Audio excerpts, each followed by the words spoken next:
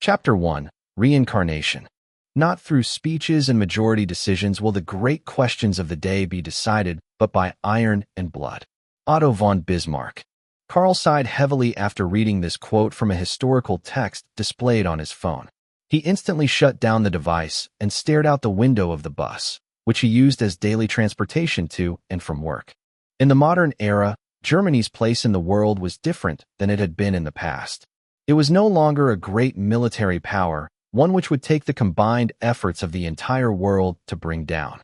Rather, it had become a wealthy and industrious nation, one which was at the head of an economic and political entity known as the European Union. But with its repeated defeats in the prior century, it was Karl's belief that the German nation and the people within it had lost something great, something unique to their culture that would never again return to this world. And as much as that may pain him, his beliefs were a minority in this new era. In his youth, he had decided to take up the path of his ancestors and enter the German military, the Bundeswehr, which it was now known as. While he had some minor combat experience in Afghanistan, in his old age, he now knew that waging wars on behalf of foreign interests and those of international corporations was not an honorable experience. These days he was well past the age of fighting, and was instead employed as an instructor at the Bundeswehr Command and Staff College, where young officers were forged into capable leaders and hopefully one day generals. Today's lecture was one of unimportance. Why would anything he had to say really matter? Germany was well behind the other major powers in terms of military capabilities. And though Russia had been making aggressive moves in the East, it seemed like a mere fantasy that a global war would break out with them, one that would involve the mobilization of the Bundeswehr.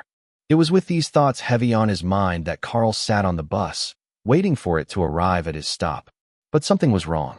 The bus appeared caught in an unusual amount of traffic, with no signs of moving forward. He was just about to get out of his seat and asked the driver what the commotion was when the sound of automatic gunfire echoed from not too far away. Automatic weapons? Here in Hamburg? There was only one thing this could possibly mean. The muscles in his body, which had become largely atrophied with old age and a lack of training, suddenly sprung into action. Years of combat experience in the global war on terror propelled the man forward and out of the bus. He may not have a gun or even a knife on him, but he could not sit idly by while innocent people were massacred. Screams rang throughout the air, some blood-curdling, others filled with terror. And yet the echoes of automatic fire continued to drown them out. Eventually, Karl rounded the corner and found the source of the commotion. A small group of men, armed with AK pattern rifles and wearing distinctive headscarves, were shouting in Arabic as they fired into the crowded streets of Hamburg. Allahu Akbar. In years past, such an event would be almost unthinkable, but due to Germany's lax migration laws, hundreds of thousands, if not millions of military-age migrants had flooded the country and Europe in general. Terrorism was just part and parcel of living in a big city, as was famously quoted by the former mayor of London. And Hamburg was no exception to this rule. But this did not strike fear into Karl's heart. Rather, what he felt in this moment was a sense of cosmic irony. Despite decades serving in the German military, not once had Karl been given the opportunity to actually defend the fatherland and its people. Now in his old age, with a broken down and weary body, he was given a chance to do something that would honor his ancestors. While rounding the corner, it became abundantly clear that one of the terrorists was holding a young woman hostage. No, she was not a young woman, but an adolescent girl. That was a far more accurate descriptor. Knowing that the police had yet to arrive at the scene of this attack and were likely moments away, Karl felt compelled to act before this young girl could be killed, or worse. He quickly jumped out from behind the corner and attacked the nearby terrorist who held the young girl hostage. Doing so, by grabbing hold of the terrorist from behind, instantly putting him in a neck crank. An act which shocked the man, as he was not expecting an attack. Before he could fire his weapon, Karl utilized every ounce of his strength and the old combat techniques he had learned in the army to break the man's neck. The man fell to the floor, along with his victim, but unlike the terrorist, she was still breathing. Before Karl could make another move, a burst of gunfire rang throughout the air, and he realized by the stinging sensation in his chest that he had been hit by one of the other two men. Using his last ounce of strength, Karl screamed at the young girl to run as his legs buckled beneath him. Go. Save yourself. The girl ran off, not even giving a second glance to the middle-aged man who had saved her, nor a simple thank you. But none of this mattered to Karl.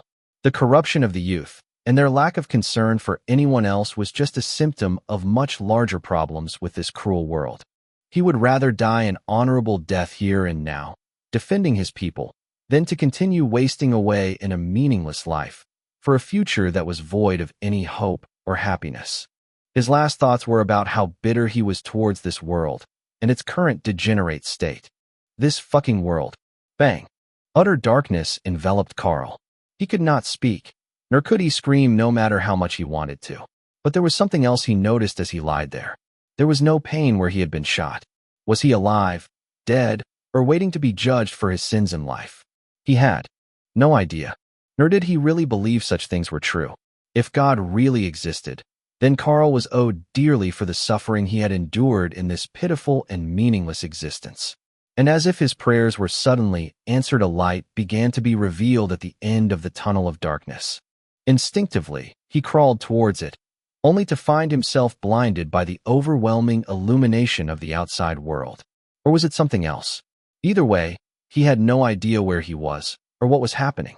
His only hint was the voice of a man in the background. It's a boy. Congratulations, my lady. Without any control over himself, Karl was soon given to his mother after his umbilical cord was cut. He could barely make out her facial features as his new mother clutched him to her chest with a warm and loving smile on her wary face. It was only after experiencing this jarring sensation that Karl came to the realization that he had been well and truly reborn.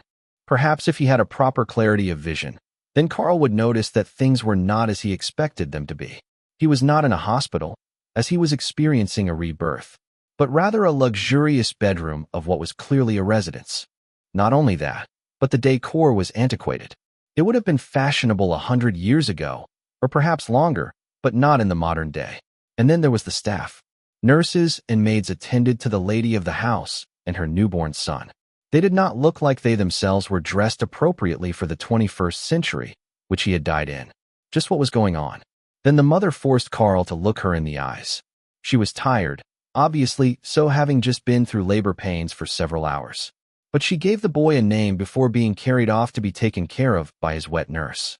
My son, from this day forth you shall carry your father's name, Bruno. Karl, or Bruno as he was now known, was carried off as his mother drifted into sleep. Without his father in sight, he was soon taken to rest in a crib where a pretty young woman spoke to him.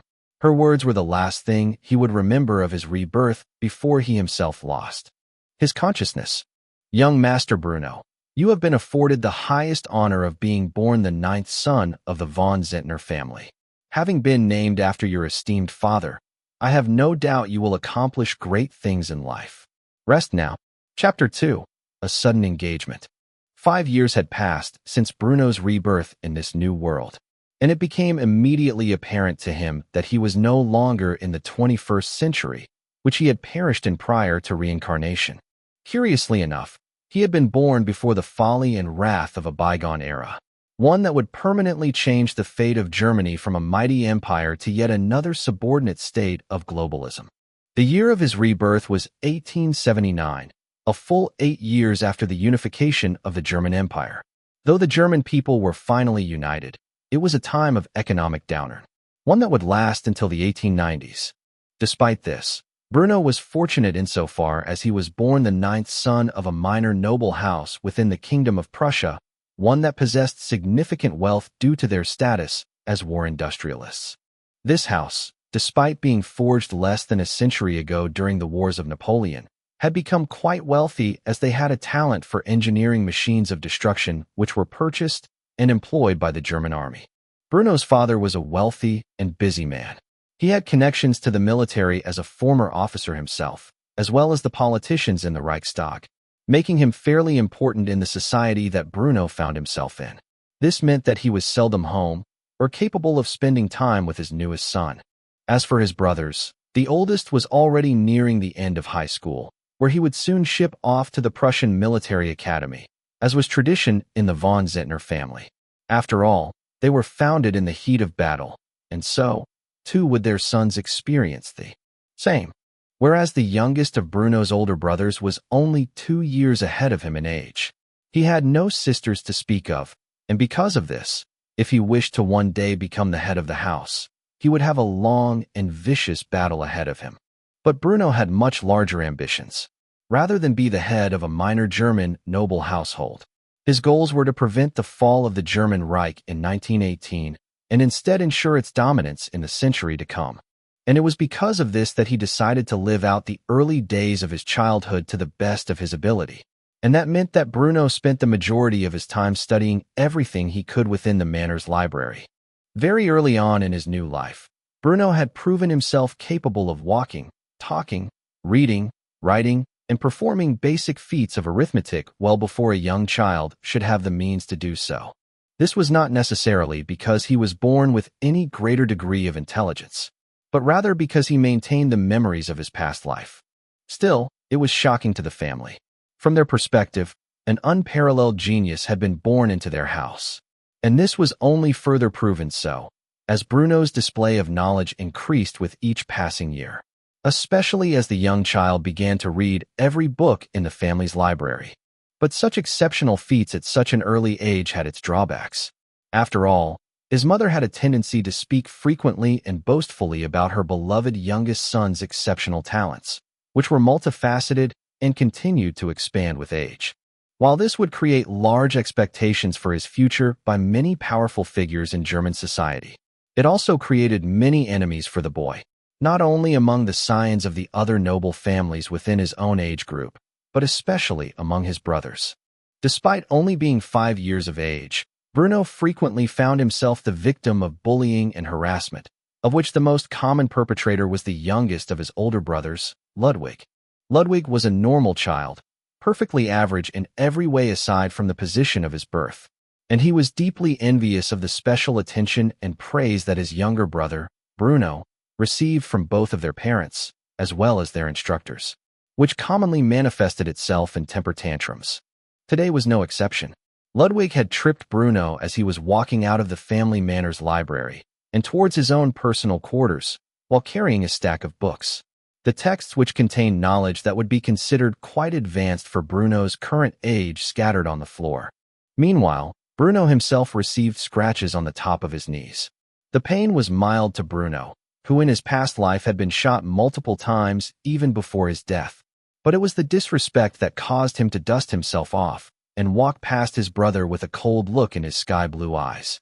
This act of complete and total indifference towards him only further enraged Ludwig. It wasn't just the way that Bruno was better than him at everything that so aggrieved the young child, but it was the way that the boy would brush off every attempt in which Ludwig would make to express his fury. Because of this, Ludwig got in Bruno's way and pushed him to the floor violently once more, only for Bruno to rise to his feet for a second time without the slightest care, once more dusting himself off as he tried to walk past Ludwig and defuse the situation. Showing such lack of care for his elder brother's petty and childish attempts to hurt him may be the mark of a mature individual, which was something his mother would praise him for. But to Ludwig, it was a simple act of contempt, and because of this he grabbed hold of Bruno's collar and began to scream at him while raising his fist. "You little bastard. You think you're so great. Well, let me show you." However, before Ludwig could strike his younger brother, a servant came rushing towards the both of them from down the hall. She had not seen the two noble scions scuffle, but rather she was here for another purpose. And the moment she entered the area, Ludwig backed off, not willing to get caught bullying the prodigal son. He acted as if he was friendly to Bruno the entire time, rushing towards the woman who had been both of their wet nurse, as if demanding a hug. Helga. The woman named Helga, however, ignored Ludwig, running past him, where she knelt down in front of Bruno. There was a serious look in her eyes. It wasn't anything grave or concerning, but Bruno had by now long since memorized the expression the woman would make whenever the master of the house would personally request her to come find him. And sure enough, those were the words she spoke. "Young Master Bruno, your father has tasked me to come fetch you. He has an important announcement to make to you. Come this way, quickly." Ludwig was pouting when he saw that Helga had ignored him once more for the sake of his little brother. Apparently, She noticed this as she was holding onto Bruno's hand and ushering him forward. She called out to the older of the two siblings and assured him he would make time for him later. "I'm sorry, young Master Ludwig, but your father's orders are absolute. I will have to play with you some other time." And with that said, Ludwig's attempts to bully his younger brother were well and truly crushed, at least for the time being. Bruno entered his father's study and was surprised to find that the man was not alone. Rather, not only was his mother by the man's side, but there was another family standing across from them. A middle-aged man dressed in a heavily embellished military uniform stood by his father's side. Along with him was a beautiful woman, no doubt in her early 20s, who was wearing a lavish dress. And in between the two of them stood a young girl who appeared a year or two younger than Bruno. As someone who had been properly raised with noble etiquette, Bruno immediately bowed before his father and the Prussian general while announcing his presence. "Noble father, General, I have come to find you as requested. If it pleases you both, may I know what this is about?" The middle-aged man, dressed in a Prussian general's uniform, twirled his finely groomed and waxed imperial mustache as he gazed upon Bruno and his manners. The man was clearly giving an approving nod to Bruno, almost as if he was surprised by the boy's proper display of noble etiquette. As for Bruno, he kept his head bowed until he was given permission to return to a proper standing position. But before such a thing could be granted, the general shifted his attention back to the boy's father, where he spoke to the man who went by the same name as his youngest son. "Lord Bruno, is this the child? The young prodigy I have heard so much about." The house which Bruno hailed from was one generally regarded as being Junkers, though they were full-fledged nobility. The gaze which the middle-aged man shot towards Bruno's father was filled with contempt. No doubt this man was from the old nobility, and if Bruno had to guess, he was from a family which earned their status during the medieval period, when grants of land were given in accordance with feudal responsibility. This was in contrast to Bruno's family, which had earned their noble title less than 100 years ago via merit in combat.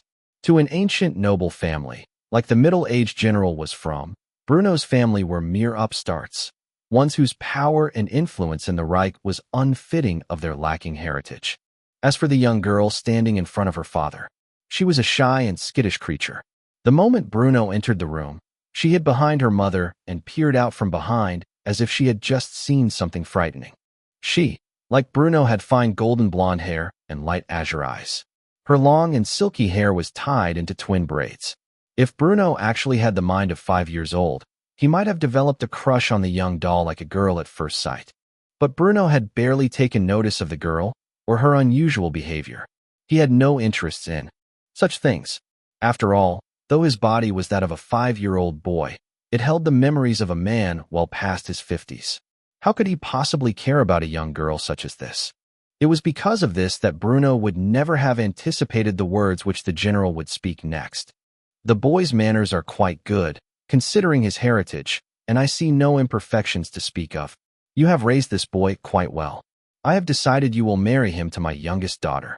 Chapter 3. Foiling a Dastardly Scheme. Bruno had an expression which matched that on his father's face. He was astonished by this proposal.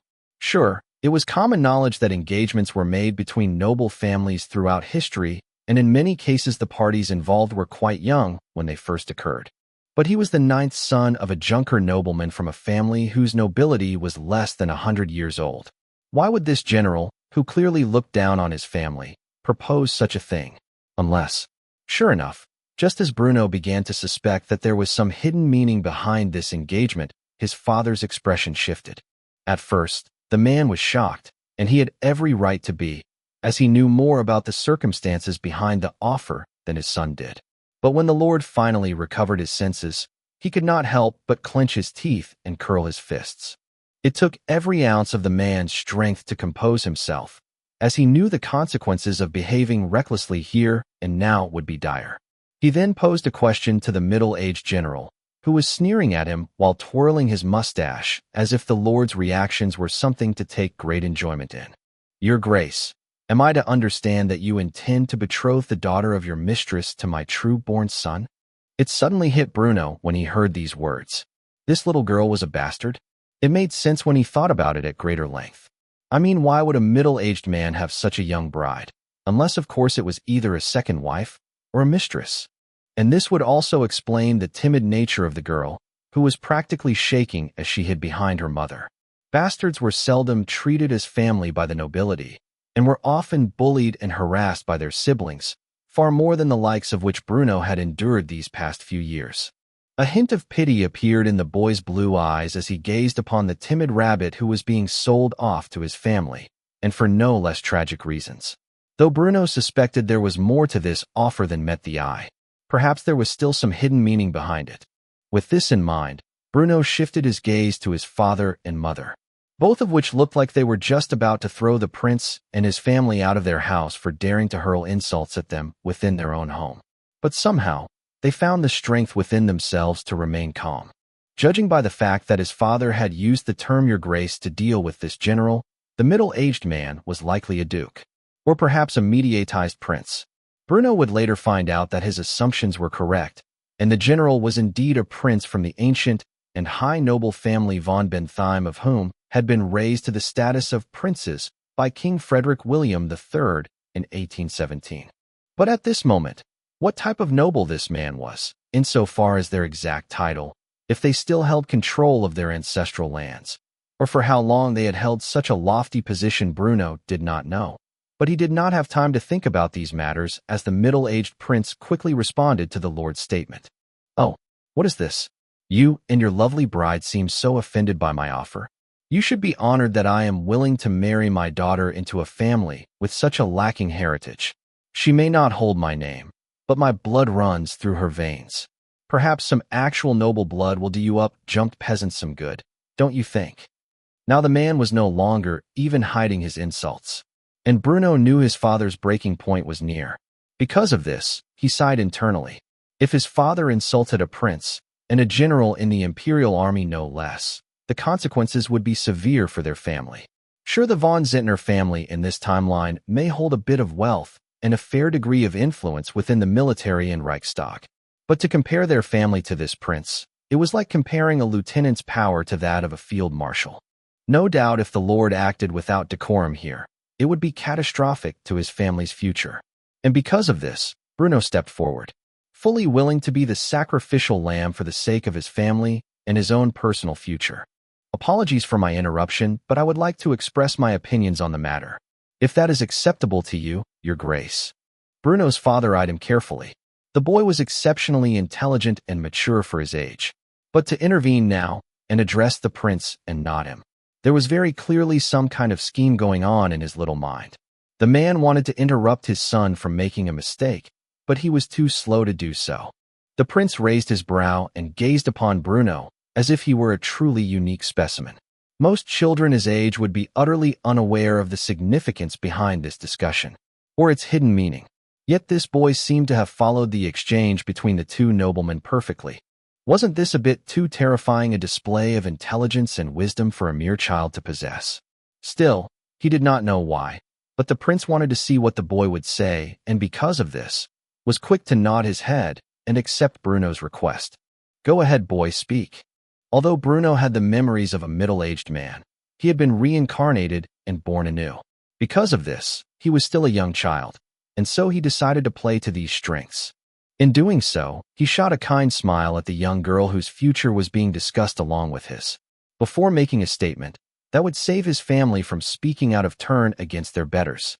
"I would like to thank you for your benevolence, Your Grace. It would be my honor to marry your daughter, whether she is officially recognized by your family as a member of your house or not." This remark stunned the prince. The truth of the matter was, he had not fully intended to marry his bastard daughter to Bruno. Rather, his reason for coming here today was to sabotage the von Zehntner family, who he despised. After all, the von Zehntner family was venerated among many of the newer nobility who had earned their title over the course of the last century through gallantry in battle, or through grand achievements in science and culture. If they lashed out against an older and more established noble family like that of the princes, it could be used to slander all the new noble families. And that was the prince's real goal. But there were more people concerned about Bruno's statement than just the prince. For example, the boy's mother was quick to cry out in shock, trying to tell her boy to shut his mouth in the most motherly way she could. "Hush, child, you don't know. But her husband, who raised his hand to silence her, quickly stopped her. The man had few interactions with his youngest son over the years, but he had heard tales of the boy's genius. During their few encounters, the Lord knew that his son was harboring a frightening degree of intellect and wisdom, far more than a boy his age should possess. Not only that, but he had been keeping tabs on all his sons and their growth throughout the years. Among them all, Bruno alone stood out at such a young age. Because of this, the Lord gazed down at his son with a stern gaze and asked him a simple question. Depending how Bruno answered would determine his fate. Bruno, do you know what you are saying right now? What the Lord was really saying was, do you understand the consequences of your actions and the effects it will have on your future? To which Bruno responded with an equally severe gaze, as well as a slight nod of his head to his father, uttering a single word in response. And yet this word contained far more fortitude than it otherwise would have, especially when coming from a 5-year-old boy. Perfectly. Bruno's father quickly sighed and shook his head, rubbing the bridge of his nose as if to soothe a headache. After which he turned to the prince, who was still staring at the boy, as if something was wrong with him. The Lord's response ultimately shook the middle-aged prince from his stupor, making him fully realize that his plans had not gone as expected. You heard the boy. I have no choice but to accept your proposal. My son Bruno and your daughter Heidi will be married when they both come of age. Or are you willing to retract your offer for reasons unknown to us all? It was evident by the expression on the prince's face and that of his young mistress that they did not know immediately how to respond to this. They fully expected the Lord to refuse the offer and hopefully even make a scene, which they could use to tarnish the family's reputation, painting them and those like them as little more than ill-bred peasants masquerading as nobles. But this small boy had interfered, taking the weight off of his parents' shoulders and carrying the burden on his own. It was truly bewildering. Before they could fully decide how to proceed, Bruno took the advantage, approaching the young girl, who was still hiding behind her mother. Bruno wore the most kind and childish facade he could possibly manage, as he grabbed hold of the girl's hands and smiled at her, all the while confirming the deal was done. So your name is Heidi? It is a pleasure to meet you, my lady. My name is Bruno. We are to be married when we are older, so I hope you will take good care of me when that day comes. The girl was not nearly as articulate as Bruno was, as she was, after all, a normal child. But she broke out into tears when she saw how kind Bruno was treating her and instinctively hugged him, an act which shocked him. Bruno's first instinct was to pull away, but his mother looked at him with an affectionate gaze upon seeing his kindness, ultimately compelling him to stay put while his young fiancée struggled to mutter the proper etiquette between her sobbing into his shoulder. Why? I will be in your care. At first, Bruno did not understand why the girl was sobbing, but it took him all of a few seconds to process that this was perhaps the first time anyone had ever shown her any kindness in her life, and because of this he fully accepted the girl's gesture, albeit while at a total loss for words. Though the prince, on the other hand, was beginning to panic. He had long since lost control of the plot, and his anxiety continued to get worse until, of course, Bruno shifted his gaze towards him. The boy mustered the most shit-eating grin he could manage, showing the prince that this battle had ended in Bruno's victory, causing the middle-aged man to damn near suffer a heart attack as he collapsed back onto the nearby desk, all the while struggling to breathe.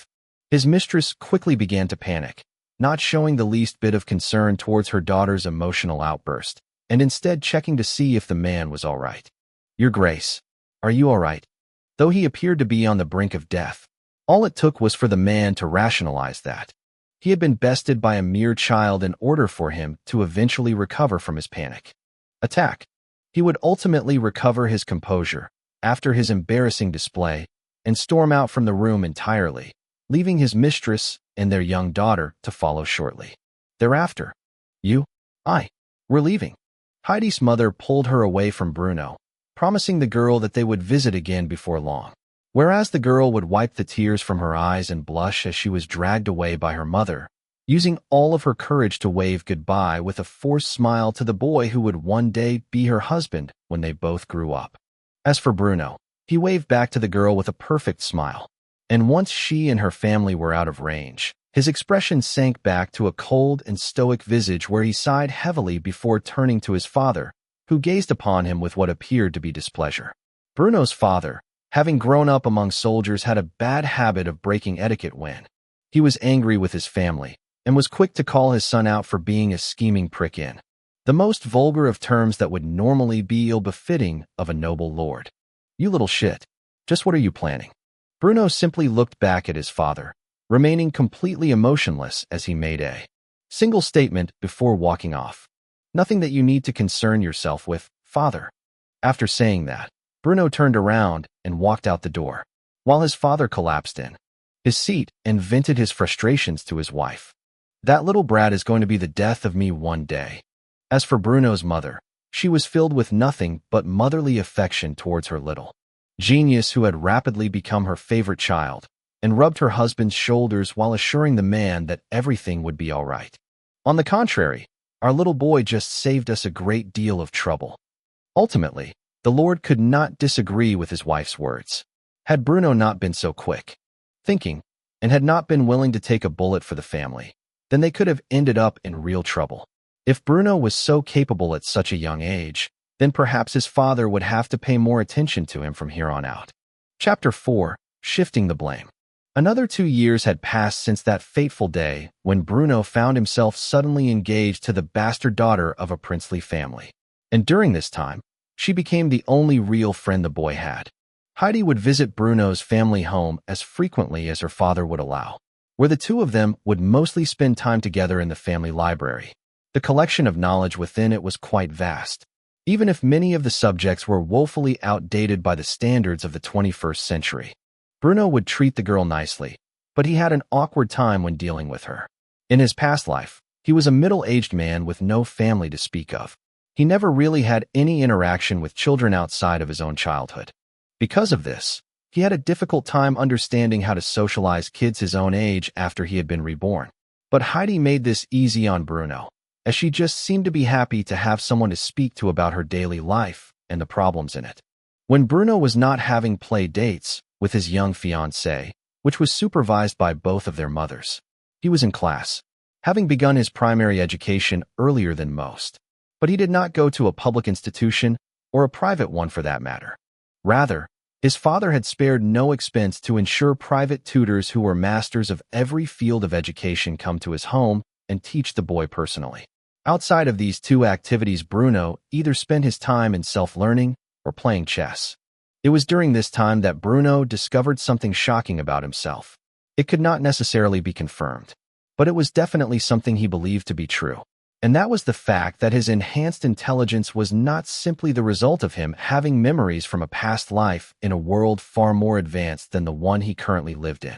Rather, his new body, more specifically its brain, appeared to be at a genius-level intellect. In his past life, Bruno, or Karl as he was known then, was above average in intelligence, but nothing really special. It allowed him to perform well in the military as an infantry officer and later as an instructor at the Bundeswehr Command and Staff College. But he was by no means a literal genius. And this difference was demonstrated by how quickly he picked up the game of chess in this new lease on life. During this time, Heidi naturally took an interest in chess, as Bruno was commonly playing against himself during their time together. She begged him for weeks on end to teach her how to play the game until he finally relented.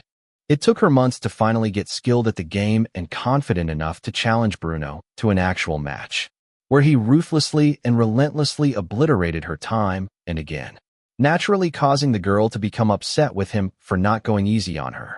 His response was callous and could be surmised as an old gamer quote from his past life, "Get good," which caused the young girl to remain angry at him and pout for the next 2 weeks of their gatherings.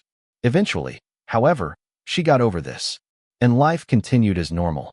Bruno had mastered the game in roughly a year's time frame, competing against men much older and with much more experience in the game, where he would thoroughly dominate them. This could not be said to be the same in the life he had lived before this one.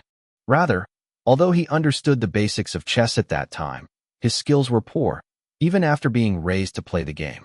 He never came close to the title of master, and by the time he abandoned the game entirely, he knew it would never be a reality. Yet after a mere year of dedicating an hour or two to chess a day, Bruno knew he was well beyond the level that would be considered a chess master in his previous life, perhaps the youngest in history.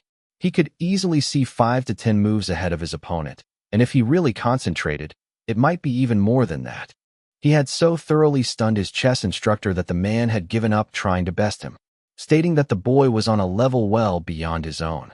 And it was when Bruno began to understand that his brain in this life had a significantly higher processing power that he began to address subjects of higher learning in his spare time.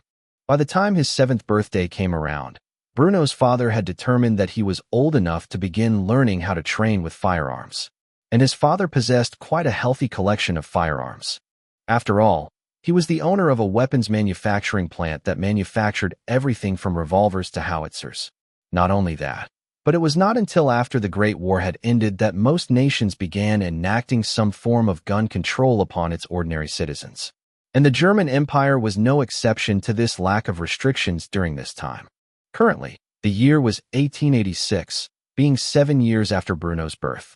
This meant that the standard issue weaponry to the Imperial German Army was the Mauser Model 1871/84 bolt-action rifle and the Reichsrevolver 1879, both of which his father possessed in his personal arsenal. In his past life, Bruno had little means to train with such obsolete weaponry. In the 21st century German nation, you would most commonly find such items as museum pieces. But he was aware of their existence and knew how they functioned. The Mauser 1871/84 was a stopgap measure that was designed by the German Empire to compete with modern advancements in military weapons.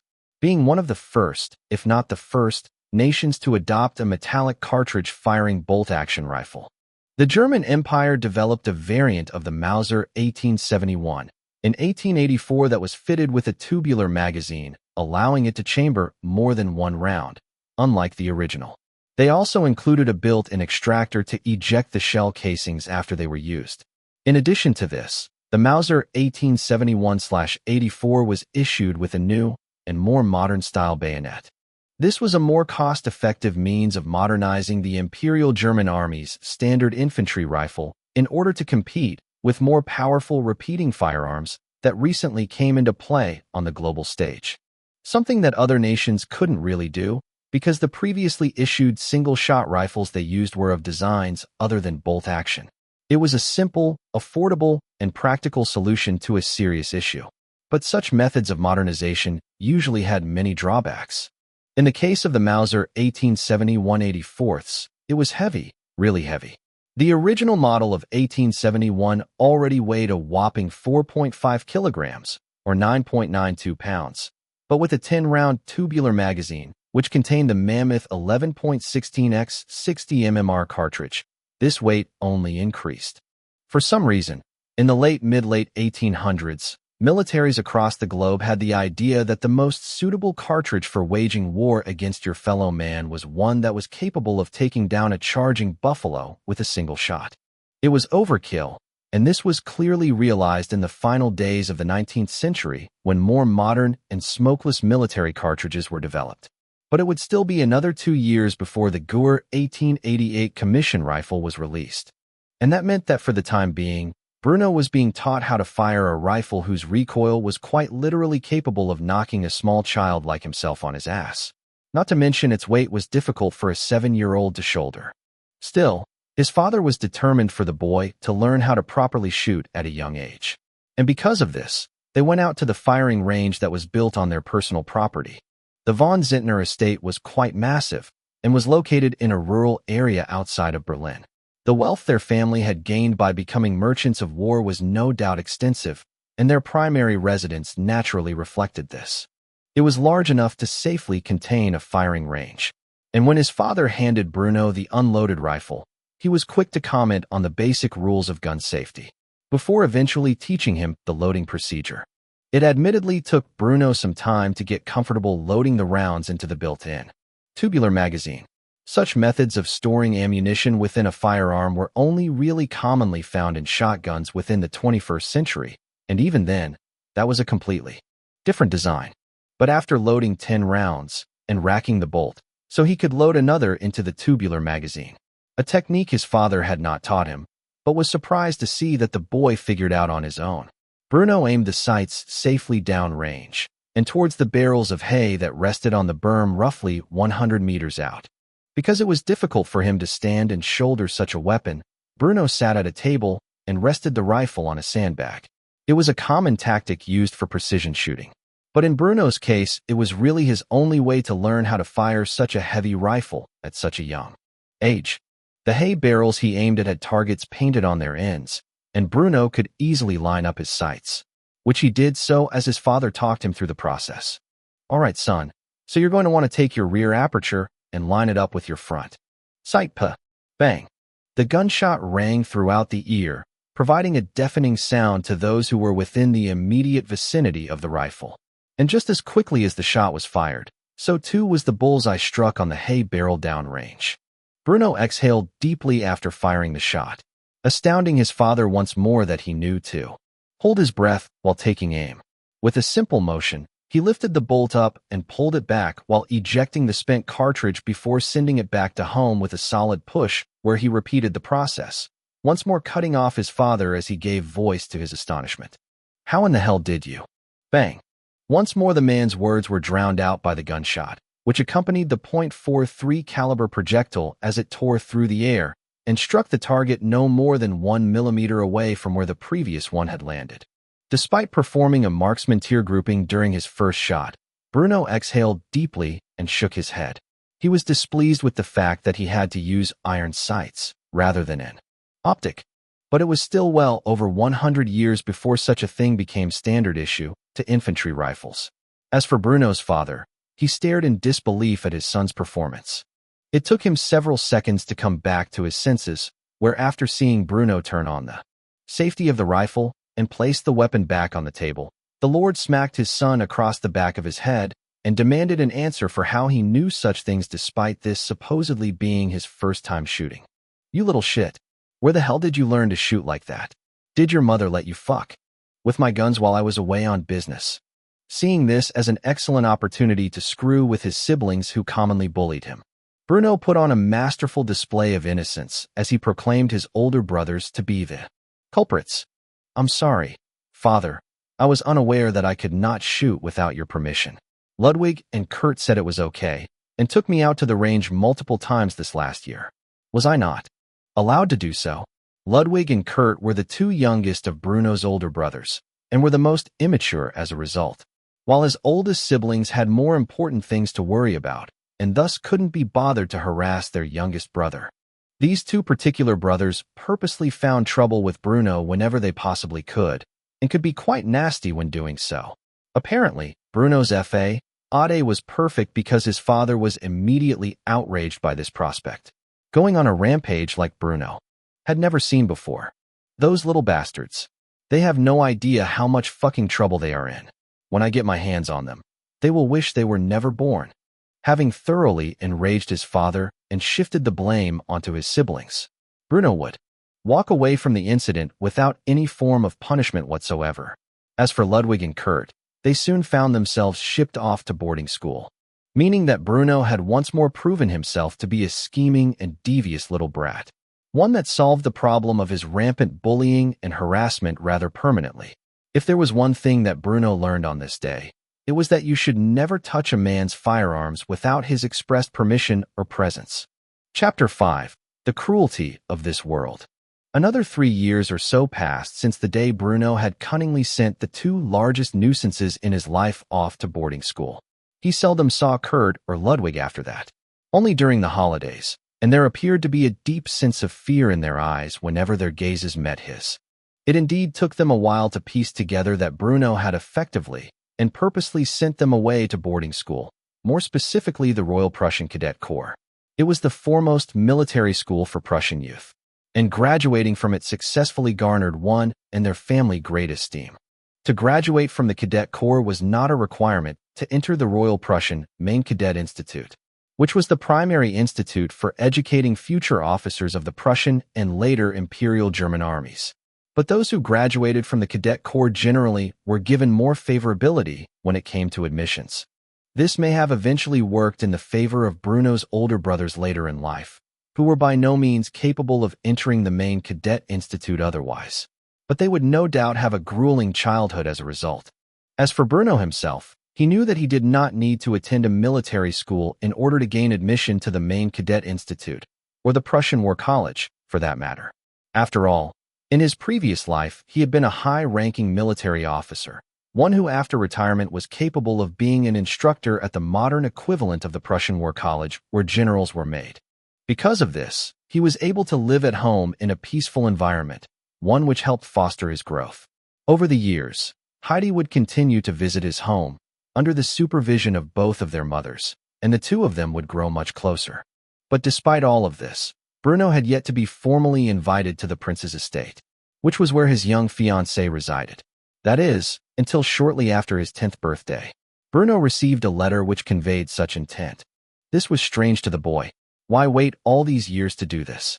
What was the prince planning?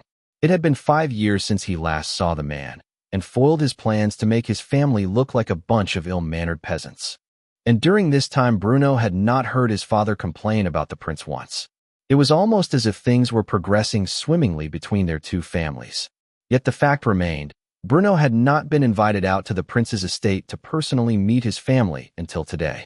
As much as Bruno wanted to believe that there was some greater conspiracy going on in the background, and to avoid it if at all possible, he really had no choice but to answer the summons.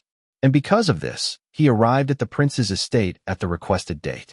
The moment he arrived at the gates of the prince's palace, Bruno began to understand the difference between a family like his and a family like the one which Heidi belonged to. Everything that could possibly be gilded with gold was done so. Even the iron gates outside the estate's walls were covered in such a luxurious material. The main building itself, which housed the prince and his family, was significantly larger than Bruno's home. And his home was by no means small, especially when compared with the standards of the 21st century. It was, after all, capable of housing a family of 11 in extremely luxurious conditions. But like all things in life, there were levels to fortune. And it was very apparent as Bruno's carriage passed through the gates and entered the driveway just outside the main entrance that he was dealing with a different breed of wealth. As Bruno stepped foot out of the carriage, he noticed that Heidi and her mother, along with a single servant who were there to greet him. Nobody else from the main family had bothered to show him any face, which, as a guest from another noble family that was invited to their home, was quite the insult. Still, Bruno did not make a remark on this, and simply smiled as he approached his young fiancée, and gave her a friendly hug, remarking on how much she had grown since he last saw her, which was just a month or two ago. "You always astonish me with how much you grow in between our visits. At this rate, you will soon be taller than I am." Heidi giggled at Bruno's compliment. It was obviously laced with humor. The two of them were 2 years apart, and Bruno was quite tall for his age. Still, she was quick to greet the man she would one day marry with proper noble etiquette, even if she herself was a bastard, taking a step back from the boy and performing a proper curtsy. As for the girl's mother, the relationship she had with Bruno as his future mother-in-law was quite complicated. She lived to please the prince. So long as she could do so, she could remain living on his estate in a life of luxury. Sure, she may not live in the main house with the proper family, but she had her own manor on the grounds which was quite luxurious, equal to if not superior to the von Zehntner manor. However, despite Heidi being the prince's daughter, the man did not really care for the girl and made no moves to make her life better. Or worse, for that matter. He was simply indifferent to her. And on top of all of this, the prince still held a grudge against Bruno for spoiling his plans all those years ago. Meaning that even if Heidi's mother thought Bruno was a rather excellent match for her daughter, one that would no doubt raise her own prestige, what with being the mother-in-law of a true-born lord, she still couldn't outright show her approval. Because of this, her expression was rather cold towards Bruno as he greeted her as well. "Miss Krieger, it is a pleasure as always." When Bruno said this, he did not bow towards the woman, as he would do to the noble woman of higher prestige. Instead, he simply smiled and complimented. Rather, as a low-born woman herself, it was Heidi's mother who was forced to bow to him and refer to him with the proper honorifics. "My lord, although it pains the master, he has informed me that he will not be joining us for dinner tonight. Rather, I have invited you out here, with the Lord's permission, so that you can spend some proper time with your fiancée. It has, After all, been nearly 2 months since you last seen each other. If you would please follow me, Heidi and I will escort you to the manor in which we reside." Bruno nodded his head and followed Heidi and her mother to their own small portion of the massive estate, all while looking back upon the primary residence, which was essentially a palace in size and scale. He could only surmise that this entire invitation was the prince's way to put Bruno in his place. Eventually, the group all arrived at the manor on the estate grounds. It was indeed similar in size and scale to Bruno's own family home, but not nearly as luxurious, if he was being honest. Still, it was a much better residence than a common girl of poor background like Miss Krieger could ever hope to marry into or possess herself. And because of this, Bruno naturally understood why she decided to be the prince's mistress. However, once inside the building, Heidi's mother was quick to come up with an excuse to run off. "Well, so long as the two of you are attended by the young lord's guards, and Gertrude here, I suppose it would be fine for me to go off and check to see if the kitchen staff is running on time. Heidi, do be a good girl and show your future husband around our home, will you?" Heidi nodded towards her mother. There wasn't the usual excitable or joyful expression that Bruno had come to expect from the girl whenever they interacted. Rather, she appeared slightly timid, as if disobeying her mother would have grand consequences. Nor was her voice anything but monotone. "I will do as you say, mother." This surprised Bruno, but after the girl's mother had wandered off, she returned to her usual happy self as she questioned where Bruno wanted to play around at first. "I'm so happy you have finally come to visit, my lord. You don't know how happy this makes me. So, where would you like to go first?"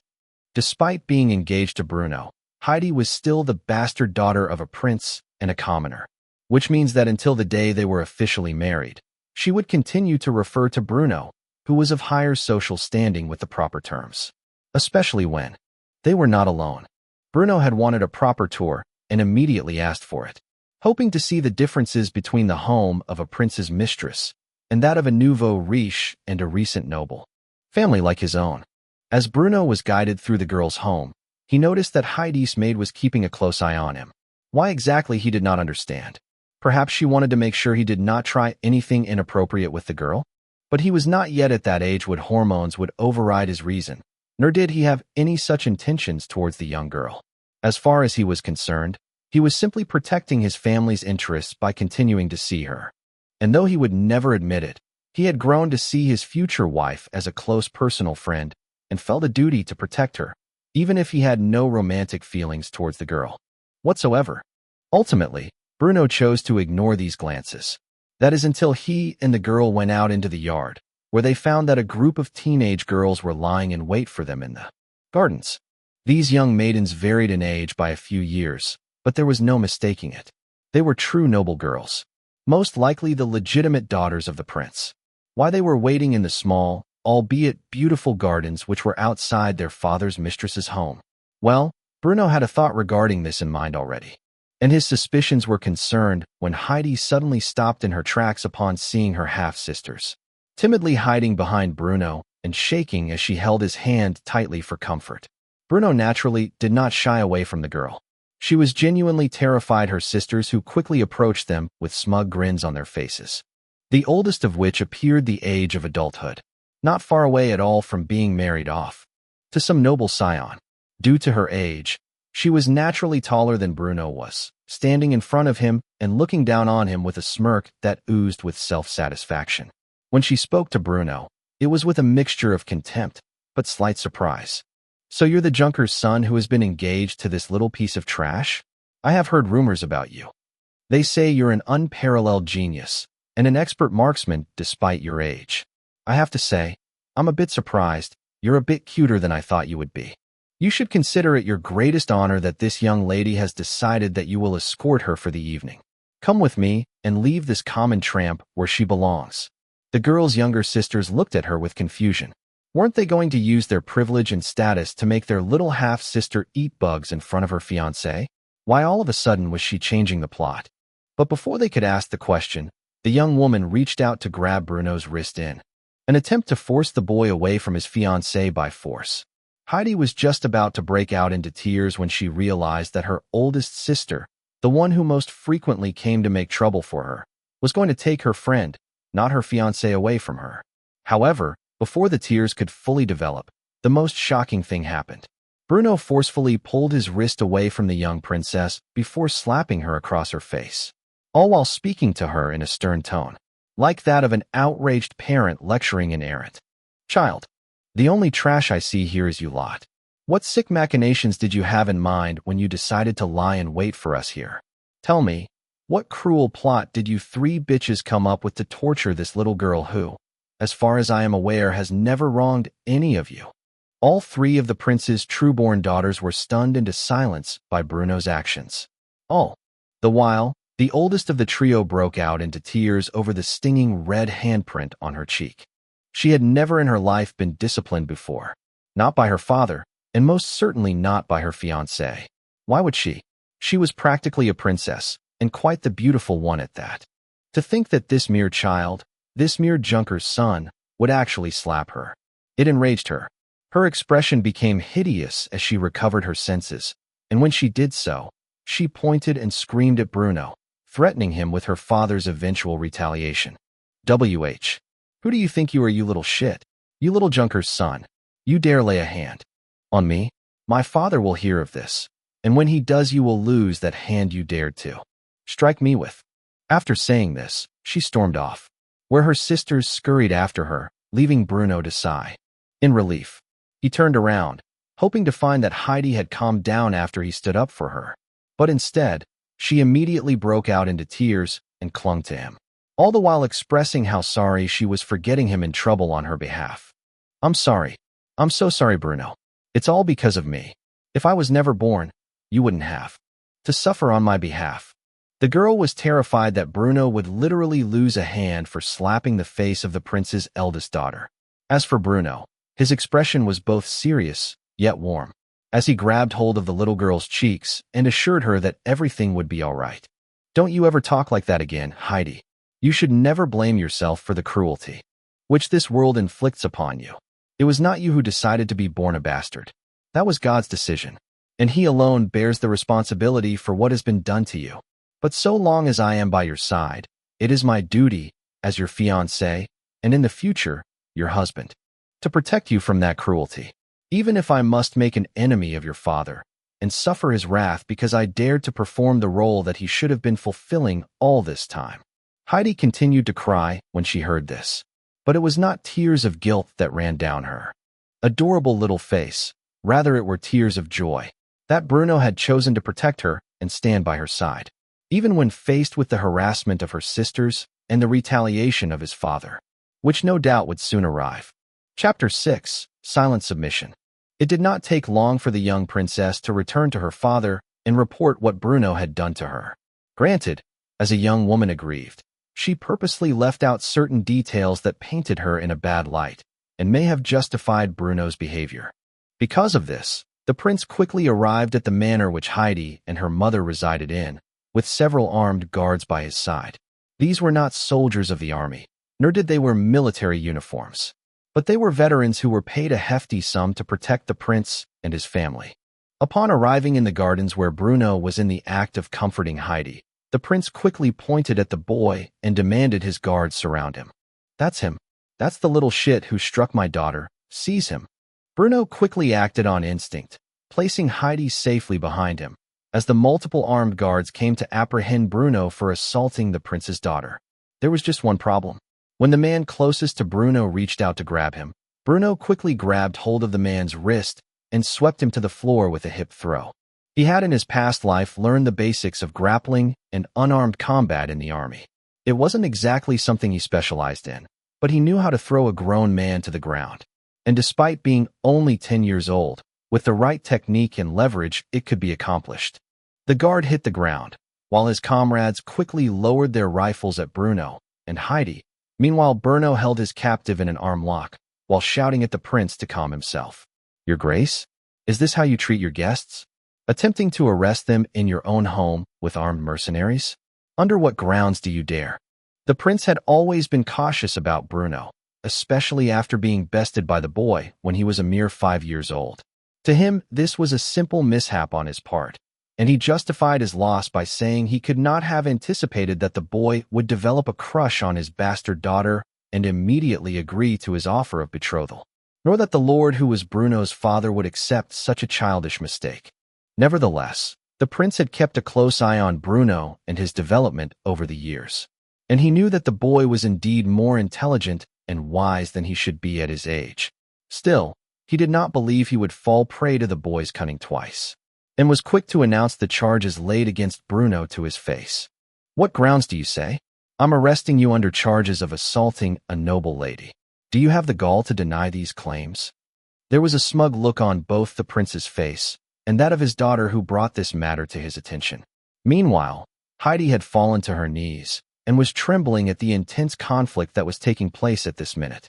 She was shocked to see Bruno release his prisoner and pat the man on the back before addressing her father's statement in a way which she had not anticipated. "Assault? That would depend on how you define the term. Did I slap that young maiden by your side who I presume to be your daughter? Most certainly. But were my actions justified? Absolutely so. Did your daughter tell you why I left that mark upon her face? It was because she dared to lay her hands on me, a noble lord, without my permission. She attempted to force me away from my fiancé without my consent. I do after all have the right to defend my person, do I not, your grace? If an older woman is attempting to take me away from where I am supposed to be, and from the supervision I am protected by, what ill intentions could she possibly have towards me?" When the prince heard this, he eyed his daughter with a fearsome gaze. She had not mentioned that she tried to force Bruno away from his fiancé, and physically so at that. She may be a literal princess, but she was still a woman, one who had a fiancé. Regardless of her intentions, she had acted in a way that, if spun successfully by her father's enemies, could reflect very poorly on their family. And because of this, he was quick to confirm whether or not this was true. He knew his daughter would never lie to him, especially when some pressure was applied.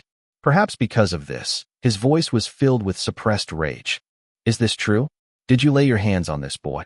The young princess, perhaps because she had been spoiled her entire life, did not see why this was such a big deal. So she wanted to go play with this little boy and perhaps leave a mark on his neck that would traumatize his little fiancé. What was the big deal? It's not like she planned to go all the way with him. Because of this twisted and narcissistic mindset, she was quick to confess to her crimes, so to speak. "Yeah? And I just grabbed his wrist. It's not like I..." Smack. Even Bruno's mouth fell agape when he saw the prince backhand his daughter across the face. He knew the girl well enough to guess what her intentions were and was quick to chastise her for it. "You fool. Do you have any idea what the repercussions of your actions are? This boy's father is a prominent member of the Junker faction.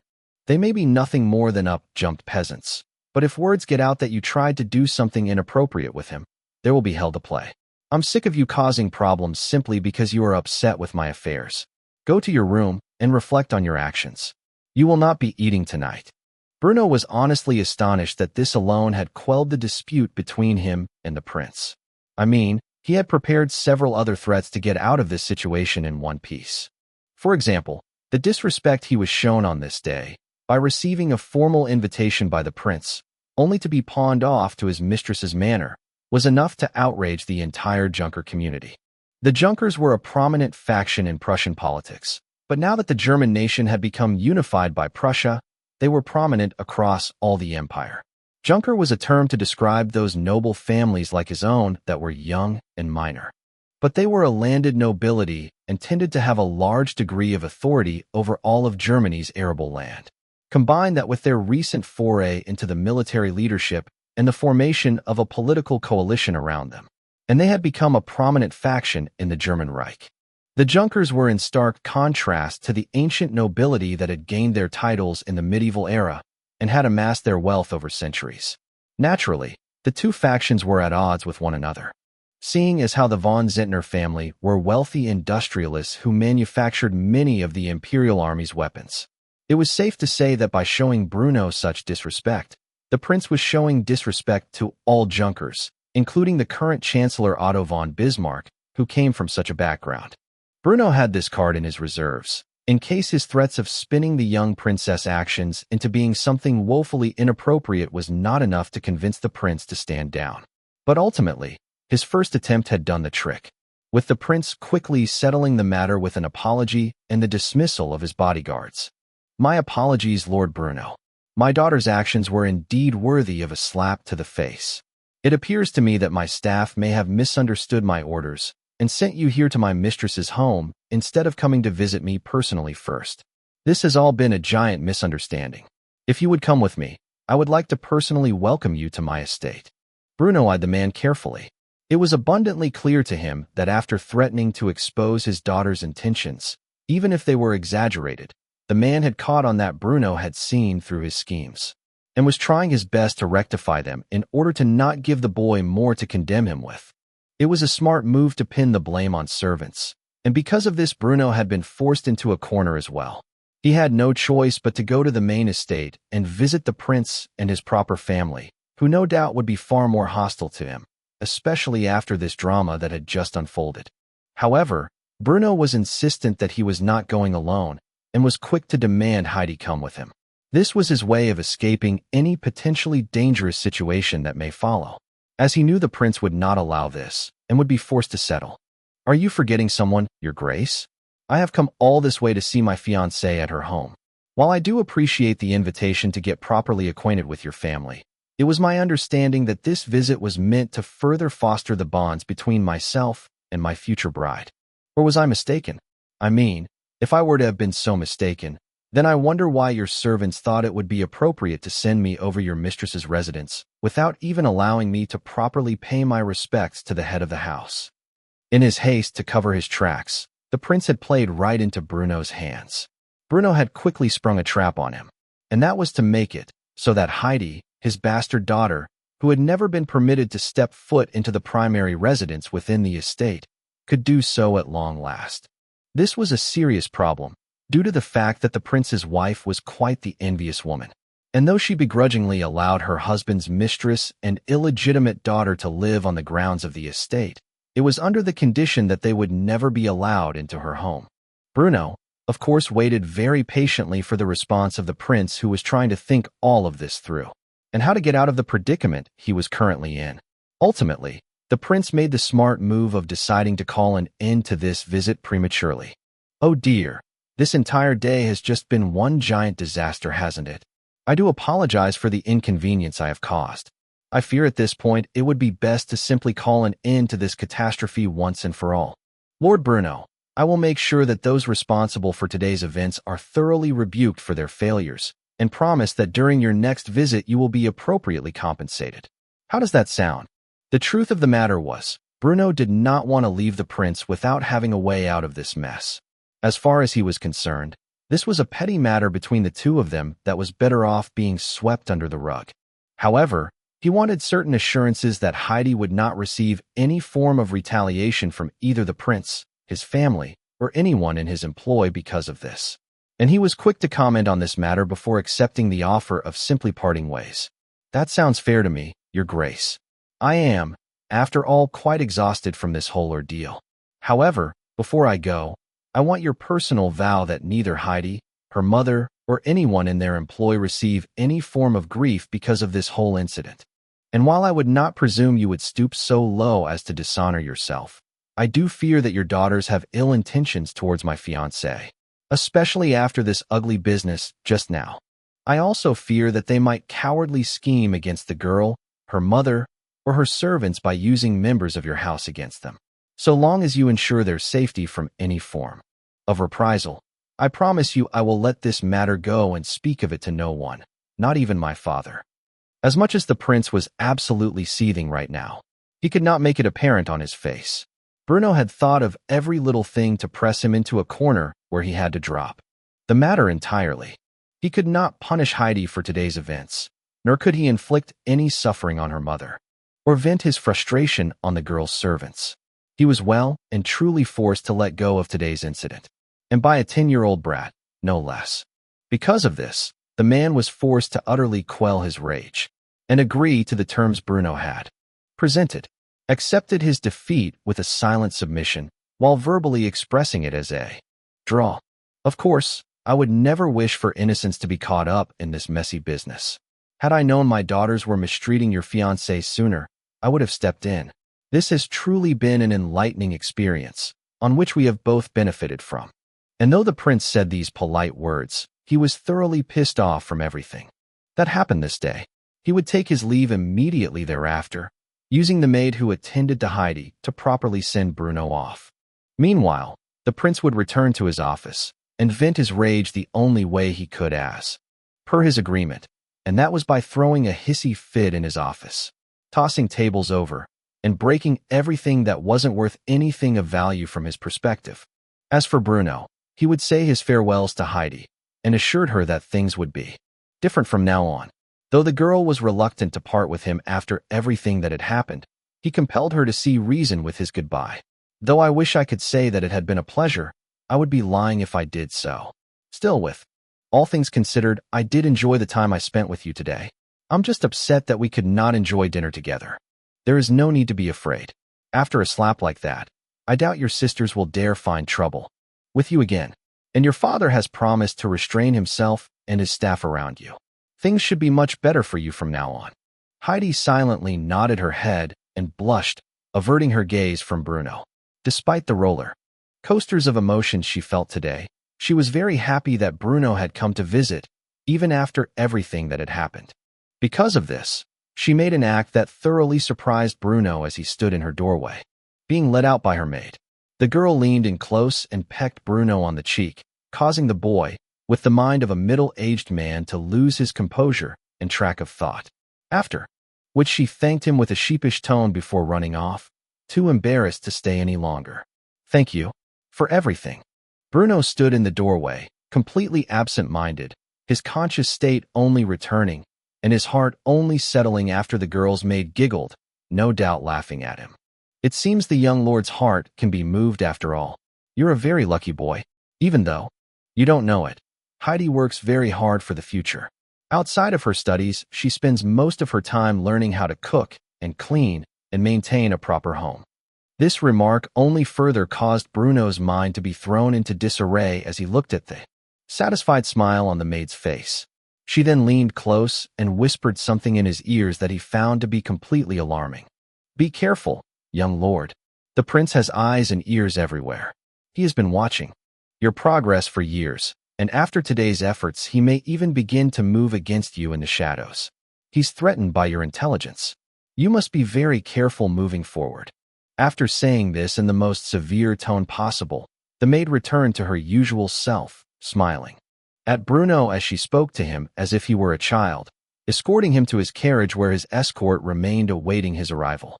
Though they were shocked that the young master was heading out so soon, well before dinner, Bruno would not tell them why, only that everything was fine, and he simply felt the sudden urge to return home.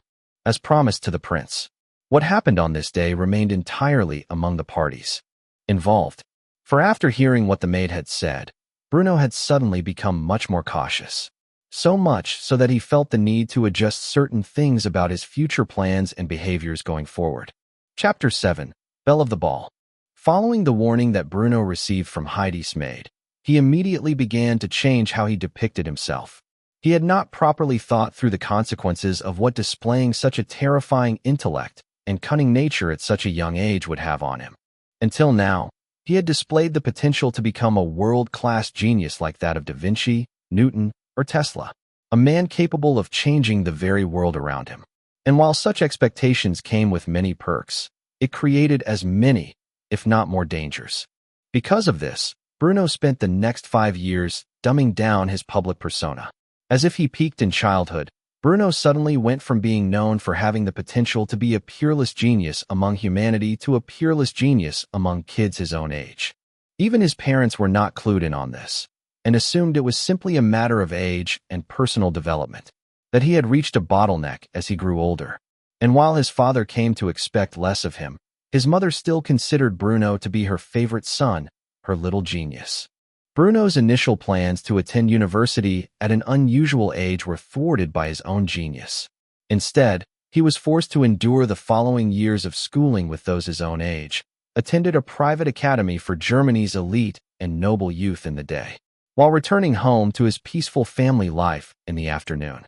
5 years passed like this, and the suspicions of Heidi's father, a man by the name of Prince Gustav von Bentheim-Tecklenburg, had finally subsided.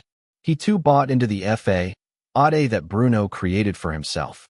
Gustav was a man of esteemed power and wealth. His family was of ancient and high nobility, and had once been rulers of their own vast lands. However, following the dissolution of the Holy Roman Empire, their lands were annexed and mediatized by the Kingdom of Prussia, where in 1817 they were elevated to the status of princes, and in 1854 were granted a hereditary seat in the Prussian House of Lords. There was a reason the man was so prideful about his family's position and was so antagonized by the Junker upstarts such as Bruno's family. But with his eyes no longer lingering on Bruno, the boy had been able to develop quite swimmingly. Over the course of the past 5 years, Bruno continued his independent studies, not only mastering the basic subjects that were required for graduation from the Royal Prussian Main Cadet Institute, but he also began to explore skills that would become necessary for his future ambitions of leading Germany to military and political dominance in the coming century. Subjects he had ignored in his previous life, such as politics, economics, and mechanical engineering, became the primary interests of his personal study. But in addition to this, Bruno began to master the art of fencing. The era of the sword had long since passed. Guns and bayonets had replaced the need for close-quarters combat in most cases. And though the militaries of the day continued to delude themselves with chivalric notions of cavalry charges, the sad truth of the matter is such units became obsolete decades ago. But that was neither here nor there. There was a tradition of academic fencing among the German nobility, as well as its military.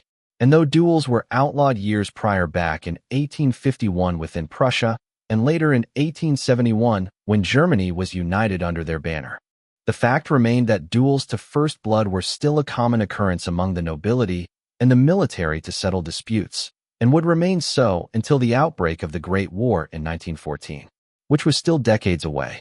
Because of this, Bruno spent a considerable amount of time over the past 5 years mastering a variety of sword styles in case the need should ever arrive to defend his honor, or that of his woman. Eventually, his 15th birthday came and passed, where Bruno was invited to a gathering of noble youth for the celebration of Princess Victoria Louise of Prussia, who was the daughter of Kaiser Wilhelm II. Bruno and his family were only invited to such a prominent gathering due to his father's position in the Reichstag, which he had been elected to as a representative of the Junker coalition during the previous year. Though his father's aims were far more ambitious, as he sought to be appointed to the Bundesrat, which was the higher of Germany's bicameral legislature, and more specifically be placed on the Committee of Land, Army, and Fortresses, which would naturally allow himself to place his own family's arms corporation and its products as a priority in terms of future military procurement. But to do that, Bruno's father would need to make connections to the Kaiser, who was also the King of Prussia, meaning that this ball gathering for the princess' upcoming 2nd birthday was the perfect opportunity for such matters. Bruno was not the only one of his siblings afforded the honor of attending this event. In fact, it would be a gathering of thousands of noblemen and their families at the Kaiser's personal palace. And tonight was the night of the event. Bruno looked at himself in the mirror. He had grown so much since first reincarnating into this world. In his past life, he was a relatively mundane-looking man. Especially as he grew older, one would not think much of his appearance. But in this life he had been reborn as a noble scion, and in all honesty his facial features were not half bad. In fact, he was rather handsome by the standards of the day. His golden blonde hair was neatly parted into a style that would be fashionable in the coming decades, while his relatively muscular and athletic physique was hidden behind the ultra-luxurious tailcoat which he wore.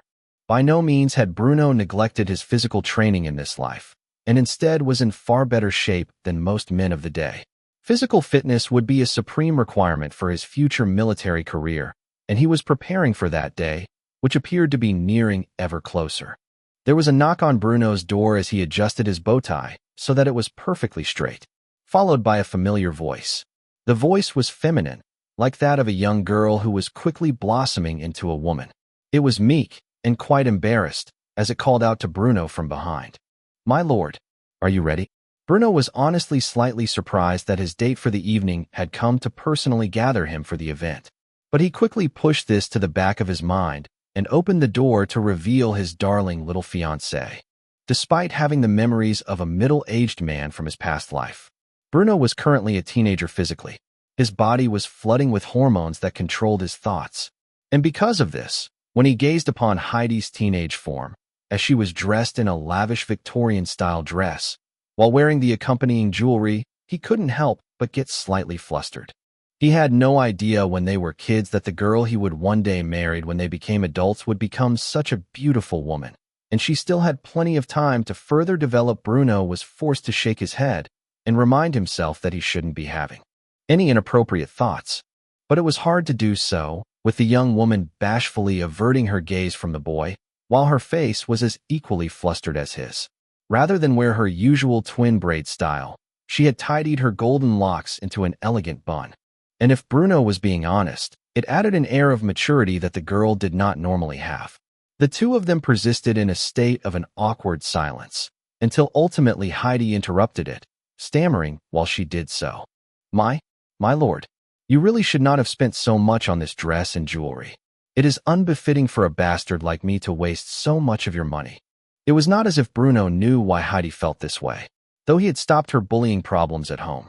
The ridicule she would receive by the noble girls who were friends with her sisters was something he had no control over. And because of this, the girl was still deeply self-conscious about her position in life. Bruno alone had the ability to convince her to be more confident of herself, which he was quick to do so, with a charming smirk, as he grabbed hold of her dainty chin and forced his fiancée to look him in the eyes.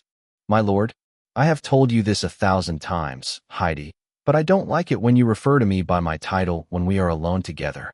Besides, I spend my money how I please. Is it a sin for me to bestow my future bride with a wardrobe worthy of her beauty?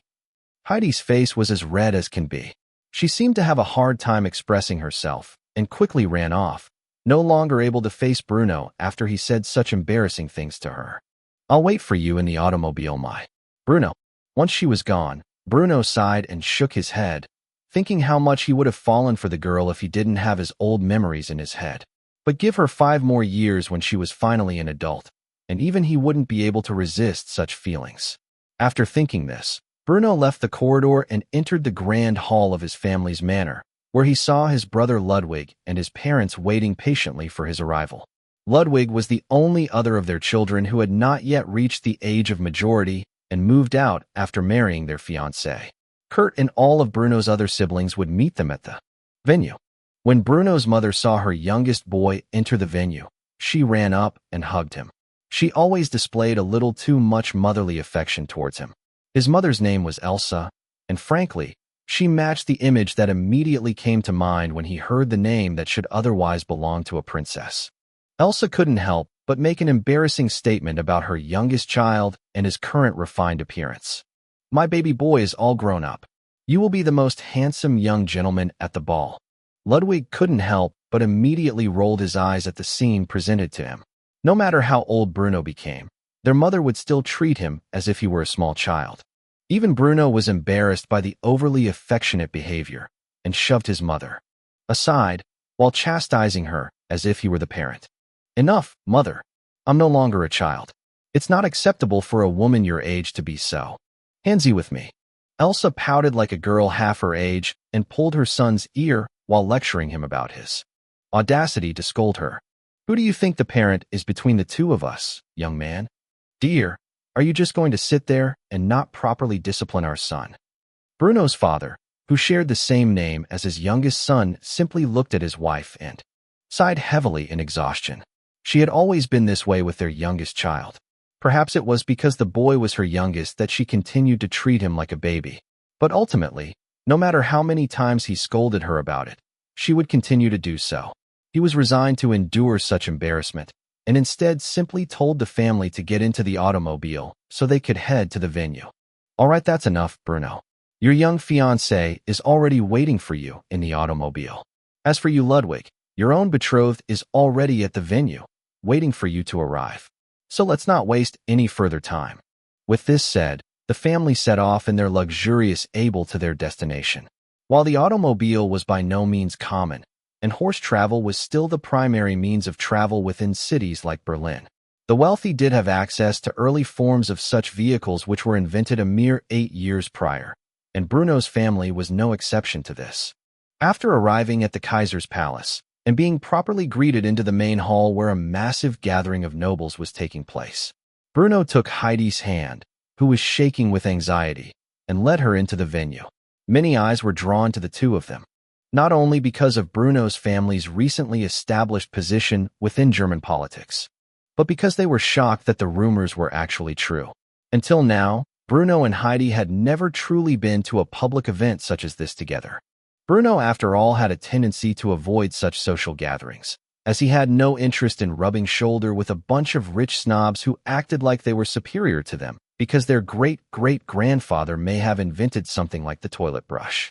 No, he would rather mingle with people who had more promising talents, still at his father's behest. He was forced to attend today, and since it was a social gathering, he naturally brought his young fiancée with him. Heidi was well known for being the illegitimate daughter of a wealthy prince, and there had been rumors that her engagement existed between her and the youngest son of a wealthy junker. But now it was fully confirmed, and people stared and made whispers among one another. But there was one thing that people did not expect, and that was the fact that the young bastard girl would, when dressed up, exhibit the qualities associated with her noble bloodline. Her elder sisters were at the event and stared with hideous expressions at their youngest half-sister, who, despite being just barely capable of embracing the moniker teenager, was already more beautiful than any of them. When dressed in such luxurious attire, which Bruno had spared no expense on her behalf, she was the one who looked the most like a fairy tale princess among them.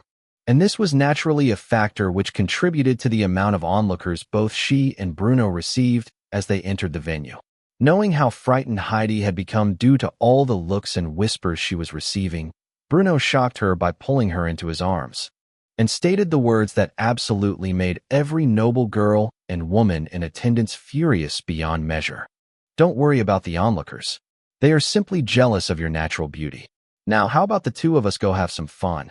Even though the attention she was receiving was truly a dreadful experience for the girl, so long as Bruno was by her side, she was quick to follow him with a smile on her face. As you wish, my lord. Chapter 8. A Duel of Honor. Bruno had little concern for making connections on this night like his father did. In fact, he had already stuck out more than he wanted to. He felt this was due to how bright Heidi shined next to him. Completely unaware that he himself had caught the interest of several young noble maidens, was envious towards Heidi not only because of the regal beauty which she emanated, but also because she was with Bruno. Instead, the two of them enjoyed themselves, as if this entire event had nothing to do with them, as if they were all alone, and not surrounded by a litany of pampered noblemen and women. The two of them had barely paid attention when the Kaiser himself, the ruler of the German Empire, appeared at the venue, along with his 2-year-old daughter who this extravagant event was being thrown for. Although he paid little attention to the man, Bruno did notice the Kaiser. In his past life, he was well aware of this man, and the bad reputation he was unfairly given due to the defeat of Germany in the Great War, as well as the abominable Treaty of Versailles that followed. Unfortunately for the Kaiser, he was blamed for many of the problems that plagued Germany following the end of the war, most of which were actually the faults of the Social Democrats and their precious Weimar Republic, a state which sought to submit to France, as well as the interests of international corporations, both of which had a desire to bleed Germany as much as possible for sins they were not responsible for committing. It was revenge, plain and simple, for the humiliating defeat which the French suffered at the hands of the Germans in 1871. And unfortunately, the Kaiser was the one who took the blame for it all. But there were still well over 20 years before such problems manifested themselves. And because of this, Kaiser Wilhelm II was a beloved figure in the German Reich. Bruno took note of this historical figure before returning his attention to Heidi, who had no interest in things like politics or noble hierarchy. The girl's anxiety had largely faded away throughout the night as she focused her attention on her future fiancé, whom she had known and gotten along with since they were young children. Though Bruno didn't realize it, she was quite literally counting down the days before she turned 18 and could marry him, which was still another 5 years away. This was partially out of a desire to become free of her family, but far more so because she had long since fallen in love with the boy, which, as she entered her teenage years, only further intensified with new and embarrassing desires. Bruno was only slightly aware of the girl's feelings towards him. He really didn't know exactly how strong they were. But he himself still treated the girl as a close friend and someone he was bound to protect because in the future they would indeed be married.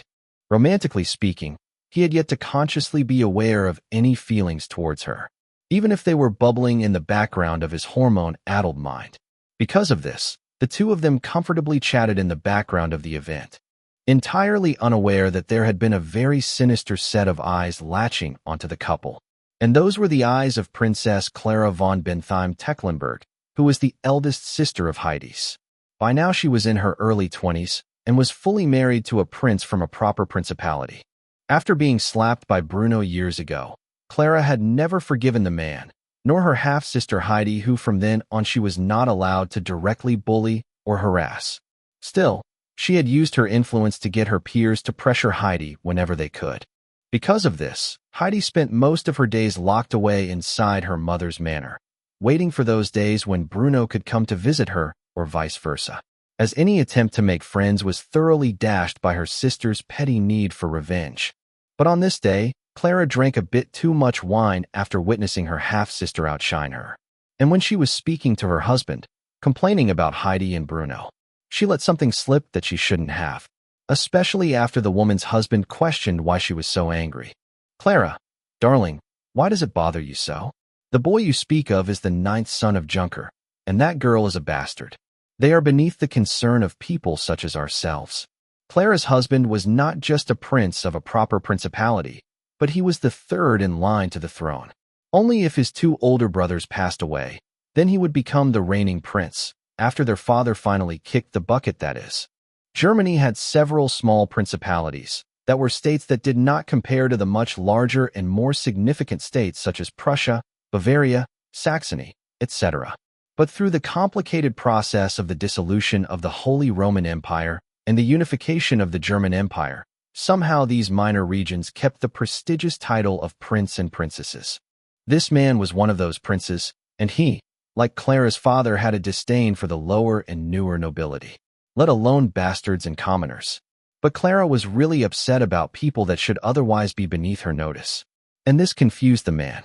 Intoxicated as she was, Clara grit her teeth and hissed the truth, which she was never supposed to reveal.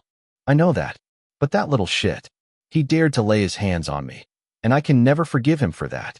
A sense of rage went down the prince's spine. That teenage boy laid a hand on his wife? When, and in what manner? Was it violent or sexual? Or, God forbid, sexually violent? The very idea enraged the man as he quickly set his wife aside and began to walk towards Bruno. "Wait here one moment. I want to have a chat with this little boy." Instantly realizing that she had said something she shouldn't have, Clara tried to grab the prince's wrist and prevent him from making a scene, but she was apparently so drunk that her depth perception was off. As for her cries to halt his actions, they were drowned out by the sound of the festivities in the background. "Wait, you can't." Bruno was on the dance floor with Heidi when a man in his early 20s came walking towards him with a stern expression on his face. Years of paranoia caused by constantly being on the lookout for Prince Gustav's spies had taught Bruno to keep his head on a swivel at all times, and he quickly ceased his dance with Heidi, who was too caught up in the moment to understand what was going on. For safety reasons, Bruno placed the girl behind him as he stood brazenly in front of the man who approached him.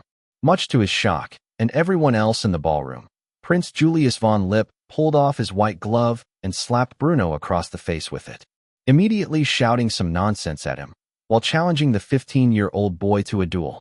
"You little brat, you dare to lay hands on my wife. I demand satisfaction. Apologize to my wife this instant, or find me at dawn, and we will settle this like proper men." The echo of the prince's slap was like that of a gunshot going off. It immediately drew everyone's attention to what was going on. The 21-year-old prince had actually just slapped a 15-year-old boy and challenged him to a duel. But duels were technically outlawed in society, and at this point were so antiquated and anachronistic that many of the guests snickered in the background at Julius' behavior. But the man was so outraged he had not caught this. Still, to have the nerve to challenge another man to a duel in front of the Kaiser. Some people's opinions of Julian were that he most certainly did not lack courage. Bruno would normally like to settle a matter such as this with diplomacy. After all, angering a prince, even one from a minor state like Julius, was a bad idea. But when he saw Clara's vicious expression in the background, Bruno immediately knew what had happened. The princess had gotten drunk and said something about what happened 5 years ago to her husband. Bruno had one option now: appeal to authority, and hopefully the Kaiser would break this rabble apart before any serious injury was done to either party. Or make an enemy of both Julius, and by extension his father-in-law, who himself was seething in the background. But the fury in Gustav's eyes was not aimed towards Bruno, who he had settled this matter years ago when it had first occurred. Rather, his wrath was directed towards his errant daughter, who had revealed something that could have a very negative effect not only on her own family and upbringing, but on that of the prince she was married to. Ultimately, Bruno decided not to back down, and instead appealed to the authority of the Kaiser, who was watching the developments with great interest, while those around him whispered about the audacity of what was happening. Though I don't know what I have done to offend you, if you challenge me here in front of so many witnesses, you are compelling me to accept your offer. That is, of course, if the Kaiser would permit something as roguish as a duel. The reality of the situation was that the honor of the woman in question being fought over was not that of the Princess Clara, but rather of the bastard girl known as Heidi Krieger. After all, this whole ordeal started because Bruno dared to defend her against her older half-sister's attempted abuse. Few people knew this, but for those who did, it was something they did not want to become public. And because of this, Heidi tried to get Bruno to stop before the Kaiser could respond. "My lord, you don't need to do this. There is no need for you to risk injury for the sake of someone like me." Bruno had a stern expression as he eyed Prince Julius, but when he turned around and responded to Heidi's concerns, it was one of nothing but warmth. He patted the girl's head in front of everyone, while assuring her that he was happy to defend her honor. "Do you think I fear a half-wit who so brazenly challenges a teenage boy to a duel despite not knowing the full circumstances behind his petty rage? I would be honored to take up the sword on behalf of your honor, my lady." The crowd began to whisper among themselves regarding all kinds of things. Despite being a bastard, Bruno had referred to Heidi as my lady, which was wholly inappropriate to do so, as such a term implied noble status. Second, he said he was taking up this duel on behalf of her honor, but the prince had challenged Bruno on behalf of his wife's honor, who was the Princess Clara von Bentheim-Tecklenburg, who Bruno had apparently laid his hands on. After a brief spread of rumors, people quickly realized Heidi was Clara's half-sister, and that Bruno had likely offended the princess on the girl's behalf at some unknown time and place. Needless to say, Julius was confused by this development, as it was nothing like his wife had told him. As for the Kaiser, he was sufficiently inebriated to have taken an interest in this plot development. Sure, a duel would not exactly be legal in this day and age, but as long as it wasn't to the death, then wouldn't it just be a nice display of fencing for his guests? It was, after all, his beloved daughter's second birthday, and what better way to honor the girl than by having two men fight at her celebration? Because of this, the Kaiser broke out into applause, stealing everyone's attention away from the drama as he gave permission for the duel to be held here and now in his home. Wonderful. Simply wonderful. The passionate display of youth. It's a perfect scene for us all to enjoy, isn't it? Though a duel to the death would most certainly violate the law, I would not be above permitting a fencing exhibition between the two of you. Would you two young gentlemen perhaps be interested in a bit of mincer? The winner, of course, will be determined by whoever yields first. So how about it? Bruno sighed heavily. He realized that he should not have expected the Kaiser, who had been known in his past life for having fanciful thoughts towards war and chivalry, to prevent this duel from taking place. And realizing that he had no other choice, Bruno was quick to accept the offer with a respectful bow. "My Kaiser, it would be my honor to perform a bout of fencing with the prince here as an honorable display for your daughter's second birthday." Prince Julius had a smug smirk on his face. This boy wanted to beat him in a bout of fencing? He himself was a regional mincer champion. What could a mere child have in comparison to his skills? With the Kaiser's permission, the two men were handed swords of the épée variety. This was not your standard épée of modern sport fencing. Its blade was sharp, and its point was intact. Normally, the fencers would be given a pair of protective goggles and some form of body armor. But in this case, only the swords were given. After all, this was a duel disguised as a fencing match. The ballroom floor was vacated with all parties other than the fencers gathered to the side, many of which had drinks in their hands as they made bets on who they thought would win the bout. As for the referee, it was the Chancellor himself. With the infamous Iron Chancellor, Otto von Bismarck, having retired a mere 4 years prior. This meant that the man acting as witness and referee for the duel was none other than Leo von Caprivi, who made sure the two fencers were aware of the rules before going at it. Heidi did not have the nerve to look and watch Bruno get hurt. She wanted desperately to look away and look back only for things to be perfectly normal, as if this duel was a mere fanciful thought. But something within her told her that it was her duty to watch the man she loved fight on behalf of her honor. And as embarrassed as she might be in that moment, so much so that she couldn't open her eyes and express her thoughts at the same time, she mustered the courage in that moment and shouted a sentiment that would not be forgotten by anyone who bore witness. "You can do this, my love. I believe in you." Bruno was testing the balance of his blade when he heard this, while waiting for the duel to begin. His face became flustered as he heard the words, "my love," so shamelessly bespoken by Heidi. It took him a second to recover, and when he did so, he chuckled and shook his head. His opponent was grimacing at Bruno's nonchalant nature. The boy was clearly not considering him to be a threat, and because of this, there was a gruff tone in his voice as questioned Bruno's actions. "And what, pray tell, is so funny?" Bruno sighed as he took a fencing stance with his épée, pointing the blade in the direction of his opponent. There was a confident expression on his face as he said the words that enraged his opponent. "How can I possibly have the face when my lady expresses such love for me?" With this, the bout began, and before Julius even realized it, his torso had been pierced by his opponent. It was not a mortal wound, but the blade did indeed pierce the flesh and was quickly withdrawn. Julius and the crowd were in disbelief at how swiftly and skillfully Bruno had moved. Had it been a duel to first blood, then the bout would have been decided just as it had begun. But this duel would only end when one yielded. And the prince was a stubborn fool. He howled in pain like a pig that had been stuck by a spear, while screaming at Bruno for his attack. "You little shit. You stabbed me." Bruno stared at his opponent as if he was an idiot before expressing this sentiment aloud. One that caused the entire crowd, except for Clara, to break out into laughter. "I mean, honestly, Your Grace, what were you expecting? This is a duel, not a knitting competition. Now do you yield? Or do I need to poke a few more holes in you before you see reason?" Julius was in disbelief. He was a regional mincer champion. And yet this boy, this 15-year-old child, has struck him so swiftly? Where was his honor? Where was his face after enduring such an insult? He quickly thrusted his blade towards Bruno, and vicious at that, aiming for Bruno's eye in an attempt to blind him. But Bruno's reflexes were swift. Acting on mere impulse and muscle memory, he parried the blade and struck the prince in the shoulder with another aggravating and piercing blow. Upon seeing the prince try to so grievously wound him, Bruno saw no point in showing mercy. At first he had decided to give the prince a fair fight, in order to maintain some face for his lofty title. But after witnessing the fool try to blind him for no reason, Bruno took off the kitty gloves and increased the speed and intensity of his thrusts, piercing the man's body again and again and again, until his blood had seeped through his white dress shirt and stained it red.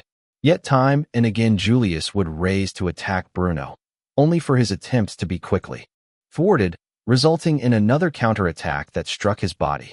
There were so many holes in Julius' torso that he was now in danger of dying from blood loss, ultimately forcing the referee to step in and call an end to the contest.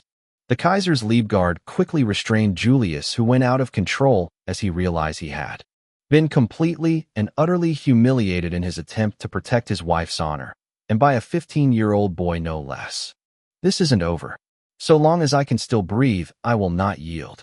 But the referee had called an end to the contest. No matter how much determination the prince may have, he lost, and was escorted to a proper clinic to treat his wounds, and rather forcefully by the Kaiser's Liebguard. After the fight was over, and his blade was returned to the Kaiser's staff, Heidi rushed over and hugged Bruno. There were tears in her eyes. She had clearly been very anxious while watching the duel, and she even searched Bruno for wounds.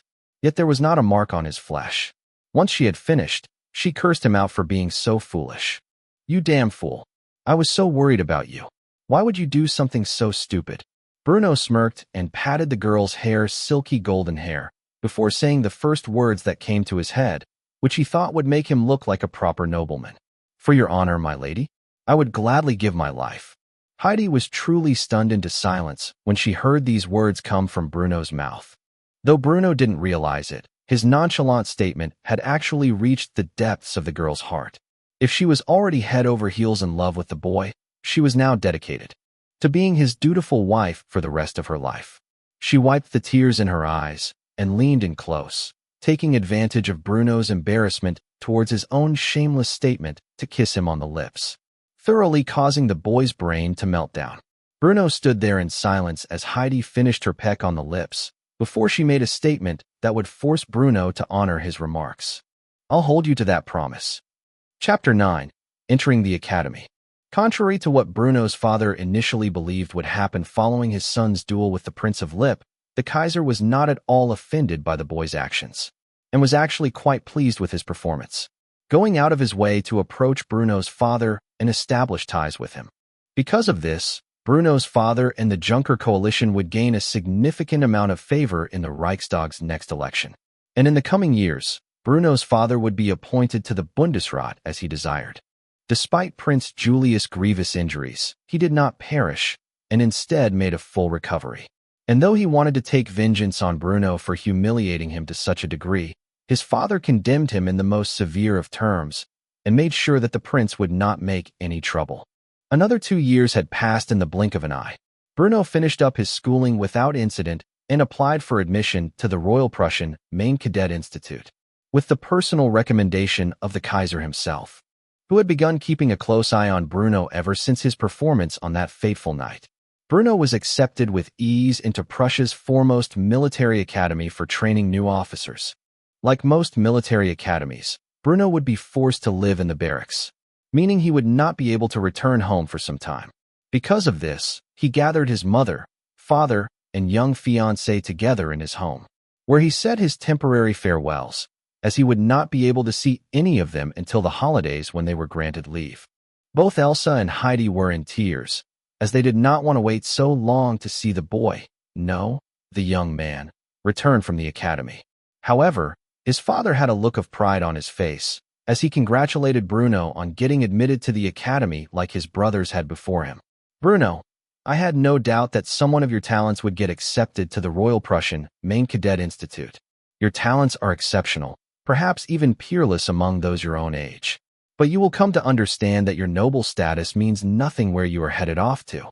Gone are the days where nobility gain esteemed positions in the military because of their heritage. The army is a place of pure meritocracy. You will gain your position when you earn it, but you must start out from the bottom like everyone else. I recommend that you do not behave poorly towards those of common birth, as they too will be alongside you as your fellow cadets. And it would be unwise to make enemies simply because our family has earned the honor of being called lords." Bruno naturally had no intentions of looking down upon commoners. He had never done so in this life, and the reason for that was simple. He still had memories of his past life, where it was an era long after the monarchy and noble families had fallen from power and glory. Because of this, he had no such arrogance simply because his family was born into a higher social class.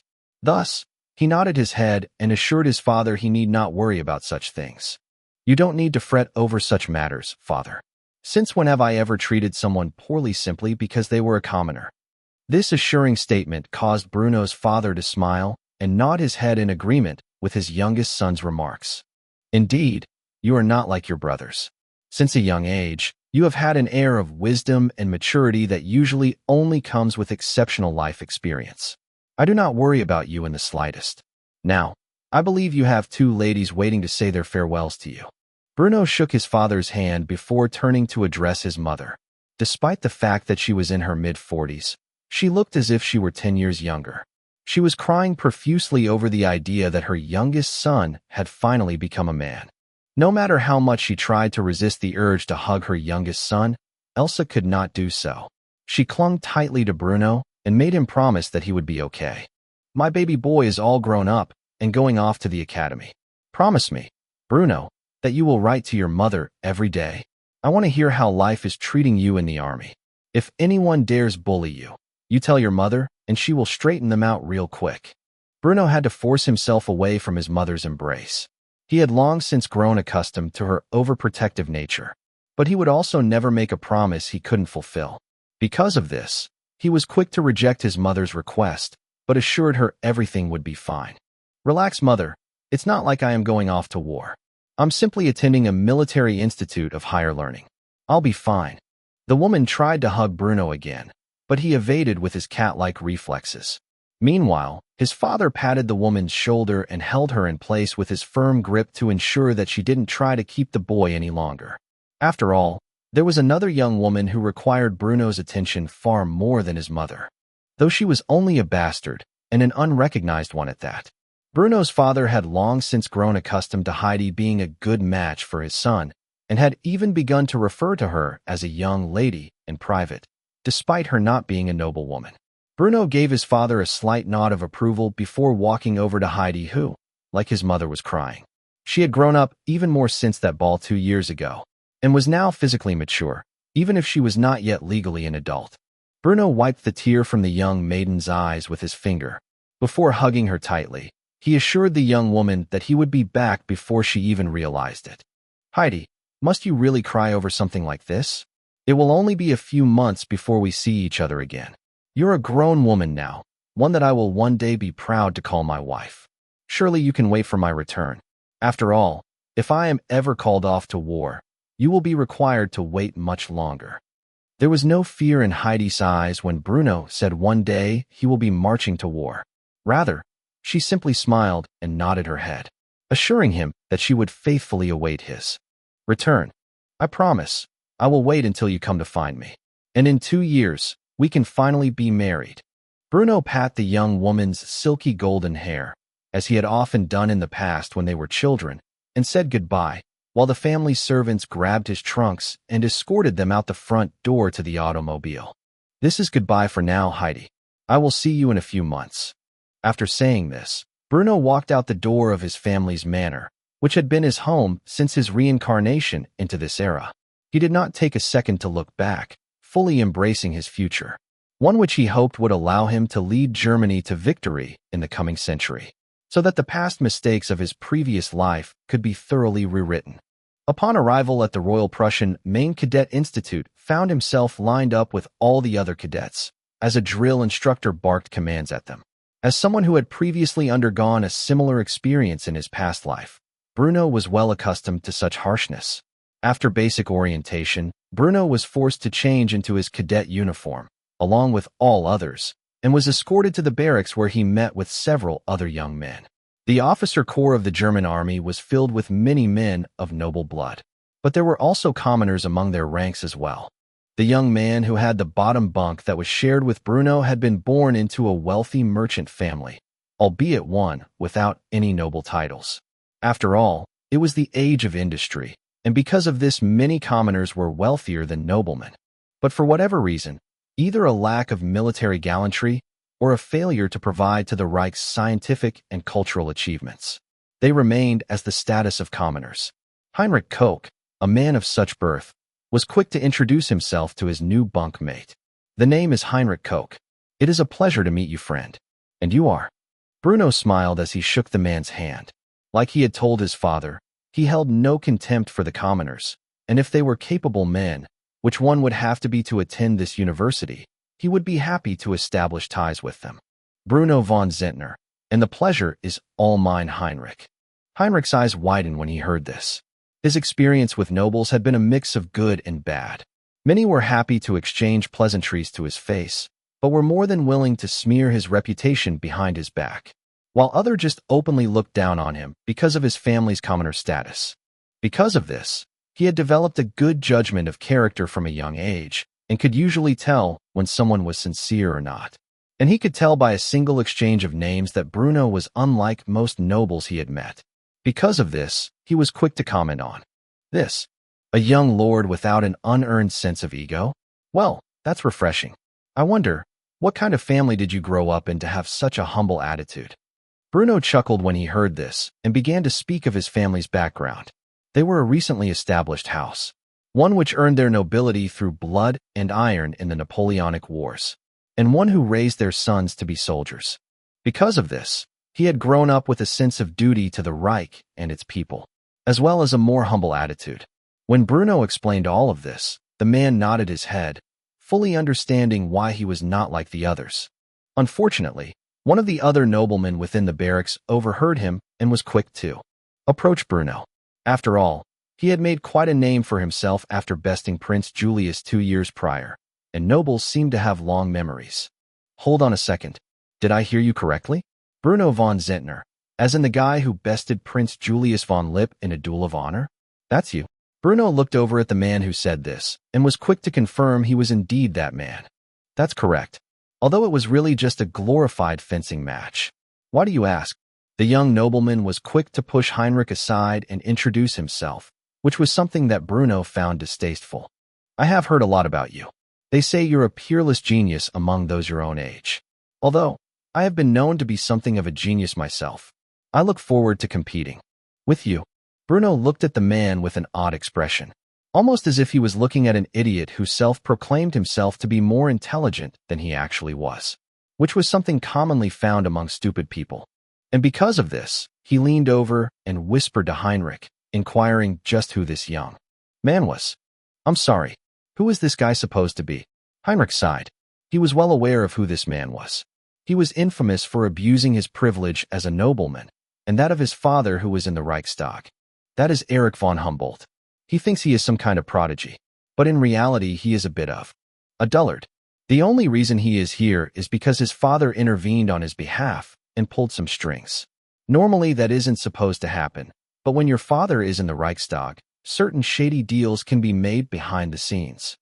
Bruno was curious about this. He had earned his place in this school, what with his unapparelled academics, as well as the fact that he earned the Kaiser's favor through chivalric action, who was more than happy to write a letter of recommendation on his behalf. But that was the extent of the help he received from the Kaiser. Kaiser Wilhelm II was not willing to personally pull strings to get Bruno admitted, as the relationship between the Kaiser and Bruno's father was not that deep. Nor did Bruno or his father ask such a massive favor. It was these kinds of people who Bruno despised. But he did not say anything to Erich, because he figured that a guy like him would wash out of the academy in a few weeks, maybe a few months at the top. And so Bruno's life in the Royal Prussian Main Cadet Institute. It was a place where lifetime friendships would be forged, and where Bruno himself would earn his place as an officer in the Imperial German Army. Chapter 10, a day long awaited. Life in the academy was tough, but fair. It was no walk in the park, but because Bruno already had experience in this regard from his past life, he was more than capable of fulfilling what was required of him. In fact, he excelled where others had lagged behind. Even the drill instructors could not help but express surprise at Bruno's ability to complete the tasks required of him. Despite having no formal military training, the boy could march, salute, run, and shoot with the best of them. On top of this, Bruno performed with the highest marks in all subjects, whether it was strategy, tactics, mathematics, science, history, etc. He had demonstrated a clear mastery of all. In addition to this, Bruno appeared to be quite innovative and forward-thinking when it came to the subject of grand strategy, gaining praise from all of his instructors for his revolutionary use of tactics within war games. In the 3 years that Bruno spent in the academy, he had grown close to 2 of his fellow cadets, Heinrich Koch, and surprisingly the arrogant young nobleman Erich von Humboldt. As Bruno had anticipated, Erich had a hell of a first week at the academy. Growing up as a pampered nobleman, Erich was in no shape to perform the physical tasks required of them as army cadets. But through sheer perseverance, he had survived and somehow managed not to get cut from the roster. As a result, he became much more humble and realistic about his own limitations, going so far as to begin approaching those who excelled in various fields searching for their guidance. This was an admirable quality which attracted Bruno's attention. Eric would ultimately improve his performance over the first semester, to the point where Bruno had no problem including him into his study group, as the man had actually turned out to be a hidden talent he could make use of in the future. Today was the day before Bruno's wedding day. Heidi had just turned 18 a few weeks prior, whereas Bruno was 20 years old at this very moment. He would be granted a day of leave from the academy to attend his wedding, but that would only happen tomorrow. For today, he was still at the academy, currently discussing the ongoing geopolitical situation among his two friends, Heinrich and Eric. The Kaiser challenges the British Navy on the seas. This naval arms race is destined to cause conflict between our two great nations, and if handled poorly, will result in a war on a scale which will cost the lives of tens of millions of men on both sides. But it may very well be a decade and a half before such a war breaks out. My immediate concern is the outbreak of war within Qing China. As we speak, the Society of Righteous and Harmonious Fists, or the Boxer movement, as we more commonly refer to them as, have gained considerable size and strength. The Boxers are an anti-imperialist and xenophobic movement which seeks to expel all non-Chinese from the nation by force. They have already attacked our missionaries and merchants. At their current rate of aggression, it is only a matter of time before they grow bolder. Their slogan is quite literally, "Kill the foreigners. Slaughter the followers of the foreign devils." If they are allowed to continue to gain power, and the Qing dynasty chooses to support them even further, then I fear the end result will be military intervention. I give it a year at most before such a thing occurs if things continue to progress like this. Now, the Chinese may be a few decades behind us in terms of military technology, but they have made great strides towards modernization these past few years. Because of this, they should not be underestimated under any circumstances. Such a thing could lead to a humiliating defeat. It is because of this I intend to volunteer for the East Asian Expeditionary Corps the moment I graduate from this academy, which should be just in time to get comfortable with my new unit before we deploy to northern China to put down the Boxer Rebellion. Matters in China were far away on the eastern side of the world. Few cadets cared to actually bother themselves with learning of such matters.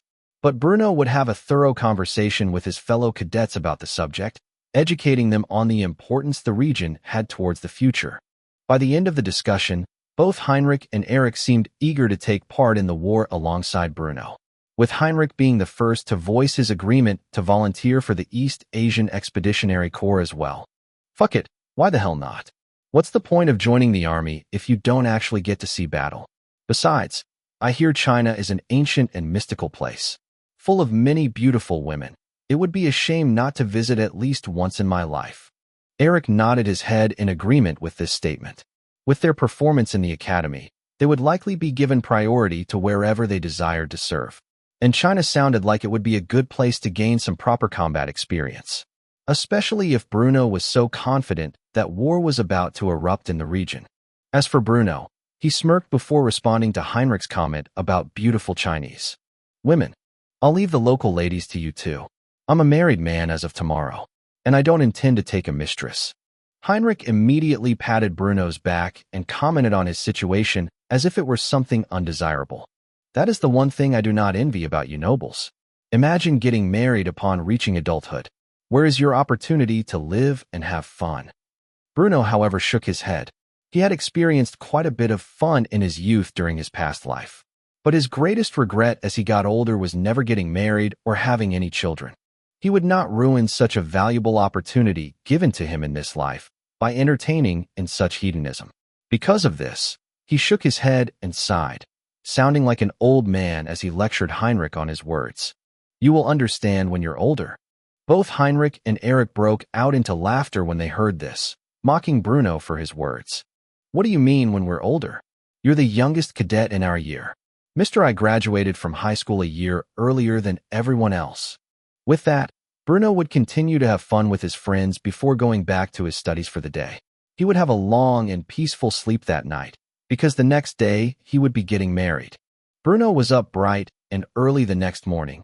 He was transported to his family's estate where he would prepare for the wedding, which was being held later that day at a church in Berlin.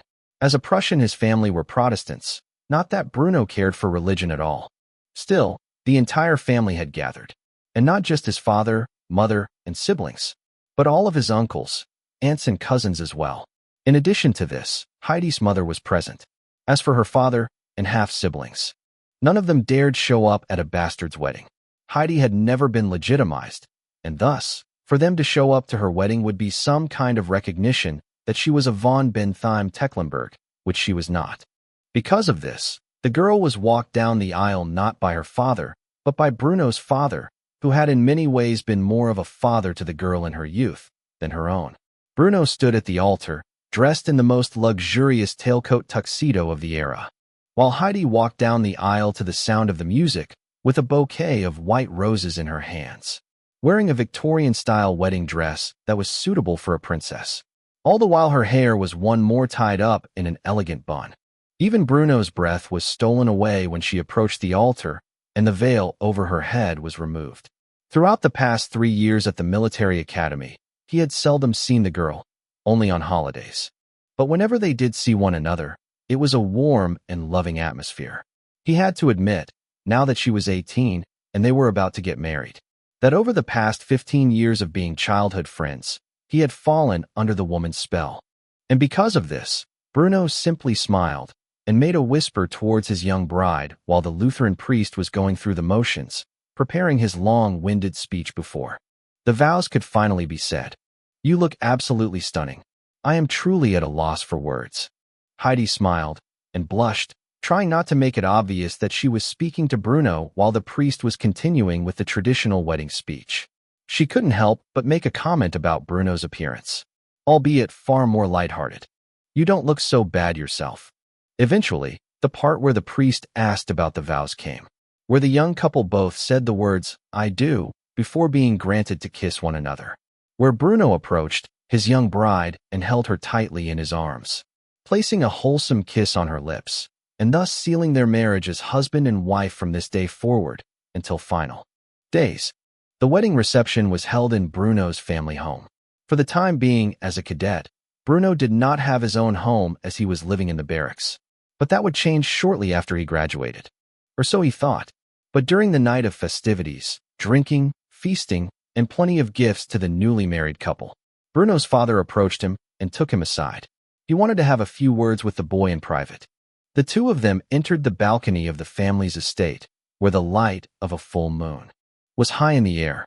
Bruno figured his father was going to say something about how proud he was, like he had done the day he entered the military academy. But instead, the man surprised him by tossing him a set of keys. Bruno's heightened reflexes caught the keys, where he stared at them with curiosity. That is until the old man finally spoke up and revealed what they unlocked. "Those are yours now. I recently purchased this old manor, not far from the nearest military base. It's a quaint little home, one that has been thoroughly renovated to make use of all the modern technology that the two of you have grown up with. You and Heidi can make it your home as you build your family together. Consider it my wedding gift to you, son." Bruno was surprised that his father had bought him an entire house, but only for a second. When he thought about it, he realized the cost of such a home was a drop in the hat compared to his family's wealth. They were quite wealthy, more than enough to afford such an expensive present as a wedding gift. But, still, Bruno had yet to reveal to his father his plans to go to war, and he was quick to do so as he felt guilty about owning a house he would not have the luxury to spend much time in. "Father, this is more than I could ever ask of you. But when I graduate, I intend to volunteer to the East Asian Expeditionary Corps. I won't be home outside those few weeks of leave I am granted each year. At least not for the first 2 years of my service. After that, I'll request a transfer back to Berlin. Don't you think it would be cruel to ask Heidi to live in such a home by herself?" Bruno's father was naturally surprised by what his son had said, but he was not ignorant of the ongoings in China. He, too, was certain that Germany would be deploying troops to the region within a year's time. And because of this, he was quick to ask his son if he understood exactly what he was getting himself into. "Bruno, you are aware of what's going on in China right now, yes? Are you really going to go off to war so soon after graduating from the academy?" Bruno's father naturally knew about war and its horrors. He had earned an Iron Cross in the Franco-Prussian War. He had also fought in the Austro-Prussian War a mere 5 years prior. So he was more than experienced enough with battle to understand what Bruno himself was walking into. But Bruno's confidence was more than enough to quell the man's fears, as the young man was quick to announce that he was not so foolish as to underestimate the enemy. Contrary to popular belief, the enemy are not savages. They are quite advanced, and though victory is certain should the Reich go to war in China, let alone alongside the other great powers, we will still need capable officers if we wish to mitigate our losses. I am confident enough in my own ability to lead men into battle. And besides, my generation has yet to earn any honor or glory for our house on the battlefield. Wouldn't it be poetic that it was the youngest of us who first did so? Bruno's father sighed heavily and shook his head. He looked up at the stars and thought to himself for a few moments before finally responding. You're a man now, so you have a right to choose your own future. If you wish to go off to China and fight for our family and nation, then that is your right. But regardless, I still think it would be best if you and Heidi moved into the house. It's close enough to the nearest military base so that when you do finally transfer back home, you will be well within your rights to live there as an active duty officer. And the house is small enough that your wife will be able to take care of it by herself. Although if she does wish for servants, I can spare the expense. Now I have held you up enough. It's your wedding night, and I think it's time you and your bride spent some proper time alone together. After all, tomorrow you have to be back at the academy. So go, enjoy yourself while you can. Bruno smiled and nodded towards his father, stashing the key to his new manor away in his pocket before running off to regroup with Heidi. They would continue to enjoy the festivities before retiring for the night together for the first time as husband and wife. Chapter 11. A New Assignment. A year came and went from the time Bruno had his wedding night until the day he graduated from the academy and officially entered service within the Imperial German Army as a commissioned officer. As the most exceptional cadet to graduate in his class, Bruno was immediately awarded the rank of first lieutenant, whereas the rest of his class graduated as second lieutenants. Bruno was immediately granted the position he requested, which was being assigned to the East Asian Expeditionary Corps, and was given 2 weeks of leave before shipping off to his new unit. After all, by now China was thoroughly embroiled in the early stages of the Boxer Rebellion, and it would be a matter of months before the 8-nation alliance was officially formed in response. When Bruno returned to his home, he was not surprised to find that Heidi was waiting for him. She appeared to have been notified in advance of his temporary leave and was quick to greet her husband at the door of the quiet and quaint manor. They had only seen each other over the holidays during the past year, despite being newlyweds. And as much as Bruno wanted to take her out to some place extravagant for a proper honeymoon, he was not able to do so because of his military obligations. Still, to see the young woman's loving smile as she welcomed him home was a sight for sore eyes indeed. Of course, her smile immediately vanished and turned into concern when she saw Bruno's face, quickly approaching the man and grabbing hold of his chin, carefully examining his cheekbones on the right side of his face. My God, what has happened to your face? Are you all right? Who did this to you? Bruno grabbed hold of Heidi's hands with his own and lifted them off his face. He had a confident smile as he explained the blemish that was cut horizontally on his cheekbones. Relax, Heidi. It's a simple fencing scar. I received it during a contest with a student from the Bavarian Military Academy.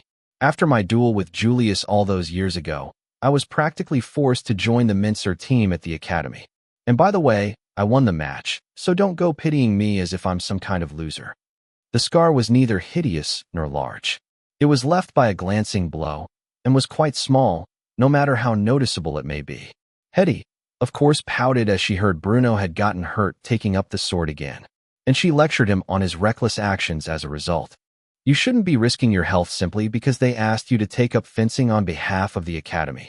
I'll go get some alcohol, and I'll try to clean it up. Bruno wanted to tell the girl there was no point, as the wound was old, having suffered the blow several months ago. By now it was thoroughly scarred, and there was nothing she could do about it. But she nevertheless ran off to fetch the first aid kit. In reality, the moment she turned the corner, she rested her back on the wall. Her face was thoroughly flush as she tried to calm her beating heart. Although she scolded her husband, Heidi thought that the scar he had received was rather dignified and actually enhanced his already handsome appearance. Before long, she returned to Bruno and carried on with her pointless attempt to disinfect the scar. After spending a lovely night together, eating a home-cooked meal prepared by Heidi, and then absconding off to the bedroom.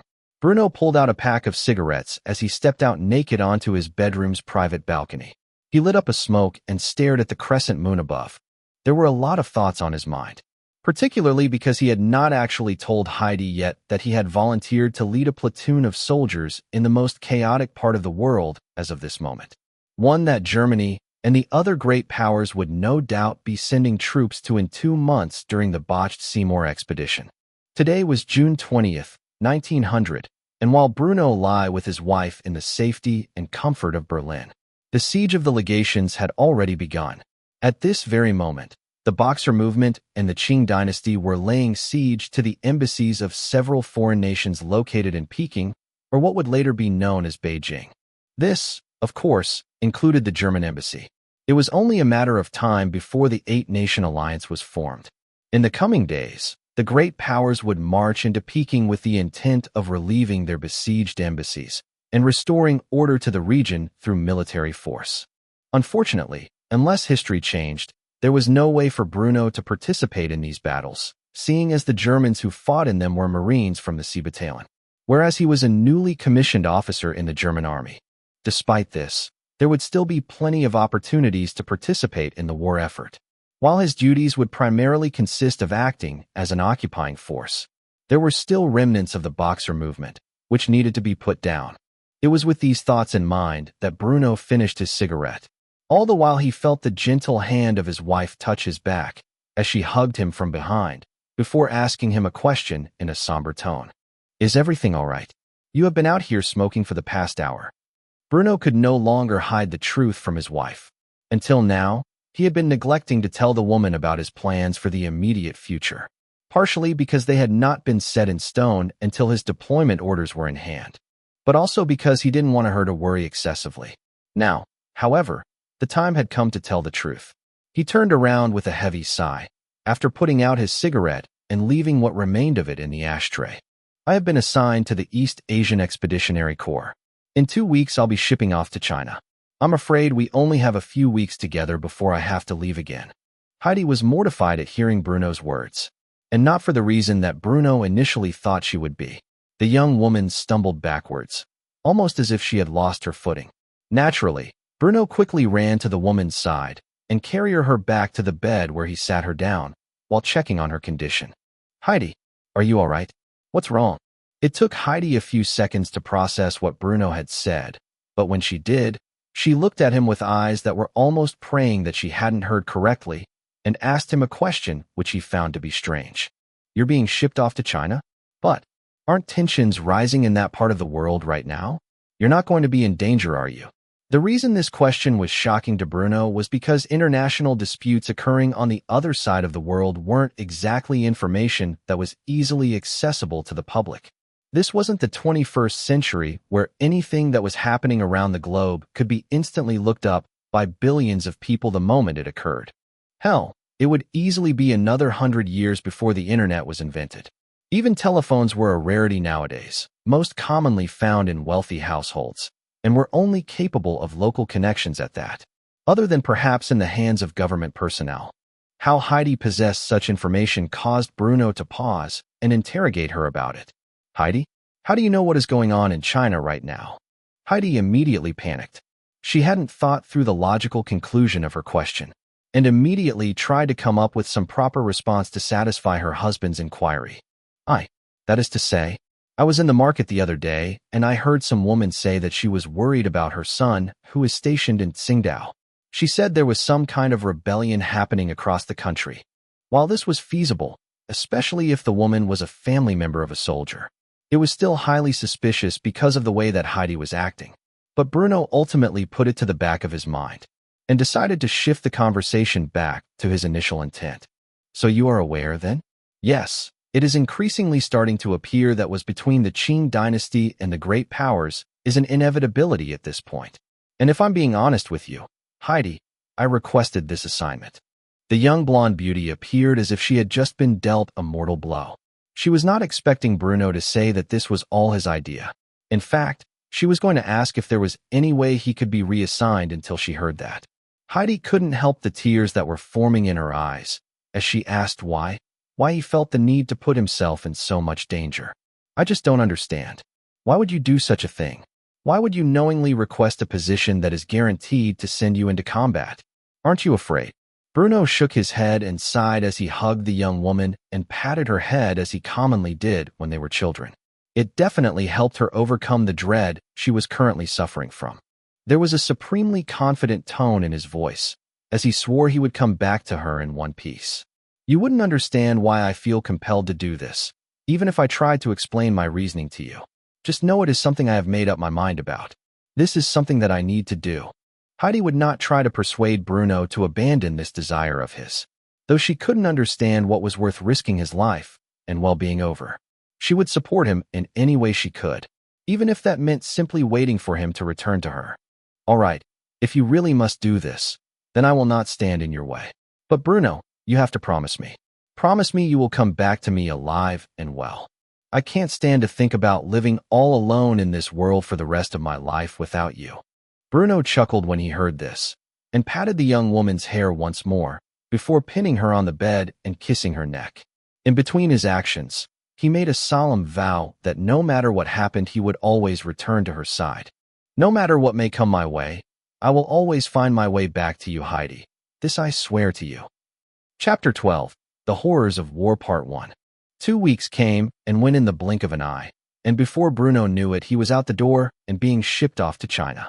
As he had already suspected, the war, for the most part, was already over by the time he actually arrived. When he landed ashore in northern China, the Qing dynasty had already been forced to submit to the Eight-Nation Alliance. Despite this, 15,000 German soldiers from the East Asian Expeditionary Corps were still deployed to China to help stabilize the war-torn region, and in doing so, put down the remnants of the Boxer Rebellion. Counterinsurgency was the one thing that Bruno had actual combat experience with, having been deployed to Afghanistan in his previous life for this very purpose, and he was confident in his ability to perform the role as needed. Bruno had been assigned to the East Asian Expeditionary Corps as an infantry officer, and naturally, his uniform reflected this. Current issued uniforms were still of the Prussian blue variety, as the field gray variants had yet to come into existence and would not become a standard issue until years later. Normally, an infantry officer of this era would be equipped with a sword and a pistol as his standard issue weapons. But considering Bruno's father had achieved his goal of getting on the Bundeswehr Land Army and Fortifications Committee, Bruno had used his family connections to get himself a rifle. The Gür 98 was the standard issue rifle to the Imperial German Army at this time, and it was an excellent firearm at that, fed via stripper clips into an internal 5-round magazine. The Gür 98 could deal death to an opponent at 1,000 m via its potent 7.92 by 57 mm Mauser cartridge. Of course, one would have to have impeccable eyesight and expert marksmanship to pull off such a feat, which Bruno just so happened to have both of. In addition to his Gür 98, Bruno had also gotten his hands on a Model 1900 Parabellum pistol, more commonly known as the 9mm Luger. Because of this, he was unusually well equipped for an infantry officer as he marched through the Chinese countryside at the head of his platoon. It had been 2 weeks since he had stepped foot in northern China, and until now, all he had been able to do was to perform the duties of a glorified sentry. Without express permission, he was not allowed to step foot outside of the base. And after 2 weeks of this, he had grown rather bored with his lot in life. Luckily for him, the company commander announced the night before that their unit would be going on a punitive expedition early in the morning into a region that was well known for Boxer activity. Aside from Bruno, the other platoon commander in his company was his old friend Heinrich from the academy. The two of them marched side by side, while smoking, as they chatted about their takes on the ongoing conflict and the wasteland of a countryside they marched through. There's no doubt about it. This place has been thoroughly ransacked by the Eight-Nation Alliance and its forces. Heinrich nodded his head in agreement with Bruno's assessment of the situation. Whether it was another German unit before them, or one of the other great powers, the village in the distance that they were walking towards had clear signs of smoke in the air. The man took a puff from his cigarette before expressing his thoughts on the matter. How much you want to bet it was the Russians? I've heard rumors from Eric. He has been sent out on patrol twice now, and both times he came across a town looted by the Russians. We're talking dead bodies in the streets, homes plundered for their wealth. And well, the women. It makes my heart bleed hearing what happens to them. Bruno took a long drag on his cigarette before exhaling a plume of smoke. It had only been a year since the first of the Hague Conventions were signed. It was an era where war crimes were a recent concept. However, while all the great powers had signed and ratified this convention and the stipulations within it that would protect prisoners of war and civilians, along with various other regulations on how to conduct warfare, China had not done so. And as far as the great powers were concerned, those who did not sign or ratify the Hague Conventions were not protected by its rules. It was because of this that Bruno had a more callous attitude when discussing the alleged atrocities of the Russian army. Unfortunate as it is, the Chinese really only have themselves to blame. Had they ratified the Hague Conventions like the rest of us, such actions would be considered war crimes, and the men responsible would be held accountable for their actions. As much as I hate to say it, the most we can do is abide by the rules of war ourselves, even if our allies choose not to. We're neither generals nor heads of state. Like it or not, we simply don't have the power or authority to hold our allies to the same standards that we ourselves adhere to. Though Heinrich could understand the man's sentiment, he was a lot more empathetic towards the victims of the war than Bruno was. Bruno, however, was not the type to care about civilian casualties on a battlefield. In his past life, he had seen the effects that occurred when high command prioritized the mitigation of collateral damage at the expense of total victory. And the results were not great. If it meant ending the Boxer Rebellion once and for all, then by all means he would give the command to shell an entire village if the insurgents were using it as their base of operations. From Bruno's perspective, such determination was needed to win a war. Anything else was just asking for operational failure. This was a perspective on warfare that Heinrich clearly did not understand, seeing as how he knew the man had no practical combat experience to speak of, despite being a commissioned officer. At least not at this time. While Bruno and Heinrich were casually chatting, an echo of gunfire rang throughout the distance, causing them and all their men to immediately become alert.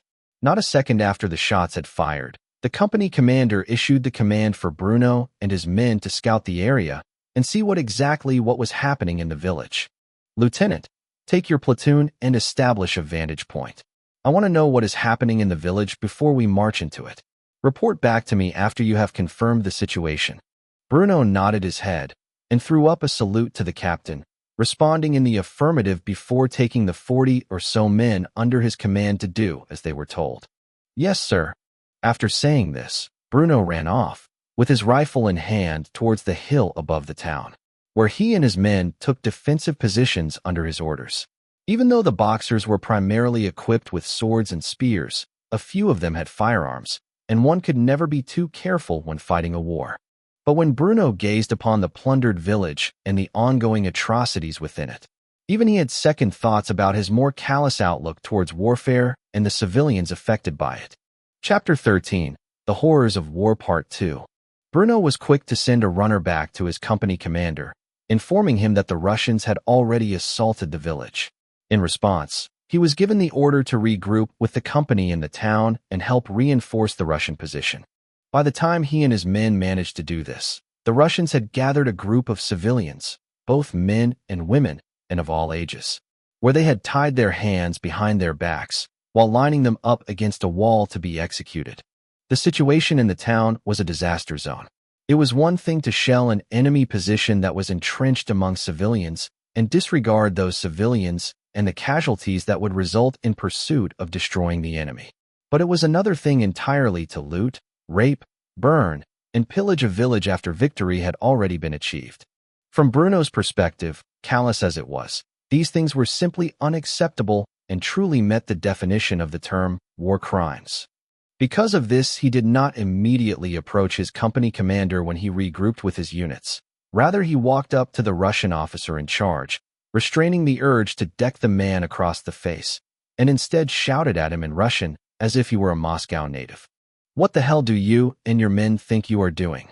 The Russian captain was surprised to see that a German officer spoke Russian so perfectly, and after snapping out of his daze was quick to respond to Bruno's question with a conceited smirk on his face.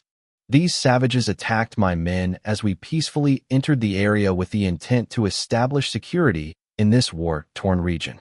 We are only executing those responsible for crimes against the Tsar and his royal army." Bruno could not believe the audacity of these words.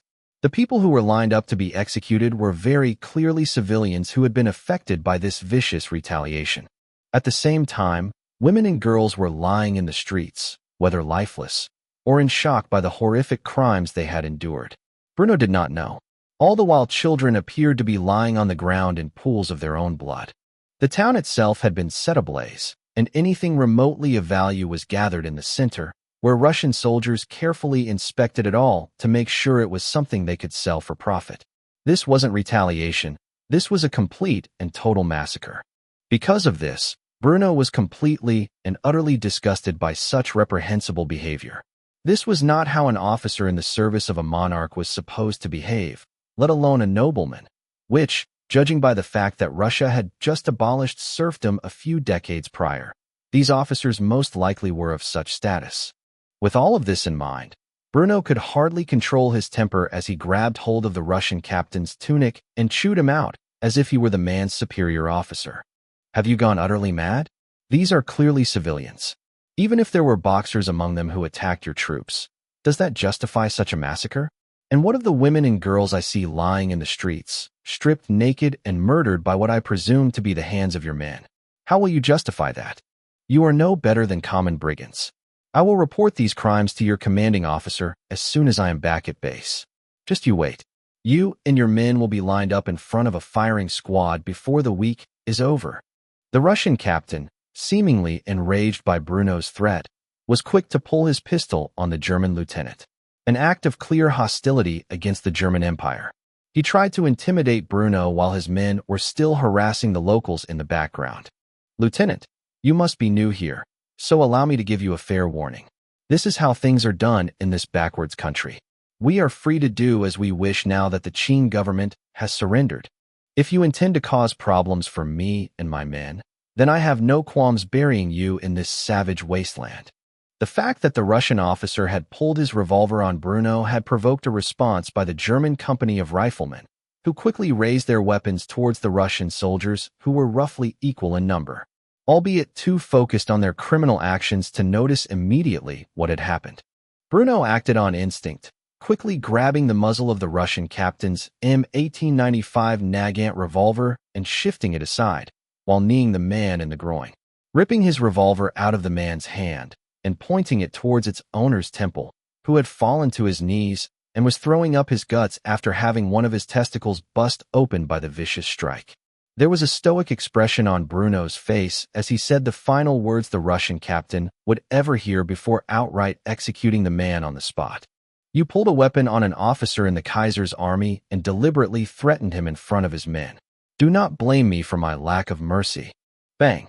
The shot resounded in the air as Bruno pulled the trigger, blasting the Russian officer's brains onto the grass by the wayside. The gunshot finally attracted the attention of the Russian soldiers, who were clearly intoxicated, no doubt having drank their fill of the village's local spirits. Upon seeing that an officer beneath his command had clearly been threatened by the Russian army, the German captain had no choice but to order his men to round up the Russian soldiers who had engaged in brigandry. His orders were expressed while he glared daggers at Bruno for provoking such a mess. "Men, apprehend these brigands, and if they dare to resist, open fire on them." The Russian soldiers, having been too intoxicated and focused elsewhere to realize what had happened, quickly turned around to face the German soldiers with their rifles in their hands, provoking a response from Bruno, who ordered his men to massacre the Russians. "Open fire." The German soldiers of Bruno's platoon opened fire on the Russian soldiers, killing dozens of them on the spot. Meanwhile, Heinrich, who was equally enraged as Bruno, if not more so due to his more empathetic nature, was quick to command his men to do the same. After all, the company commander had ordered the men to shoot the Russians if they resisted, and they were clearly doing so. "You heard the lieutenant. Open fire." The German captain felt as if he had just watched the world burn, as the situation rapidly spiraled out of his control. The German soldiers, acting under the orders of their officers, gunned down the Russian soldiers, who themselves were only able to fire off a few wild shots before being riddled with bullets. The exchange of gunfire only lasted a moment. but it was enough to cause a major international issue. Even so, once the Russian company was dead with their corpses bleeding in the streets, Bruno approached the various civilians who had been lined up for execution. He pulled his bayonet out of its scabbard and began cutting the ropes that bound their hands, speaking in Mandarin to them as he did so. Go. This village is no longer safe for you. When the Russians hear what has happened here, they will retaliate further. Bruno had shocked Heinrich with his mastery of 2 foreign languages, and was quick to approach Bruno, commending the man, while the captain cleaned things up in the background. You speak Russian and Chinese? Since when? A bitter smile formed on Bruno's face as he looked at what had happened here in this village. He shook his head before responding to Heinrich's words, almost as if his mastery of multiple languages was a simple thing. I had a lot of spare time growing up, so I learned a few languages. It's not a big deal. Still, if you spoke Russian, then you would know what that bastard said to me. He said this is just how things are done here. So apparently, Russian soldiers aren't the only one engaging in such criminals' acts across northern China. The Reich might be just as guilty as the Russians are. As Bruno finished saying this, the captain in charge of his company came up to him, practically foaming at the mouth as he slapped Bruno across the face. You insolent cur, do you have any idea what you have done here? If not for the fact that we have eyewitnesses who can attest that the Russian officer threatened you, this whole incident could spiral into a war between the Reich and the Russian Empire. Why did you have to open your stupid mouth? This is war, not some knitting contest. And these things are bound to occur. Stupid, nah, VE child. That's what you are. I'm going to have to report this to the lieutenant colonel when I get back to base. You should be prepared to face the consequences of your actions. Bruno had already known when he decided to confront the Russian officer that things would likely develop into the mess that they had. But if he had to sit idly by and watch innocent civilians be executed and raped in front of him, then he would rather put a bullet in his brain than live with such guilt. It was one thing to be ruthless in the pursuit of victory, or even to enact violent retribution upon partisans who unlawfully took up arms and attacked your soldiers. But to behave so viciously towards unarmed civilians after the battle had already been won, that was simply the act of a savage, no matter how civilized he may proclaim himself to be. That was a solid belief that Bruno stood by, no doubt inspired by the ideals of the 21st century, which he had lived in during his previous life. And he would not forsake these ideals no matter what may happen to him as a result. Because of this, he was fully prepared to accept any consequences that might follow this conflict between German and Russian soldiers within Qing China that he had caused, and in doing so altered the timeline in ways he could not possibly have imagined. Upon returning to the base, the incident at the Chinese village was reported up the chain of command. Bruno was initially apprehended and put in the brig for his actions. But when the colonel reported the incident to the general in charge of the German occupation in northern China, a man by the name of Alfred von Waldersee, the general himself reported the incident to the Kaiser. As this was an international incident, he did not want the responsibility of handling. Kaiser Wilhelm II was at home, peacefully enjoying his breakfast in Berlin when he received word of what had happened in China, and how the Tsar's forces were gearing up for retaliation against the German East Asian Expeditionary Corps for the massacre of their soldiers. Normally, he wouldn't care about such a petty matter, and would instead order the execution of the man responsible for causing the incident in question as a means of appeasing the Russians. But when he heard the name Bruno von Zehntner, he was quick to take an interest in the subject. You said the man responsible is Lieutenant Bruno von Zehntner. You mean the 9th son of Lord Bruno? How very interesting. Tell me exactly what happened. Once the Kaiser heard that the Russian soldiers were engaging in acts of brigandry against the local population, and that Bruno had valiantly confronted the criminals in question, only to be threatened with a pistol to the forehead for daring to say that he would report them to the proper authorities. The Kaiser was quick to scoff at the absurdity of the Russians and their attempts to spin this whole situation as if they were the victims. In fact, it truly aggravated him. The Kaiser was a man who had lofty ideals of warfare and notions of chivalry. Because of this, he became quite outraged at the whole scenario. My God, did such a thing really happen? Then why exactly is the lieutenant being held in the brig? If what you say is true, he confronted a group of brigands and responded appropriately to the situation. It's not like he ordered their execution on the spot. Instead, he stated only that he would be reporting their crimes to the proper authorities. To think the Russian officer in charge had the audacity to pull his sidearm on one of my officers? Bruno should be commended for his actions, not condemned. Release him at once. Meanwhile, I will contact the Tsar and settle this whole dispute once and for all. Oh, and Chancellor, I want an immediate investigation to be held to see if any of our own soldiers are engaging in such unlawful activities during the occupation. If so, have them stripped of their ranks and titles before facing a firing squad. The Chancellor was not surprised the Kaiser would react this way upon hearing what really happened, or at least what happened from the perspective of the German soldiers who were there. As for the conversation between the Tsar and the Kaiser, the effects that discussion would have dire effects on future relations between the Russian Empire and the German Reich. By the time the German occupation of northern China was over, it was found that over 100 German soldiers had been engaging in similar crimes, resulting in their execution, as well as the stripping of their ranks and noble titles. In doing so, this sent an example to the German army that the rules of war must be followed at all times, even during an occupation of what many considered to be a savage land. Chapter 14. The Butterfly Effect. Bruno was released from his cell a few days after the event, and during his captivity, he had plenty of time to think about the consequences of his actions. His actions, though minor, would cause many changes in the timeline, not only here in China, but on a global scale. And the following 2 weeks of patrols proved this was correct. Bruno did not know exactly what transpired in the conversation between the Kaiser and the Tsar, but a full-on negotiation regarding zones of responsibility took place for the continued duration of the occupation of northern China. German and Russian soldiers had no direct contact with one another after the incident which Bruno was responsible for. And that was not the only change. Military police began a thorough investigation of German troops and their movements during their patrols and punitive expeditions. If anyone, no matter the rank or noble title, was caught engaging in crimes such as looting, murder of unarmed civilians, rape, etc., then they would be summarily executed via a firing squad. In addition to this, the Kaiser investigated what had been stolen from the Qing dynasty by its soldiers who did engage in acts of brigandry, finding that several cultural artifacts and relics were taken during the occupation.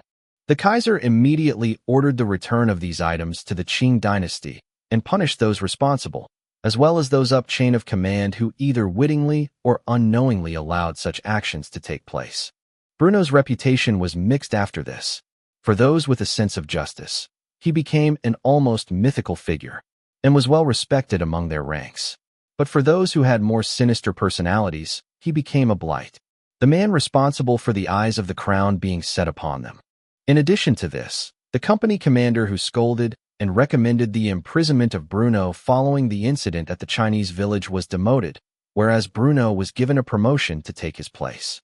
In just a few weeks of being deployed, Bruno had been granted the rank of captain and was now in charge of a full company of 200 riflemen, of which he had 4 officers beneath his command. 2 of them were Heinrich and Erich, who were far more willing to back Bruno's commands in the field than the other 2, whose loyalties were more towards their previous captain. Following the incident between Germany and Russia, the other nations of the Eight Alliance began to follow with Germany's strict adherence to the laws of war, not wanting to suffer a similar incident or spark needless conflict between themselves and the German Reich. The way which the Eight-Nation Alliance conducted itself was vastly different than it had been in the life Bruno had initially lived.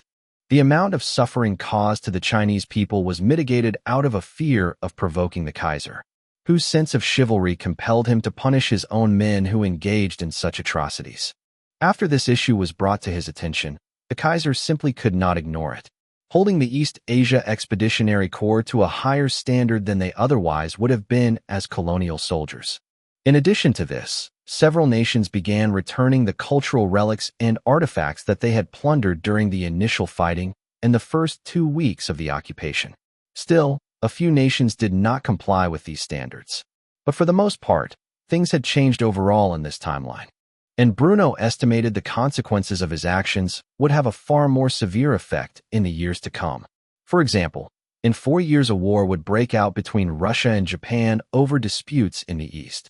In the history of his previous life, The German Empire had provided an exceptional amount of material aid to the Russians during this war, and had even sent military advisors to aid them in their efforts.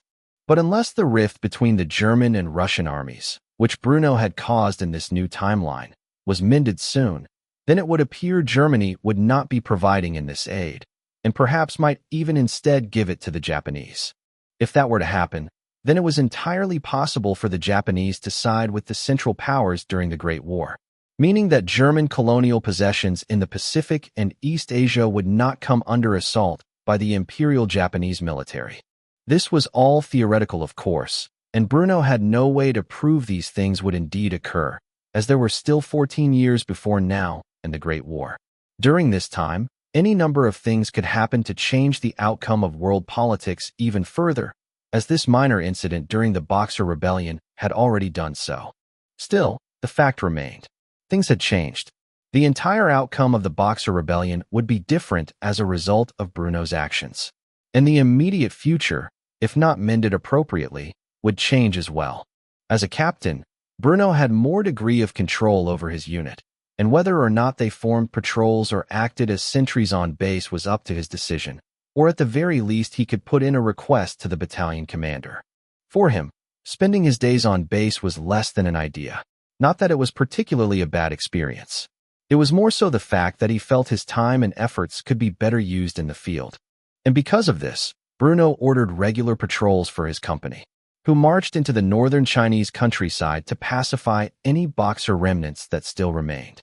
After what he had done during his initial excursion into the field, the Chinese locals had a much better attitude towards Bruno and the German soldiers in general.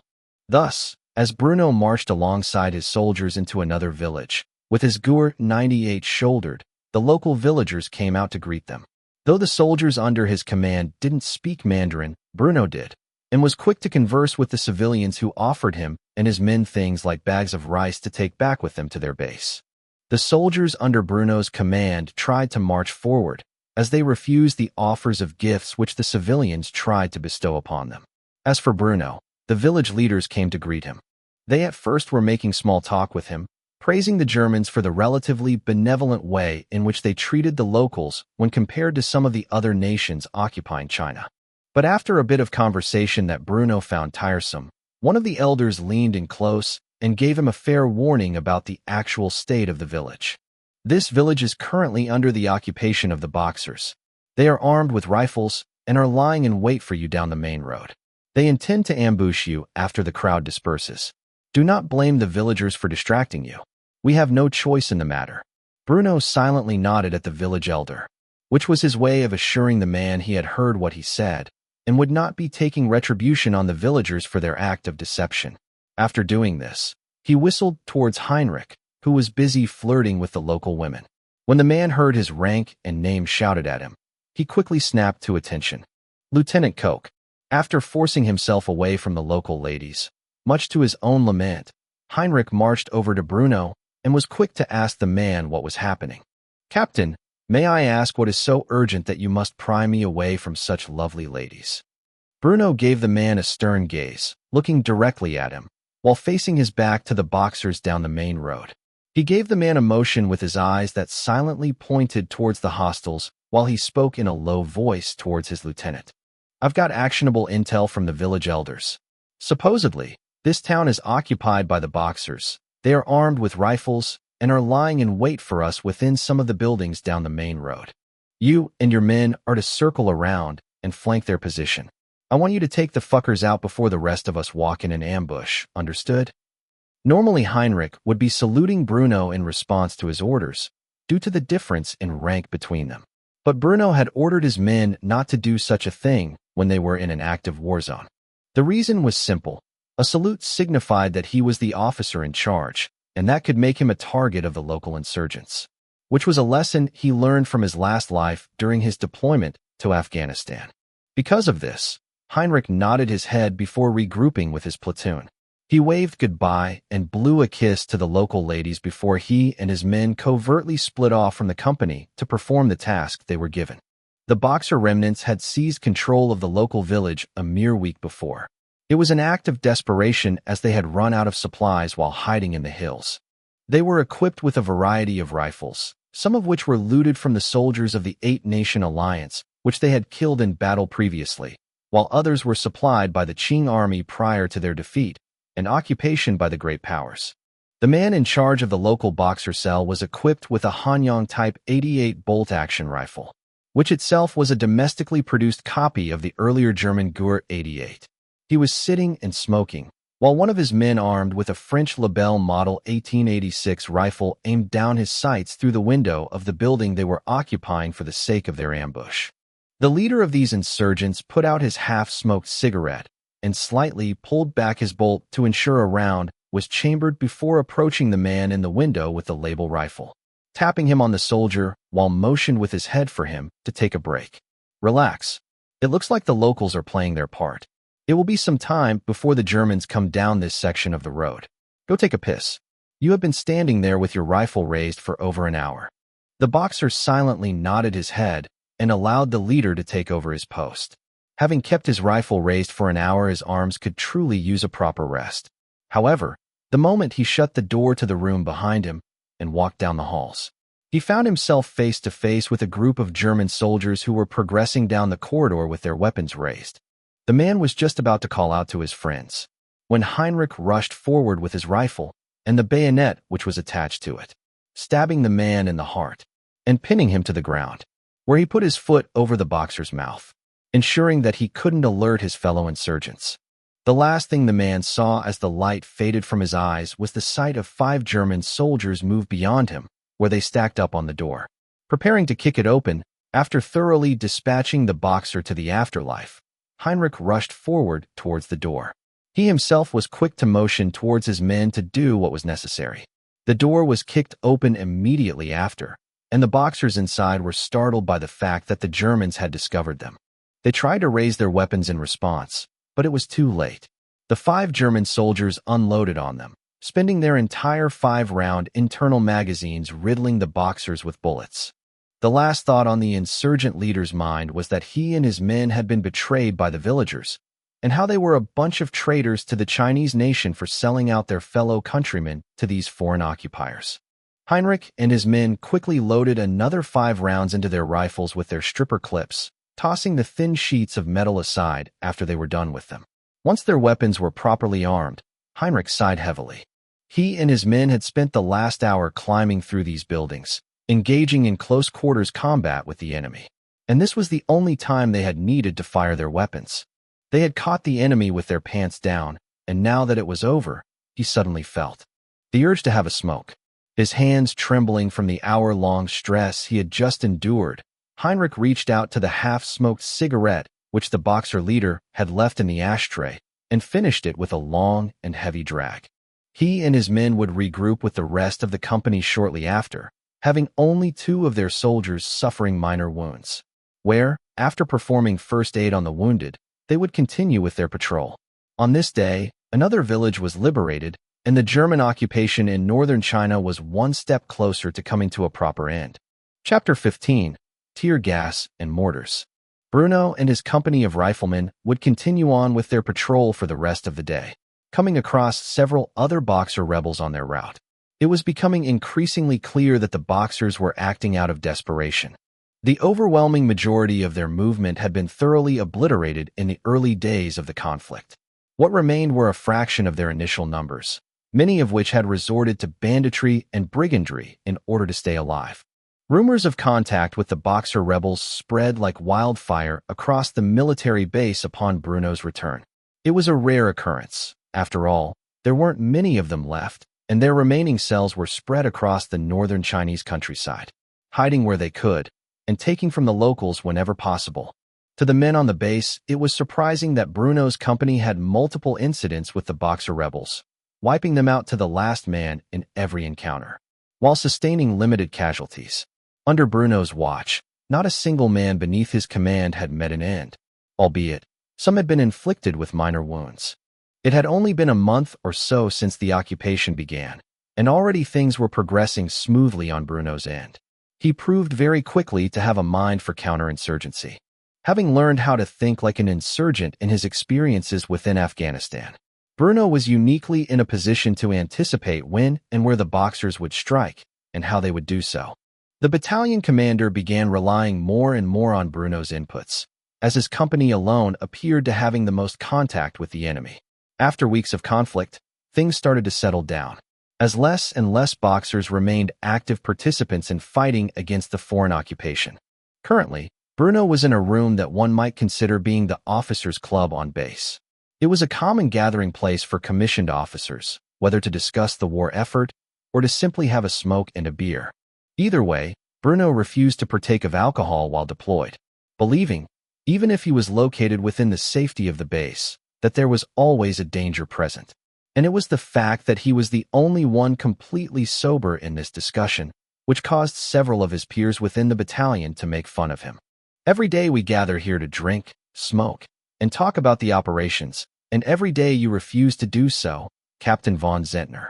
I'm starting to think you must be some kind of religious fanatic. Are you sure you don't want a beer? Bruno was leaning against the wall in the back of the room, watching the other officers entertain themselves with nicotine and alcohol. He himself was in the act of smoking a cigarette when he responded to the captain's remarks. On the contrary, I am the direct opposite of a religious zealot. In fact, I am quite open about my lack of faith. But even so, it is an objective truth that partaking of substances that dull the senses is incredibly unwise while you are in the middle of an active war zone. You never know when the base could come under attack, and what would happen if that occurred while the officers in charge were all intoxicated.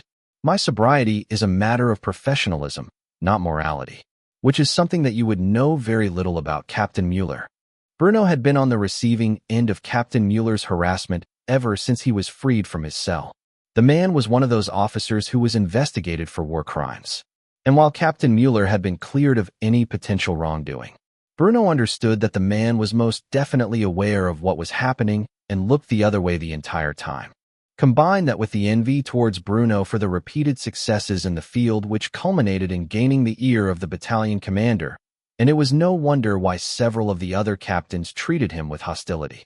The moment Bruno accused Captain Mueller of lacking professionalism, he rose to his feet, clearly antagonized by the remarks, as well as slightly buzzed, just enough that his judgment had been affected by it.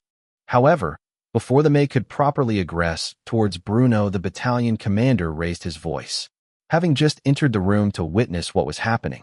Captain Mueller, stand down. The captain looked over at the lieutenant colonel who called out to him and immediately felt himself sober up. It became abundantly clear as he was chewed out by the battalion commander that Bruno had laid a trap for him, making sure that he would make a fool of himself just in time for the lieutenant colonel to witness it. After being forced to sit down and remain silent, Captain Mueller glared daggers at Bruno, who continued to smoke with a smug smile on his face. It was not until the lieutenant colonel began speaking about their upcoming operations that Bruno put out his cigarette and joined the other captains at the table. All right, for starters, I would like to commend Captain von Zehntner for his excellent display of gallantry in the field. His company alone has the lion's share of kills, composing of 82% of all rebels killed in battle by this battalion. Now the reason I have gathered you all here is to announce our next punitive expedition. To put it simply, because of our battalion's repeated clashes with the enemy, they have now effectively been driven into a corner. With the losses they have sustained over the last few weeks, they are bound to be gathering in a single location. And thanks to input from Captain von Zehntner towards suspected areas of Boxer activity, our scouts have surveyed the region and found the last stronghold of which the remaining Boxers are hiding within. Captain von Zehntner, due to your company's achievements on the battlefield so far, I will be granting you the honor of being in the vanguard as we assault the enemy fortifications. You will be supported by the battalion's attached artillery battery, who will bombard the Boxers' position prior to your assault. You will also be supported by Captain Mueller and Captain Bauer's companies, who will be shortly behind you in the initial assault. If you have any questions or concerns for me, now is the time to voice them. Bruno remained silent as he looked at the map that was sprawled out in front of him. As he expected, the remaining Boxers in the region had holed up at the top of Mount Sangyan within the Taihang mountain range. More specifically, they were likely using the Fortune Celebration Temple, which was built into the cliff side as a base of operations. This was an incredibly difficult position to assault for multiple reasons. To successfully eliminate the hostiles, one would need their forces to climb a single stone staircase up 360 steps to get to the summit, where the only way into the facility was via a stone arch bridge spanning across a narrow gorge. This bridge also acted as a support for the entire temple complex. Sure, they would be supported by artillery, but that had the potential to create catastrophic problems for them all. Assuming the 75mm field guns even reached the base of the summit and were positioned in a way that could successfully strike the temple, there was a very real possibility of an avalanche. Having arrived in September and spent the last 2 months in China, it was now winter, and such a strike on a narrow cliffside could bring the entire mountain's worth of snow down on themselves with the amount of explosives they would be lobbing at it. When he thought about all of these potential consequences that had a high potential of becoming reality, Bruno was quick to voice opposition to the plan, even if it meant taking a much greater risk. With all due respect, sir, the enemy fortifications are located on a cliff side, which is directly beneath a steep incline. If we launched an artillery strike in such a location, the potential for causing an avalanche is high, higher than is worth taking such a risk. Besides, sir, the artillery battery attached to our battalion is equipped with field guns, not mountain guns. How exactly do you propose we haul those things up 1,000 m worth of elevation? The flaws with this plan are myriad, and the risks to our own troops are even greater. The battalion commander had not thought through these matters. It was true that getting their field guns up the mountains would be a difficult task, and Bruno was right. They could bring down an avalanche on top of themselves if they tried to launch a strike on the enemy fortifications. But without artillery support, his men would quite literally be engaging in a frontal assault, as there was only one way to advance into the enemy position. The casualties would certainly be great if this happened.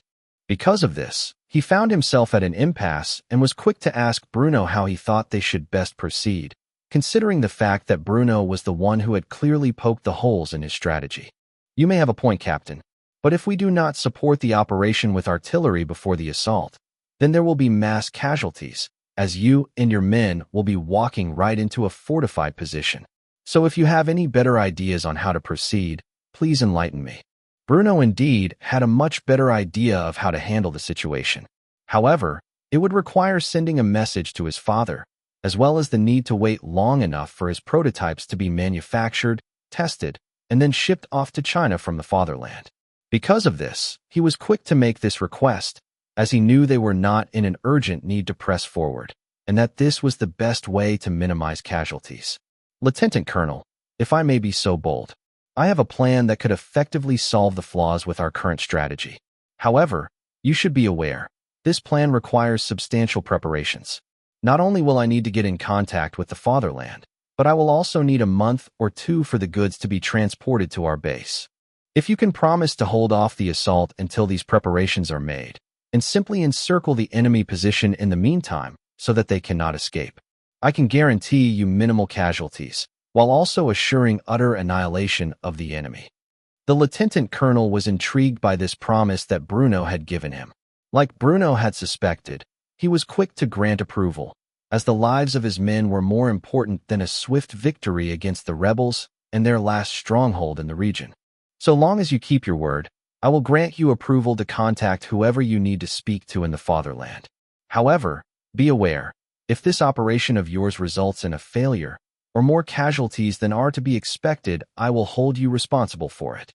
Bruno immediately saluted the lieutenant colonel, responding in the affirmative as he did so. Thank you, sir.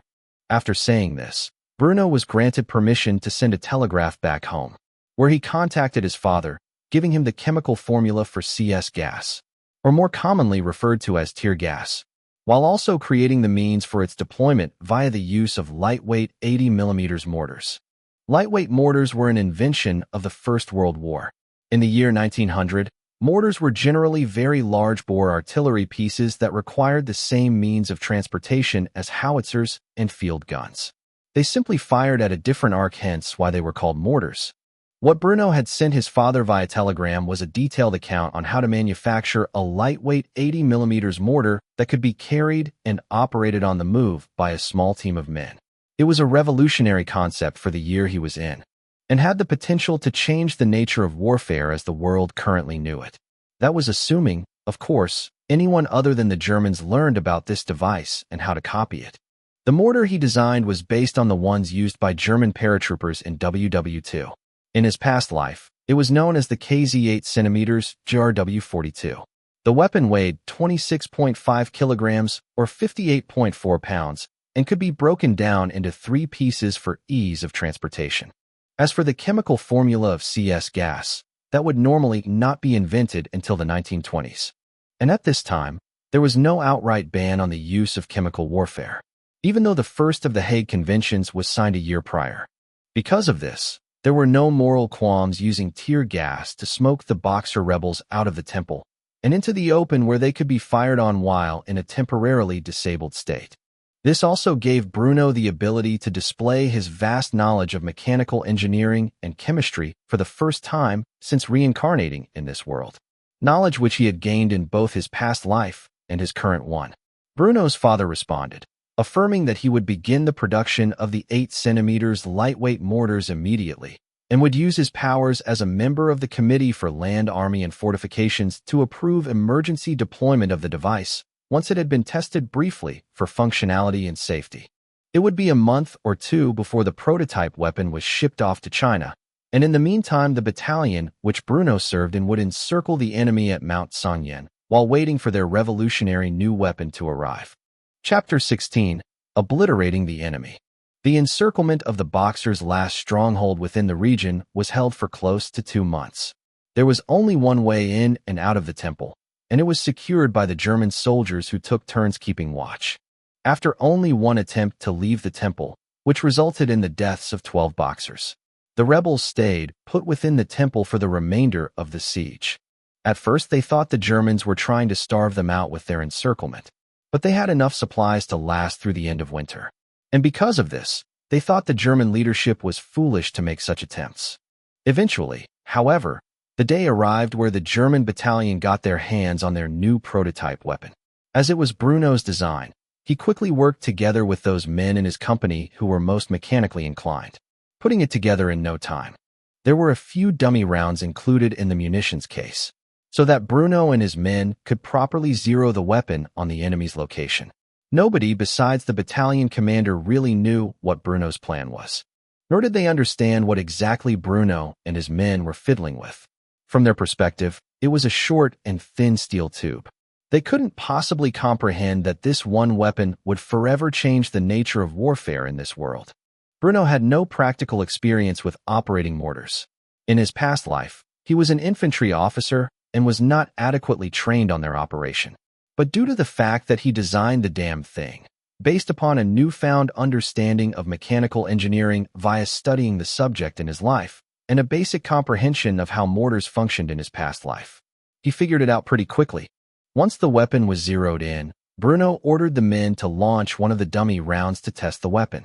The echo of the mortar round blasting off alerted all troops in the immediate vicinity as the shell flew up into the air, well above the target before falling down in the center of the temple plaza. To the Boxers inside the complex, this was a bizarre sight. A metallic object shot up into the air and fell into their position, but it caused no damage to any of the structures or the men within them. They began to laugh and shout at the Germans as if this was somehow a failure on their part. But Bruno ordered another dummy round to be launched just to ensure the weapon was indeed fixed in the right position. And again, an explosive blast echoed across the mountain range, while another inert round landed on the plaza, a foot or two away from the initial target. None of the Boxers understood what was happening or how the next round would be their undoing. But upon seeing that the prototype mortar was functioning flawless, Bruno gave an order to his company to take up positions at the bottom of the staircase and to be prepared to begin their assault. On my mark, prepare to charge the enemy. The men quickly got their weapons ready and in position as they waited for the command. Bruno then gave the order for the mortar to fire, and when it did this time, the Boxers weren't laughing anymore. The detonation of the air-burst mortar round, which contained an aerosol version of CS gas, immediately caused all the men caught up in its mist to begin choking and oozing snot from their noses while crying profusely. Yet it was not a single round which affected them. Bruno ordered the launch of all shells on the Temple Plaza complex. With each round fired, the mortar team became more and more competent at their jobs. The time between each round fired became shorter while they continuously fired into the Temple Plaza. Eventually, the entire area was full of tear gas, while the boxers affected by it had no means to retaliate, and were instead flooding out of the fortified buildings and the makeshift defenses they had made, trying desperately to get some clean air to breathe. Once they were on their knees choking on the gas, Bruno ordered his men to assault the complex. They quickly rushed up the staircase, not suffering from a single round fired at them as they approached the Temple Plaza, remaining a safe enough distance away from the tear gas to not be affected by it. The German soldiers then formed ranks and opened fire on the temporary disabled rebels, who were riddled full of bullet holes by the sudden attack. Once the CS gas cleared, the German soldiers flooded into the complex, making short work of any boxers who remained. The assault ended as quickly as it began, and with no resistance from the rebels holed up inside the temple. Had the battalion not waited until the mortar and the tear gas arrived, then the casualties they would have sustained taking the temple complex would have been severe. Once it was confirmed that all rebels had been eliminated, Bruno ordered the team to break down the mortar and pack it back up. All the while, the battalion commander approached him in shock at what he had seen. "I will admit, I was growing impatient waiting for this mysterious weapon of yours to arrive. Had I been forced to sit here for another week, I would have ordered the assault, regardless. But I'm glad I didn't. This thing you have here, I have never seen anything like it before. It's like a mortar, but much smaller and lighter weight, easily carried and operated by a small number of soldiers, even capable of being lifted up to such a high elevation with relative ease. The lives of hundreds of your fellow soldiers were spared because of you and your plan.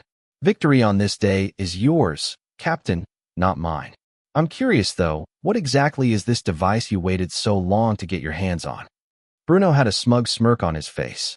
He didn't take credit for the invention. Rather, he claimed it was the product of the engineers who worked for his father. "You should thank my father's company and the talented men who work there as engineers and chemists.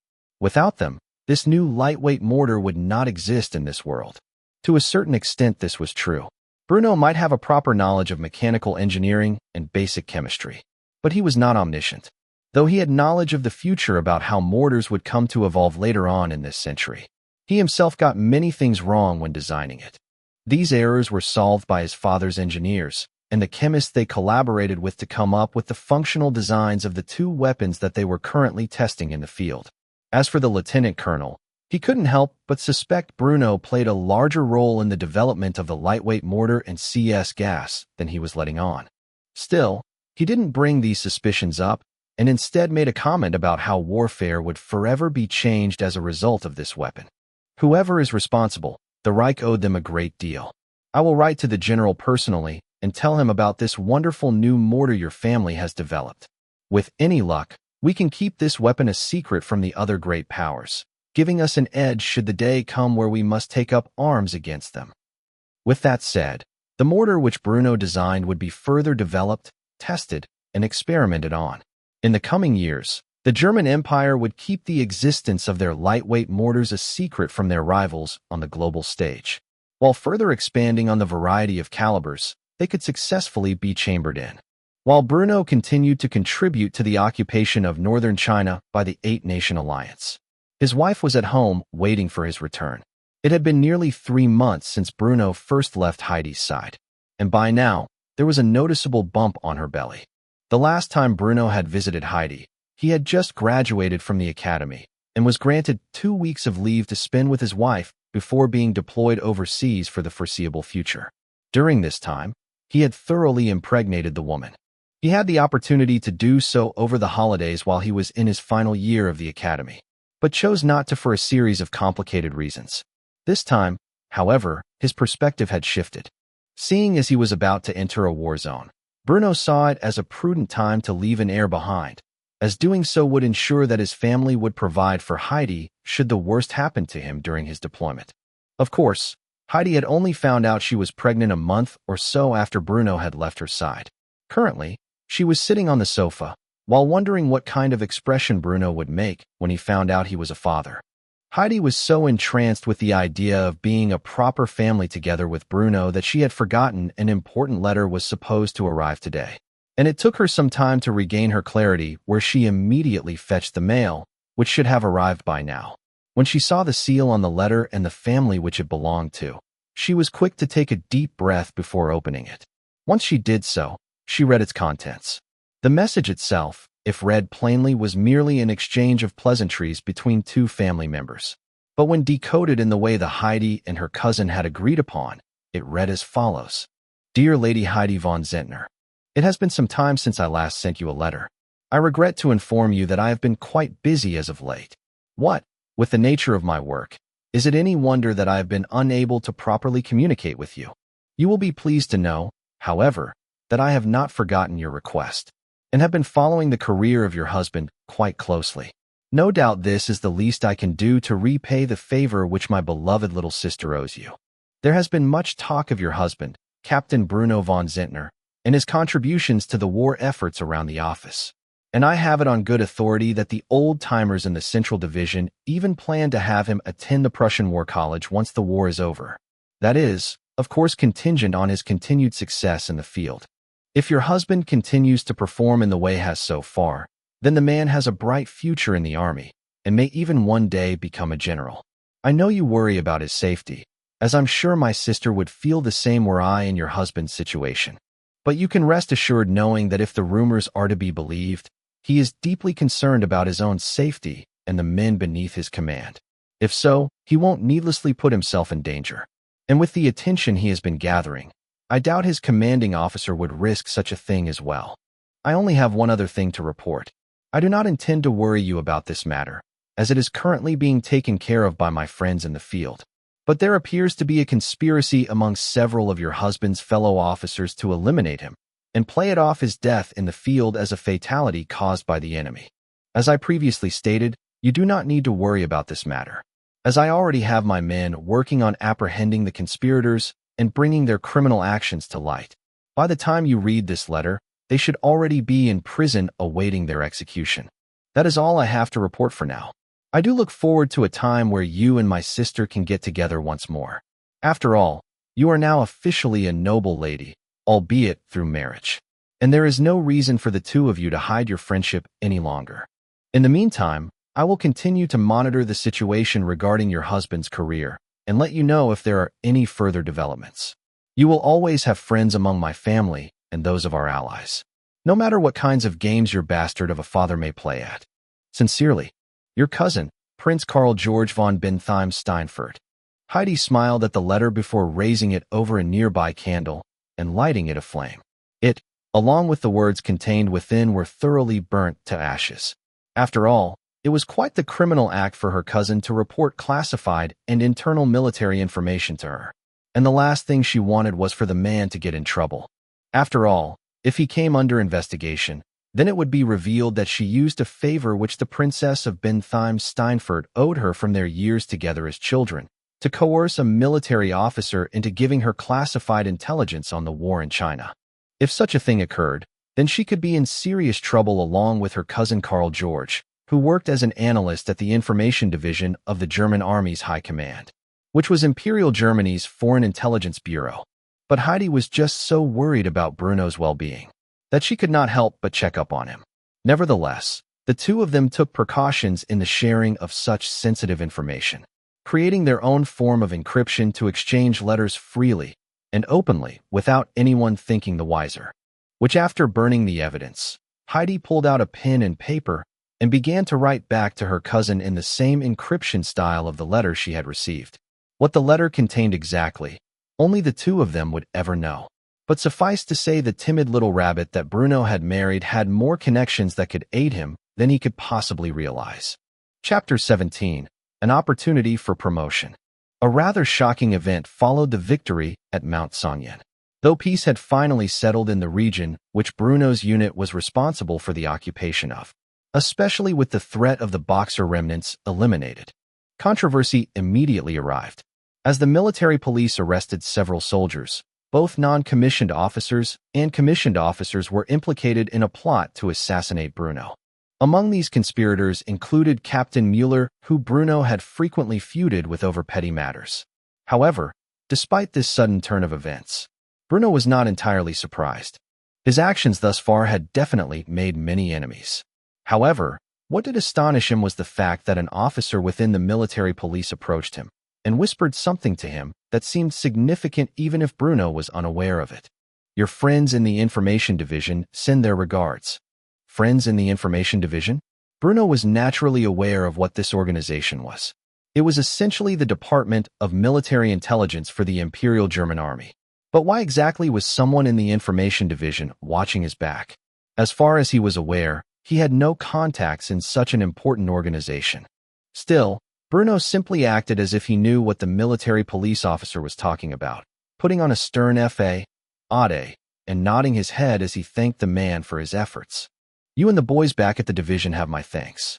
If you ever need anything that I can help with, you know where to find me." It didn't hurt to establish ties with the military police and the officers within it, especially since the military police seemed to have a good impression of Bruno as a man of justice like many of its members were. And because of this, the military police officer nodded and assured Bruno if he needed his support, he would come look for him. After which, the conversation ended, as the military police had far more important matters to attend to. After a list of officers and senior NCOs were dragged off to await their court-martial and sentence, the lieutenant colonel in charge of the battalion in which Bruno was a part of approached him and apologized on behalf of the unit. "I'm sorry, Captain. I was unaware that the men beneath my command were conspiring against you. You have proven to be an exceptional member of this unit, and to think they would reward your merit with such treachery. I'll make sure that the new officers who replace them are well aware of the consequences of such behavior." Bruno nodded his head and accepted the lieutenant colonel's apology. It's not like he could tell the man to go fuck himself because he was ignorant of such a conspiracy against one of his officers. I mean, hell, Bruno was ignorant of it as well. Still, he was curious why the Information Division was protecting him. Who within their ranks had he impressed to such a degree? Bruno couldn't possibly know that it was his wife Heidi who had used her connections with the other half of her family, which she was more friendly with, to keep an eye on him and anyone who might be moving against him. Nor could he know that his actions so far had thoroughly impressed military leadership, who once they became aware of this conspiracy, would make moves to protect Bruno. After all, if he continued on such a path of success and innovation, then he was a future general worth fostering. The next 2 weeks were relatively peaceful. The battalion which Bruno was attached to continued their patrols to ensure that the countryside within their area of responsibility was both pacified and stable. But with the Boxers in the area having been fully wiped out at Mount Songyen, there was no trouble to be had on their patrols. Instead, Bruno was approached by his battalion commander and sequestered in the man's office for a private conversation, which immediately made Bruno suspicious. It was rare for him to have a private conversation with the lieutenant colonel, and after recent events he suspected it would be a serious matter. "Please sit down. I have an important matter to discuss with you." Bruno did as he was told and waited patiently for the lieutenant colonel to begin the conversation. But the man seemed more concerned with making Bruno comfortable as he reached into his cabinet and pulled out some distilled spirits that had been brewed by the locals. It was part of his private stash, which, after pouring a glass for himself, he gave one to Bruno as well. Bruno initially rejected the offer with a motion of his hand, but the lieutenant colonel seemed unusually insistent as he commanded Bruno to drink with him. "Drink," I commanded. "Believe me, you're going to want to loosen up for this conversation." Considering the severity of his statement, Bruno did as commanded and downed the whole glass of alcohol in a single gulp, surprising the commander, who thought that Bruno's sobriety was a sign of his feebleness towards alcohol. Bruno was not the least bit intoxicated. He was an experienced drinker, after all, having his fill of beer, wine, and distilled spirits after becoming an adult. It was a natural part of noble celebrations and feasts to drink to your host.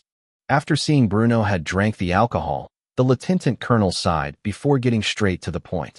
"Let me just come out and say it. The French have requested our aid in the territory which they are occupying. They have suffered small losses over these past few months, and apparently word has reached their ears that we have already pacified the area under our responsibility. Because of this, they are requesting armed support. And since you are the man who has proven to be most capable of combating the rebels, I have decided to dispatch you and your company to advise the French on how to defeat their adversaries. No doubt this will put you in needless danger, and you have more than proven yourself here in China. So much so, I am making an unusual exception by allowing you to reject my request if you simply desire to sit back and relax at the base for the rest of the winter. But I will have to dispatch someone else to take your place, and with Captain Mueller and several of the other officers having been arrested for conspiracy of assassination, I am left with very limited options. Bruno remained silent for a short while as he thought about what was happening. It was January 1901, after a nearly 2-month-long siege of Mount Songyin and the temple which the Boxers were hiding within. The end of the German occupation was rapidly approaching. Through his actions, Bruno had sped up the German victory in China, and it was entirely possible that within the next few weeks the East Asia Expeditionary Corps would be disbanded, and its volunteers would be returning home to the fatherland. Something that was supposed to happen in the spring according to his previous life's history. If he went home now, he would have more than made a name for himself that would allow him to gain favorable positions in the army going forward. But if he took up this offer to advise the French, he may be left behind longer than the rest of the battalion. Even then, acting as a military advisor to the French and proving himself capable in such regards may very well open the door to a similar role in a few years when the Russo-Japanese War broke out. With these ambitions in mind, Bruno ultimately decided to accept the position. Lieutenant Colonel, you don't have to worry. I will have the Boxer remnants defeated by the time the snow melts and the leaves bloom from the trees. It was an arrogant promise. After all, it was currently January, and Bruno did not know the exact nature of the French situation right now. But he had more than 2 months to fulfill his promise, and as far as he was concerned, that was all he needed. The lieutenant colonel smiled when he heard this and was quick to respond to Bruno's bold claims with a promise of his own. If you really accomplish that, I will personally send a recommendation to the Central Division that they make an exception and consider accepting your application to the Prussian War College after this war is over. Bruno was surprised to hear this, but it gave him even more motivation to accomplish the task within the time frame that he had boasted. Admission to the Prussian War College was highly selective. Normally, one would require a minimum of 5 years' service as an officer just to be able to apply for the exams, which themselves had a high failure rate. Of course, exemplary performance on the battlefield had a way of hastening one's promotion. Wars weren't exactly something that happened every year. One could go an entire military career without seeing combat, and even a few months of battlefield experience gave Bruno an edge over his competitors who had stayed out of the Boxer Rebellion. Still, only 100 applicants would normally be admitted to the Prussian War College, and after 3 years' worth of education and exams, those who graduated were between 5 and 8 in total. Such an attrition rate was comparable to Special Forces selection in the 21st century. However, those who graduated from the Prussian War College were permanently posted to fill vacancies in the general staff, meaning that if Bruno succeeded in this endeavor, he would become one of the youngest generals in the history of the German Empire. Meritocracy was the name of the game, and since Bruno had proven himself an exceptional officer in the field, despite only being commissioned for roughly half a year, he may very well get his wish. Of course, there was an equal chance someone higher up in the ranks who was jealous of his rapid rise would block his attempts to enter the Prussian War College, meaning he would have to slog on for another few years before meeting the minimum requirements to apply again. Either way, there was plenty of time until the Great War began, which was when Bruno needed to become a general by if he were to change Germany's destiny, and hence he had plenty of time to prepare. Either way, Bruno accepted his new post and was quickly transferred along with his unit to advise the French on counterinsurgency tactics. Captain Leon Sinclair was a French military officer. He was a few years older than Bruno and had served in the French army for 4 years prior to the outbreak of the Boxer Rebellion. He was among those units who were first to fight in the conflict and had taken part in multiple battles so far, including the Battle of Peking. Still, his unit had suffered these past few months from repeated ambushes and other skirmishes with the Boxers. While the Boxers were primarily armed with swords and spears, believing their inner chi could protect them from bullets, making them easy to deal with, there were those among them with a more realistic approach to warfare. These units would hide behind cover, and making use of firearms and explosives to deal with the French. The casualties which the French army sustained so far were minor, but no less than 24 of Leon's own soldiers had either been wounded or killed in action. Meanwhile, the Germans had already dealt with the Boxers in all the areas which they occupied. As a result, the general in command of the French occupational forces requested support from the German army, something that was humiliating to even think about for many of its soldiers. Leon's father was killed in the Franco-Prussian War, and as a young boy, he watched as the Prussians and their allies marched into the French palace of Versailles and declared themselves a new empire, which they boldly stated was the new and supreme authority over Europe, thus ending French hegemony in the continent. To say he fully supported French revanchism was an understatement.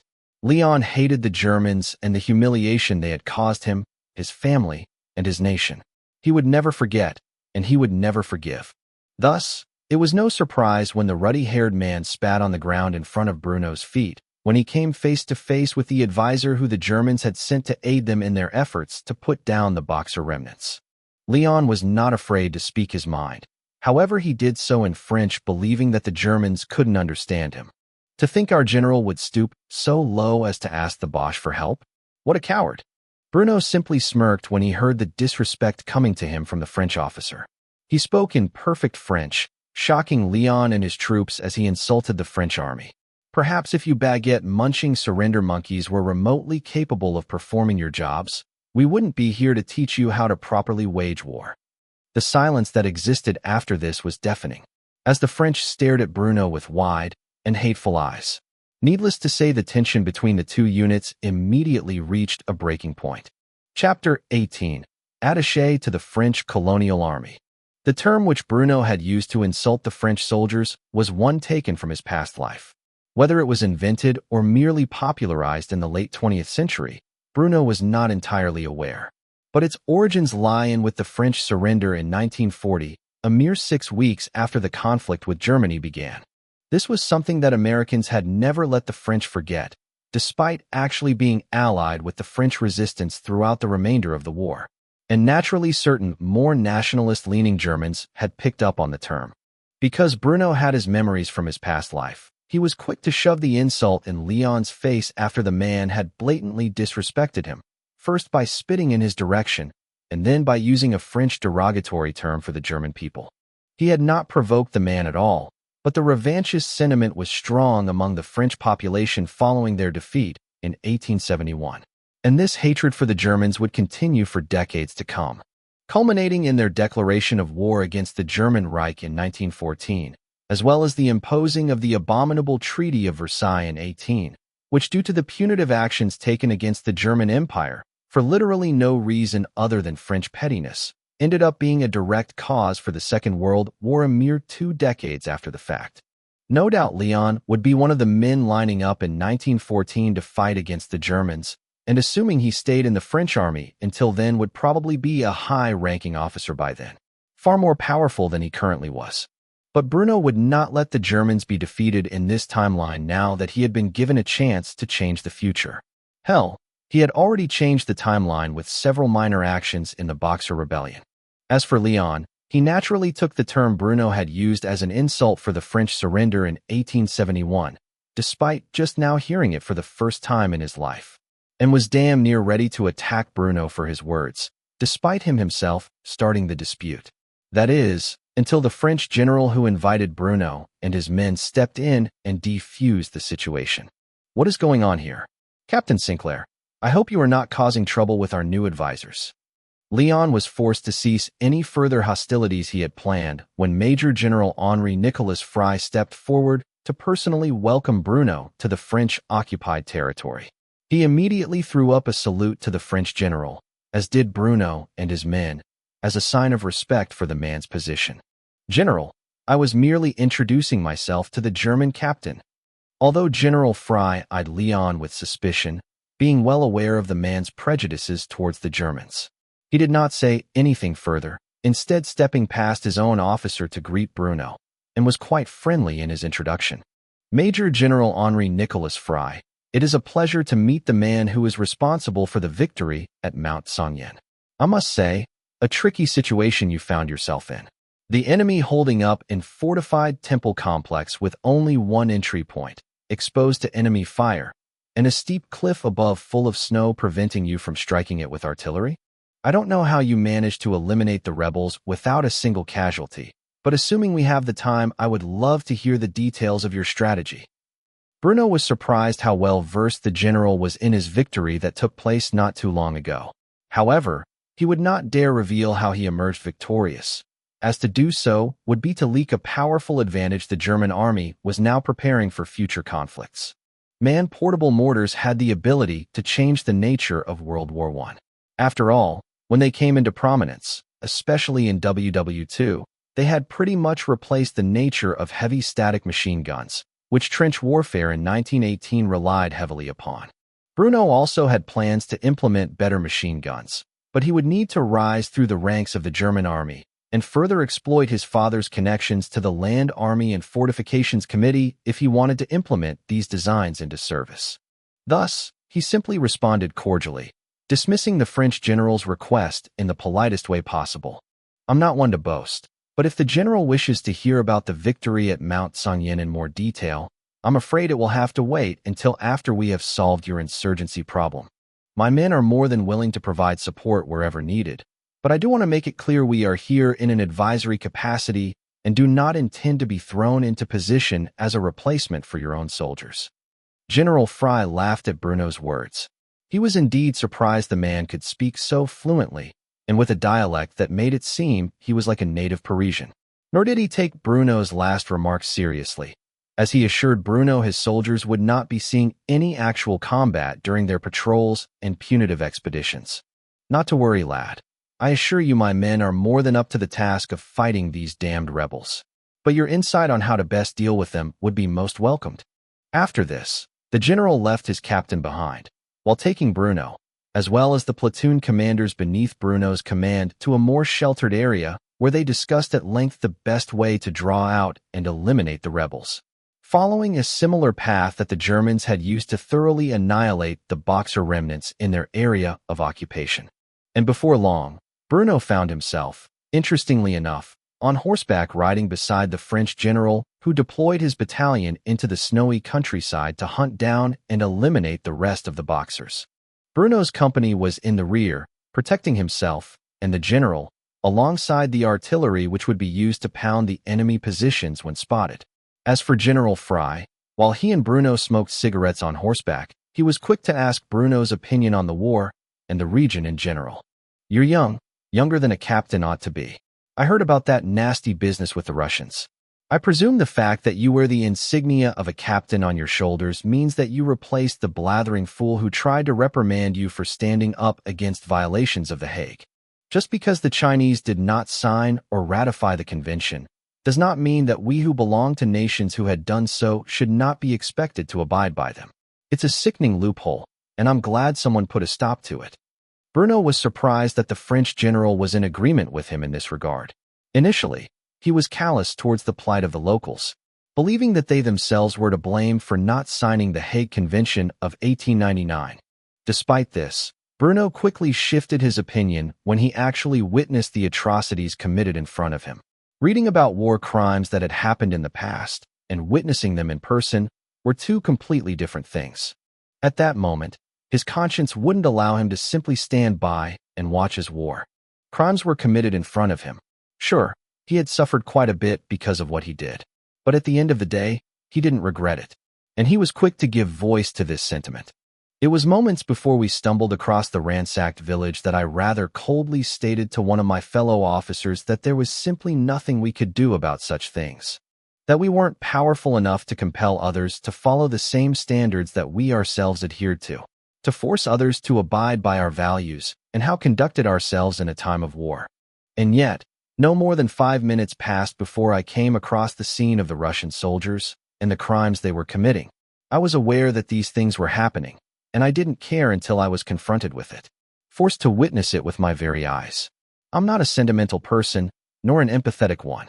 Had the Boxers used the village as a stronghold, I would have ordered it to be shelled without hesitation or remorse, even if the entire town's civilian populace died in the barrage. But there's a big difference between being ruthless in the pursuit of victory and being sadistic towards those who have already surrendered. What the Russians did was wrong, and my conscience did not permit me to simply walk away and pretend it wasn't happening. The consequences of my actions are no doubt more severe than I currently understand them to be, and may very well lead to future friction with the Russian Empire. Yet at the very least, they helped put an end to the needless suffering that was taking place here. After everything that happened, I came to realize that despite being a mere lieutenant, my actions have more power than I could have possibly imagined when I first landed in this country. The French general remembered every word that Bruno had spoken. At first, he had assumed the man was the sentimental type for the way he treated the locals. But when Bruno revealed he had no qualms shelling a position held by the enemy, even if civilians were doomed to be caught in the blast, he began to realize that the young German captain in front of him was a man of significant fortitude. Bruno wasn't a monster. He had no desire to inflict suffering on anyone could it be avoided, at least not based on what he had just said and the actions he had taken so far. But he was by no means a saint. If given the chance to engage in evil for the sake of victory, he would disregard his soul and take the path of least resistance to triumph. Given the chance to rise to a prominent position in the German army, Bruno would be a formidable enemy in the years to come should Germany and France find themselves at war. And because of this, General Henri Nicolas Frey made a mental note of the name Bruno von Zehntner. The French general would be keeping a close eye on the Bruno's exploits during the years that followed, let alone the next few months as they fought together to put an end to the Boxer Rebellion, or more specifically those remnants who still dared to take up arms. Chapter 19. The End of Winter. Bruno spent the next month identifying and mapping out the exact locations where the Boxer remnants would hide when he and General Frey were plotting the French punitive expedition.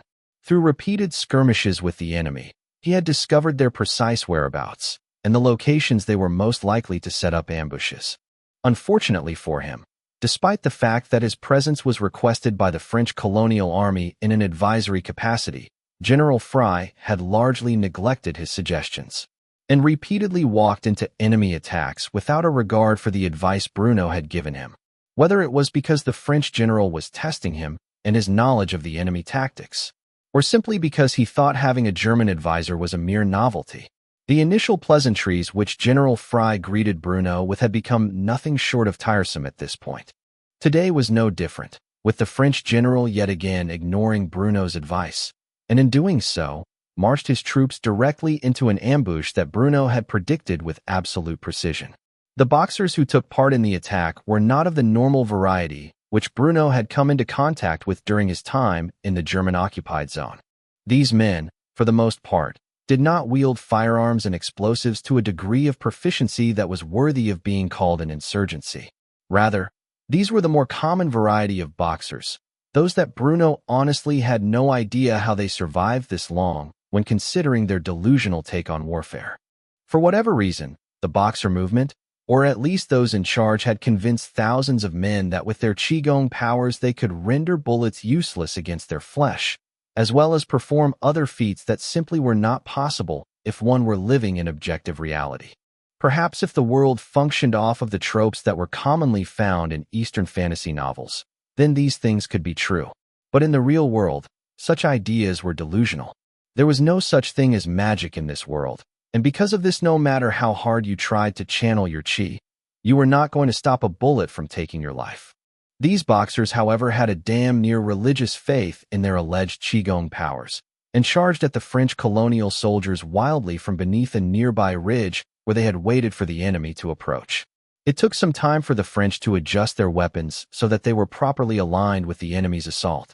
Bayonets had not been affixed, and because of this the French soldiers fired off a single and shaky volley at the enemy, using the same tactics with their Lebel 1886 bolt-action rifles that they would have used if this battle was taking place 50 years earlier when muskets ruled the land. This only made it easier for the Boxers, armed with swords and spears, to inflict casualties on the French soldiers, with the first line falling quickly by the wayside. They had walked right into an ambush yet again. This was despite Bruno's previously warning that there was a high likelihood the enemy would be lying in wait at ridge. Bruno sighed heavily and shook his head as he pulled out a pack of cigarettes and lit a smoke. Meanwhile, General Fry, who looked through his binoculars, was honestly surprised that Bruno's hunch had proven correct, and rather haphazardly responded, as if the injuries his men were currently sustaining were not a big deal at all. "Well, I'll be damned. It would appear that you were correct in your assumption, Captain. I suppose it would have been wise to follow your advice to proceed with caution and fix bayonets before marching past the ridge."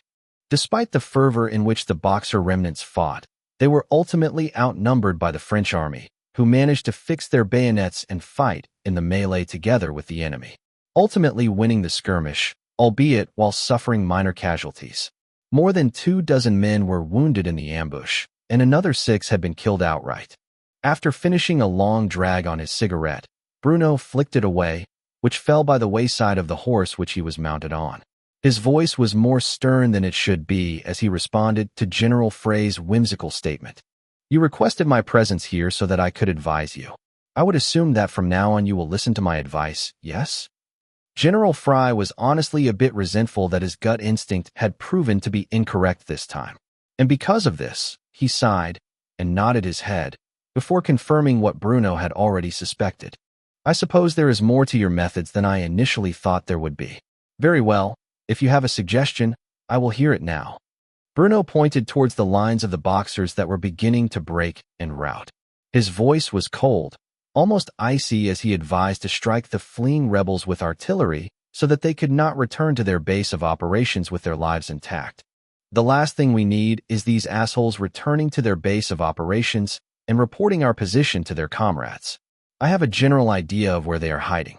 What you need to do is line up the artillery battery you have accompanying this infantry battalion and open fire as soon as they get out of danger close range. What remains of the Boxers should be wiped out by the barrage, and I would suggest you do so quickly, lest we lose an opportunity to gain the advantage."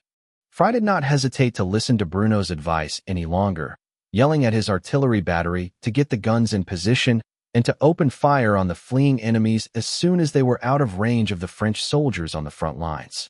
It took longer than Bruno would have wanted for the French artillery battery to get their guns deployed and in action, but with several large explosions in the distance, what remained of the Boxer remnants who had ambushed the French were thoroughly turned into mincemeat. After which, General Fry was quick to inquire as to whether or not Bruno actually knew the whereabouts of the remaining Boxers. "So, were you telling the truth? Do you know where the Boxer remnants are hiding?" Bruno nodded his head and was quick to yell at one of his soldiers in German, which General Fry did not understand. "The map. Give me the map." A soldier quickly ran past Bruno and gathered the map before handing it to his commanding officer. Once Bruno received it, he spread the piece of paper out and pointed at 3 locations within the mountain range where the Boxers were most likely hiding, or what remained of them within the French occupation zone. "We have 2 options on how to proceed. The first option is to take the men that are with us at this moment and assault the enemy positions, which would require a 3-day march from our current location. After doing so, we can encircle the enemy fortifications and lay siege to them. With our current artillery, we only have enough manpower to bombard a single location, meaning the other 2 units would have to take their objectives with a head-on assault. Such a thing would incur heavy casualties, but would end the campaign as quickly as possible. The other option is to fall back to our base of operations and in doing so, gather our reinforcements. Recruit the efforts of every soldier in the area who can fight, other than those necessary to maintain the garrisons, and then use those forces to surround the 3 enemy strongholds and take them all out at once, preferably via triggering an avalanche in each zone with our artillery. The choice is up to you how to proceed, but if it were me, I would choose the secondary option. It's a safer and more sure way to eliminate every single hostile with a single coordinated campaign." General Fry thought about Bruno's remarks for some time in silence. Both options were viable solutions to the problem at hand, but it would easily take a week or 2 to gather the necessary reinforcements, let alone march them to the enemy strongholds. Still, the extra artillery would be a godsend, and triggering an avalanche on each location would be a way to eliminate the enemy by expending their own blood in the process. Because of this, he chose the second option. It was not like the enemy had anywhere to go now that the winter was at its fiercest. As for Bruno, he didn't care either way. He was still well within the time frame he had been given to accomplish the task by his commanding officer, and it was not like the blood that would be shed was that of his own men. However, Bruno was indeed surprised when General Fry chose the safer of the two options, which would take longer to finish this campaign. But he did not refute the man's choice, and instead helped coordinate the mustering of thousands of French soldiers and the accompanying artillery batteries for the sake of the winter campaign. It had been nearly a month since the French colonial army in Qing, China began mobilizing its forces to assault the 3 remaining Boxers' strongholds within the occupational zone. And currently, the Boxers were heating up their hands over the fire. The winters in northern China were cold, especially for the locals. And today was a particularly brutal day, the winter winds kissing the cheeks of those unfortunate enough to not have some form of shielding from the elements. The men were bundled up in as thick of winter clothing as they could get their hands on, trying desperately to stay warm. Though they had sent out an ambush earlier in the week to strike at the French army, they had not heard from them since, leading many to believe that they had been wiped out to the last man. Morale was low, especially as supplies dwindled, but they still had some semblance of hope. As long as the winter faded and spring came, they could renew their offensive and perhaps even gain new recruits. So long as the French didn't find them here, then there was a chance to fight again and expel the foreigners from China once and for all. They had no idea that at the base of the mountain, far enough away to not be affected by what was to come, the French army had gathered. The French soldiers were just as bundled up as their Chinese counterparts, albeit with the latest in cold weather military uniforms. They themselves shivered as they tried to get the artillery loaded. As for Bruno, he was dressed rather lightly, all things considered. Whether it was his past life or his current one, he handled the cold better than most. If he was born in America, he would have been that stereotypical white boy who wears a tank top and shorts in freezing weather. So long as it didn't dip into the negative Fahrenheit, he had no need for clothing that covered his entire body. Still, the temperatures had dipped below the negative, and because of this he wore a coat over his tunic. But that was the extent of his extra garb. Bruno did not wear a scarf to protect his neck and face from the elements, nor did he even feel the need to wear gloves. Instead, he kept himself warm with a healthy dose of nicotine. As he gazed upon the preparations the French were making, General Fry, however, was fully bundled up as he inquired about whether or not Bruno was actually a human being. "I'm curious, does the cold not affect you? I have known a few men in my time who were rather resilient to the winter elements. But you appear to be something akin to a mythical creature. Are you even human at this point?" The temperature was currently 20 Celsius, which as far as Bruno was concerned was tolerable so long as he wore a jacket and full pants. And because of this, he rather boorishly responded to the French general as if he could not be damned to care about the current blizzard. "If it dips below 23, I may deem it necessary to wear a pair of gloves. Can we please focus on the assault? Oh, it looks like they're ready. Care to give the signal?" General Frey's attention instantly snapped back to the matter at hand. The artillery had been deployed and was ready to fire. They were simply waiting for orders to do so. Because of this, General Fry was quick to give it, wanting to return home to Paris and get out of this war once and for all. "Open fire." With the echo of half a dozen guns and the sound of their shells exploding on the mountainside, Bruno watched and waited for the end of the Boxers who were holed up in the mountains. And like a frightening force of nature, it came moments later, as the snow packed on the mountainside came crashing down upon the rebels, burying them under several dozen feet of snow, of which their bodies would never be recovered. And just like what happened here, so too did this occur at the other strongholds, which were the last of the Boxers in French-occupied territory. Bruno had fulfilled his promise. Before the winter faded and the leaves bloomed from the trees, the Boxers had been defeated. Now all that was left was to wait for the order to return home. Chapter 20, A Peaceful Spring. It was not long after coordinating 3 avalanches on as many Boxer strongholds that Bruno was recalled back to the German area of responsibility. Throughout the winter, the other officers in his unit had primarily spent the time within the safety, warmth, and comfort of the base. Bruno, however, was in the field, orchestrating the deaths of thousands of rebels. He had gained a reputation in this conflict. A man who was brutally efficient in finding and eliminating the enemy. With only a single engagement, he could sniff out where the others were hiding, and once he got their scent, it was all over. Because of this, The French soldiers who had served under his advisory capacity gave him a nickname that rapidly spread among the members of the Eight-Nation Alliance, one that he only became aware of when he returned to base and was greeted by his battalion commander, Le Loup de Prusse, or in English, the Wolf of Prussia. The war had lasted less than a year. By the time the German soldiers of the East Asia Expeditionary Corps had arrived in China, it was already the fall. And now, with winter nearing its end and the objectives completed, the Kaiser issued the order to disband the primary volunteer force and return its soldiers to the fatherland. In addition to this, the Kaiser issued the minting of a commemorative medal to be given out to all the German men who participated in the war effort, which Bruno, along with the men beneath his command, would be awarded upon returning home. It was another 40 days before the German vessels docked in Hamburg, after which it was a short train ride back to Berlin where his wife awaited him.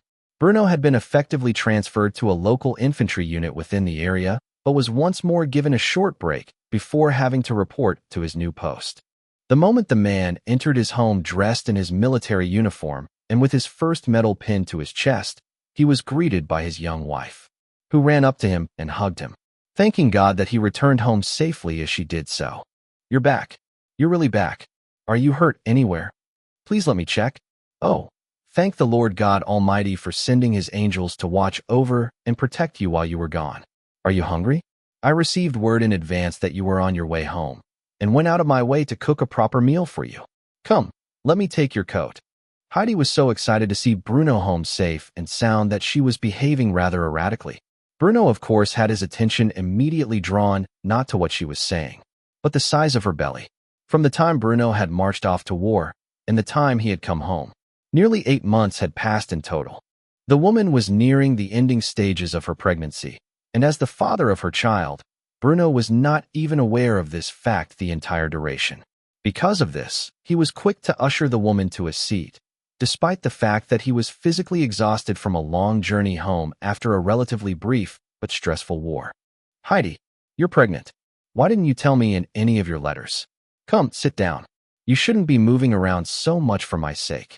The young woman was happy that even after going off to war, her husband cared so much about her health that he was quick to forsake any of his own comfort to ensure that she was well looked after.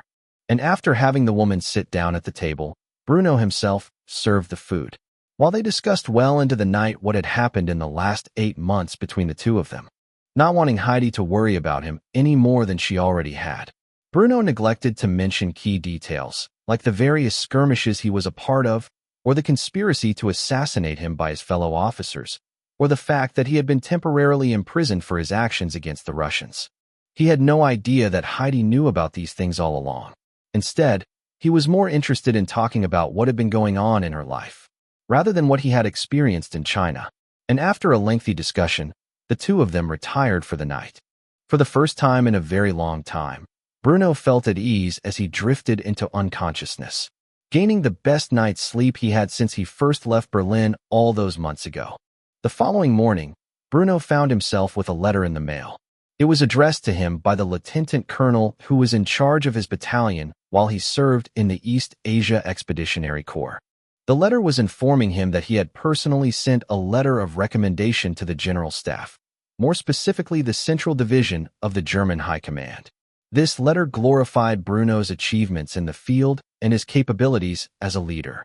It also recommended that the General Staff grant an exception to him, insofar that he should not be held to the minimum requirement of being an active duty officer in the army for 5 whole years before he could apply to attend the Prussian War College.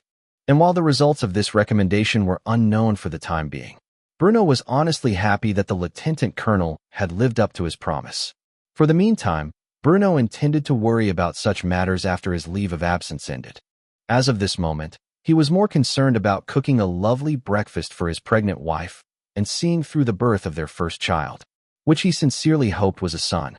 Bruno would continue to have a peaceful 2 weeks, before reporting to his unit at the end of it, where he would find that the life of a soldier in the fatherland would have much higher expectations than life as an expeditionary soldier sent abroad. Chapter 21. A New Generation of Military Equipment Part 1. The year was 1901. In 13 years, the Great War would break out. While machine guns had existed for the last 20 years or so, they were sparse and mostly used in colonial conflicts. There was a certain air of arrogance among the European powers, or more specifically their military leadership, who were focused on the main army. Machine guns were seen as a crude tool whose only use was mowing down savages. By 1914, when the Great War broke out, the Imperial German Army, who was one of the first nations to truly embrace the concept of the machine gun, had less than 400 total in their entire arsenal. The French, who would be their initial rivals, had perhaps 2 machine guns for every battalion of soldiers. It was a woefully foolish oversight on behalf of the European powers who would quickly come to realize the effectiveness of machine guns, even if at the time they were heavy, cumbersome, and static weapons. Bruno, having 2 weeks to himself, decided he would begin designing the initial concept blueprints for 3 weapons, all of which he hoped would give Germany the greatest advantage possible over the course of the next decade as they prepared themselves for the upcoming war. First and foremost, as much as the Mauser 98 was the pinnacle of military bolt-action rifle designs, the technology already existed to produce a better infantry rifle. The only problem was that the gun designers of the era had not yet perfected how to properly make a semi-automatic rifle that was suitable to military conflicts. But Bruno was aware of these things, at least in theory. He had a particular interest in firearms in his past life, no doubt due to his time as an infantry officer, and had a general understanding of the basic principles that went into designing self-loading rifles. He may not be able to make something as modern as a G36 assault rifle. Such a thing required modern composite materials which would not come into existence until at least half a century later. Nor would he be able to provide an optic for every rifle. But such a thing did not matter in this era. Nor were such weapons ideal for the trenches of the Great War, whose fighting often took place initially over distances greater than what a modern assault rifle was practical at. No, Bruno felt that a full-power, semi-automatic rifle was more suited to such a conflict. And in his past life, Germany had made one such rifle during the later days of the Second World War. The Gewehr 43, as it was known in his past life, was a semi-automatic rifle, chambered in 7.92 by 57 Mauser. It had a detachable 10-round magazine and a built-in dust cover which would prevent mud and debris from entering the action. If issued to the standard infantrymen in the German army, such an increase in firepower and rate of fire would overwhelm the enemies charging at the German trenches, especially if employed in conjunction with a general-purpose machine gun and a submachine gun. The Gewehr 43 operated under a principle called the short-stroke gas piston. It was a concept employed in many semi-automatic, automatic, and select-fire platforms, even ones designed in the 21st century. However, unlike later designs, the weapon featured a more unique flapper locking bolt mechanism, rather than the more standard rotating bolt, which became common in most modern rifle platforms following the Second World War. In addition to this, the rifle was designed with a built-in scope mount on its receiver, which could be paired with a ZF-4 telescopic sight.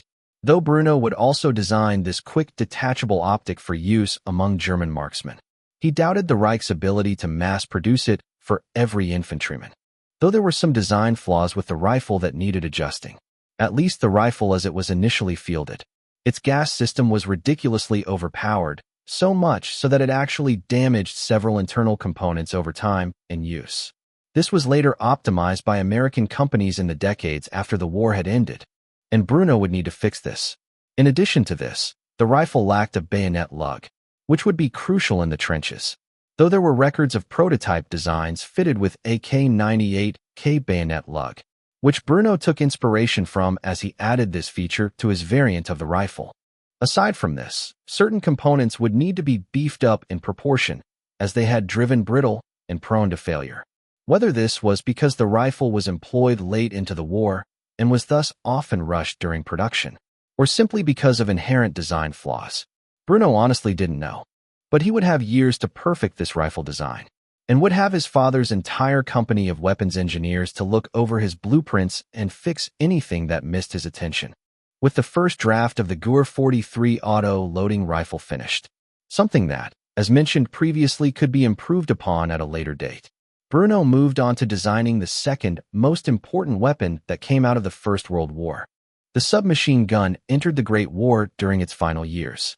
Despite this, it proved to be an effective weapon not only for NCOs in the field, but also for crewmen and pilots. The design Bruno had in mind was expensive and time-consuming to manufacture, but in his past life it had been nicknamed the Rolls-Royce of submachine guns due to its superior quality. The weapon he selected for production was, of course, the Steyr Solothurn MP-34. The MP-34 was contracted by the Austrian firearms manufacturer Steyr to the Swiss Arms Corporation Solothurn during the interwar period in Bruno's past life, because of the restrictions imposed by the Treaties of Versailles and Trianon, which prohibited the Germans and the Austrians from manufacturing submachine guns. It could be chambered in a number of cartridges, but for the sake of his needs, Bruno replicated the 9x19mm Luger design, which currently saw service in the form of the Luger pistol. It was a handgun cartridge also known as the 9x19mm Parabellum and had proven to be the most popular pistol cartridge adopted by military, law enforcement, and civilians alike even into the modern era. The MP-34, as it was known in his past life, which, like the other firearms Bruno was currently making initial drafts of, would likely be given a designation in this life, operated via the open-bolt blowback action. Most submachine guns used some variation of direct blowback with an open bolt, and the MP-34 was no exception. It utilized 32-round detachable double-stack magazines and was effective out to 200 m with a rate of fire of 600 rounds per minute. It was a fairly comfortable gun to shoot, all things considered, and had other features built into it that were uncommon, such as a bayonet lug and a magazine loading system. After designing the MP-34, a rough variation of it, Bruno then began work on the general-purpose machine gun he intended to produce for the German army. The concept of a general-purpose machine gun, or GPMG, was created by the Germans during the interwar period. The idea was to have one machine gun that could fulfill any role which the military needed. Could it be used by infantry? Yes. Could it be slapped onto a transport vehicle? Absolutely. Could you mount it coaxially with a tank turret? You bet your ass you could. Was it possible to put it on an aircraft? 100% guaranteed, or your money back. And while the MG42 was designed to replace the earlier MG34 design during the war, it never really was able to do so. As for certain design reasons, it was incapable of being deployed via means other than as an infantry weapon or mounted on the top of a light utility vehicle. Because of this, and the fact that Bruno wanted to simplify the lines of production in the military, he opted for the MG34, which, while having a slower, albeit still substantial rate of fire, and was slightly heavier, despite having a slimmer profile, could be used in any capacity which the German military needed it. The MG34 was an air-cooled, recoil-operated, open-rotating bolt machine gun, which could fire at a variable rate of 601,000 rounds per minute, which was selectable via a switch on the grip, all the while making use of the 7.92 by 57 mm Mauser cartridge. This would be the same cartridge used in the Gur 43 and was currently used in the Gur 98, meaning ammo commonality would exist between riflemen and machine guns, thus simplifying logistics and military procurement. It had an effective firing range of 2,000 meters and a quick change barrel system, which standard doctrine dictated every 200 rounds to swap out the barrel, lest it overheat or cause other problems such as the cooking off of ammunition in the feed tray.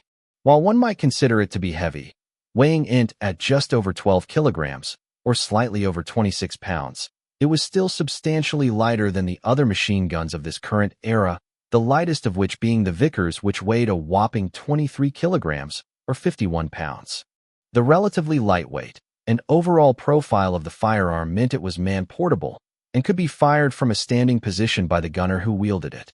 This gave the German army a significant advantage over their enemies, who, when being overrun by the enemy, would not be able to carry their machine guns with them, thus losing access to a critical piece of equipment. This also meant that the machine gun could be moved with the rest of the unit during an assault and deployed at a moment's notice in case of sudden contact with the enemy. Finally, it made use of a metallic belt, unlike the cloth belts of the current era, meaning that it would reliably feed even in the worst of conditions. All in all, if Bruno had his way, the German army would have an enormous advantage in terms of firepower and mobility when it came to their army. These were all advantages that could prove to end the Great War much earlier than it had during his past life, if the Germans played their cards right, that is. As for how Bruno planned for these weapons to be used, the standard doctrine of the German army in WW2 at a squad level was exactly what Bruno was going for in this life. Because of this, he planned to give every NCO a submachine gun, one man a general-purpose machine gun, to be operated by himself, and another soldier who carried and loaded the ammo, while the rest of the 8 men in the squad were equipped with a rifle. In this case, rather than the bolt-action K98K, he planned to have them issued with the semi-automatic G43. Of course, to do this, Bruno would need to send these designs to his father, who would, in turn, approve them for prototyping, where the designs would be tweaked and perfected by his engineers, who in turn would spend the next 4 or 5 years making sure they were perfectly functional before shipping them off to the military arms trials where they could finally be approved for service. Only after all of this would the weapons be mass-produced and issued to soldiers.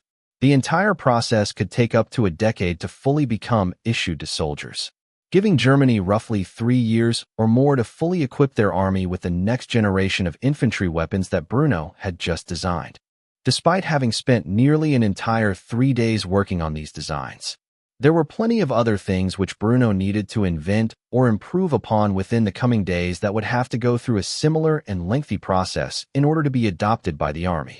These included new uniforms, helmets, gas masks, artillery, airplanes, etc., none of which Bruno could manufacture without the aid of his father's company, or gain the approval for adoption without his father's influence within the Bundesrat. Needless to say, Bruno would have to spend years fighting tooth and nail to get the German army properly equipped for the upcoming Great War, and he would need to make use of his father's wealth, influence, and power to succeed in this endeavor. But that path to victory was never won without the shedding of sweat, blood, and tears. And Bruno was more than happy to pay such a price to ensure the Reich emerged victorious in this new millennium. Chapter 22. A New Generation of Military Equipment Part 2. As much as Bruno spent his time developing new weapons for the Reich, which hopefully would be adopted into service and mass-produced in time for the upcoming Great War that would begin in the following decade, assuming the timeline had not shifted to the point where it would move up. Bruno also spent a lot of his days with his wife, Heidi, while he would cook breakfast and lunch for her, because she was 8 months pregnant and he wanted her to rest as much as possible. He would often neglect lunch, as he was too busy with blueprints, causing the woman to voluntarily make a meal for the both of them and bring it to her husband while he was hard at work in his home office. Despite Bruno's attempts to keep his wife off of her feet during such a crucial time, she very much enjoyed doing small things like cooking for her husband and utterly refused to be robbed of it, forcing Bruno to accept her hospitality for at least one meal of the day, which was most often lunch. Aside from spending time with Heidi after the day's work was over, Bruno continued to work on developing the next generation of equipment for the German military. In addition to this, he sent a letter of recommendation to his father to gain the licensing required to contract production of the Browning Auto 5 shotgun within their own factories. It was a deal that would take much time to be negotiated, but frankly, Bruno knew it was the best shotgun of the era. The Browning Auto 5 was a semi-automatic 12-gauge shotgun developed by John Moses Browning, an American gun manufacturer who was absolutely brilliant, and in my ways considered the greatest firearms manufacturer of all time. Even in the 21st century, many of his firearms designs were still employed in 21st century battlefields by modern militaries. The Browning Auto 5 had already been patented by John Moses Browning as early as 1898, but it would not begin production until a year from now in 1902. And because of this, Bruno intended to wait until it had begun production before sending his father a letter requesting licensing rights from the legendary firearm designer. Instead, for the time being, he focused on more important things, as the shotgun, while having a role to play in the trenches, was not exactly a critical development needed to be adopted as soon as possible. Bruno immediately began to work on military uniforms. The legendary field gray uniforms of the German army had only begun experimentation within colonial units like the East Asian Expeditionary Corps, which was now disbanded. But they had seen service during the winter of 1900 within China. However, it would still be several years before they were fully implemented across the entire German army. For now, rather than go with the 1907-10 pattern uniform, which was already obsolete by the time the Great War began, having still made use of the old boiled leather pickelhaube helmets, Bruno went straight to the most efficient uniform of the war, the 1915-16 pattern uniform with the matching Stahlhelm. This uniform not only got rid of superfluous designs such as the red lining on the edges of the uniform and the visible brass buttons, which made the wearer more visible while in the field, but it also added a hardened steel helmet which would protect the user from shrapnel and fragmentation. At the start of the Great War in Bruno's past life, every nation was still equipping their soldiers with either a cloth hat or a boiled leather helmet, neither of which really did much to protect the wearer. However, in 1916, the Stahlhelm was introduced to the German army, around the same time other nations began adopting similar steel helmets. When these hardened steel helmets were introduced, it was said that 75% of all head injuries caused by shrapnel and fragmentation had practically disappeared overnight. This would do wonders to the German army in this timeline if the German soldiers were immediately equipped with such uniforms. In addition to this, Bruno designed a new set of load-bearing equipment. The harness was made of brown leather and was based on the much later U.S. Army issue Alice harness. It was an inverted Y-strap harness, which actually dispersed the load more evenly across the body than the earlier Y-strap style harnesses used primarily by the German military.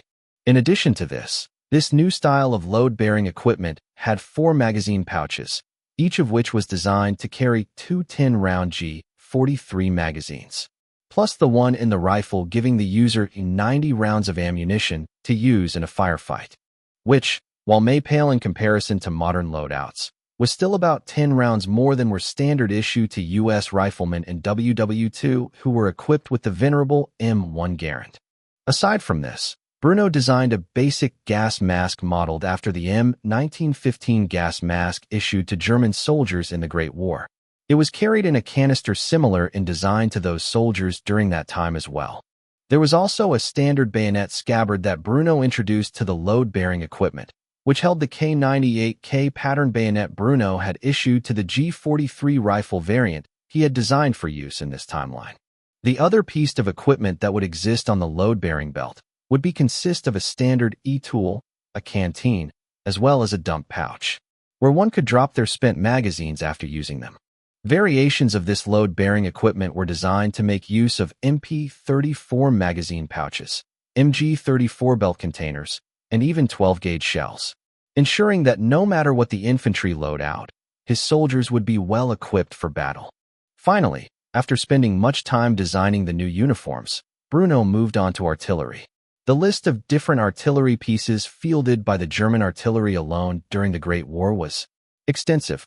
To put it simply, Bruno wanted to simplify the production of artillery into 4 specific models, each of which filled a different role and utilized a different caliber.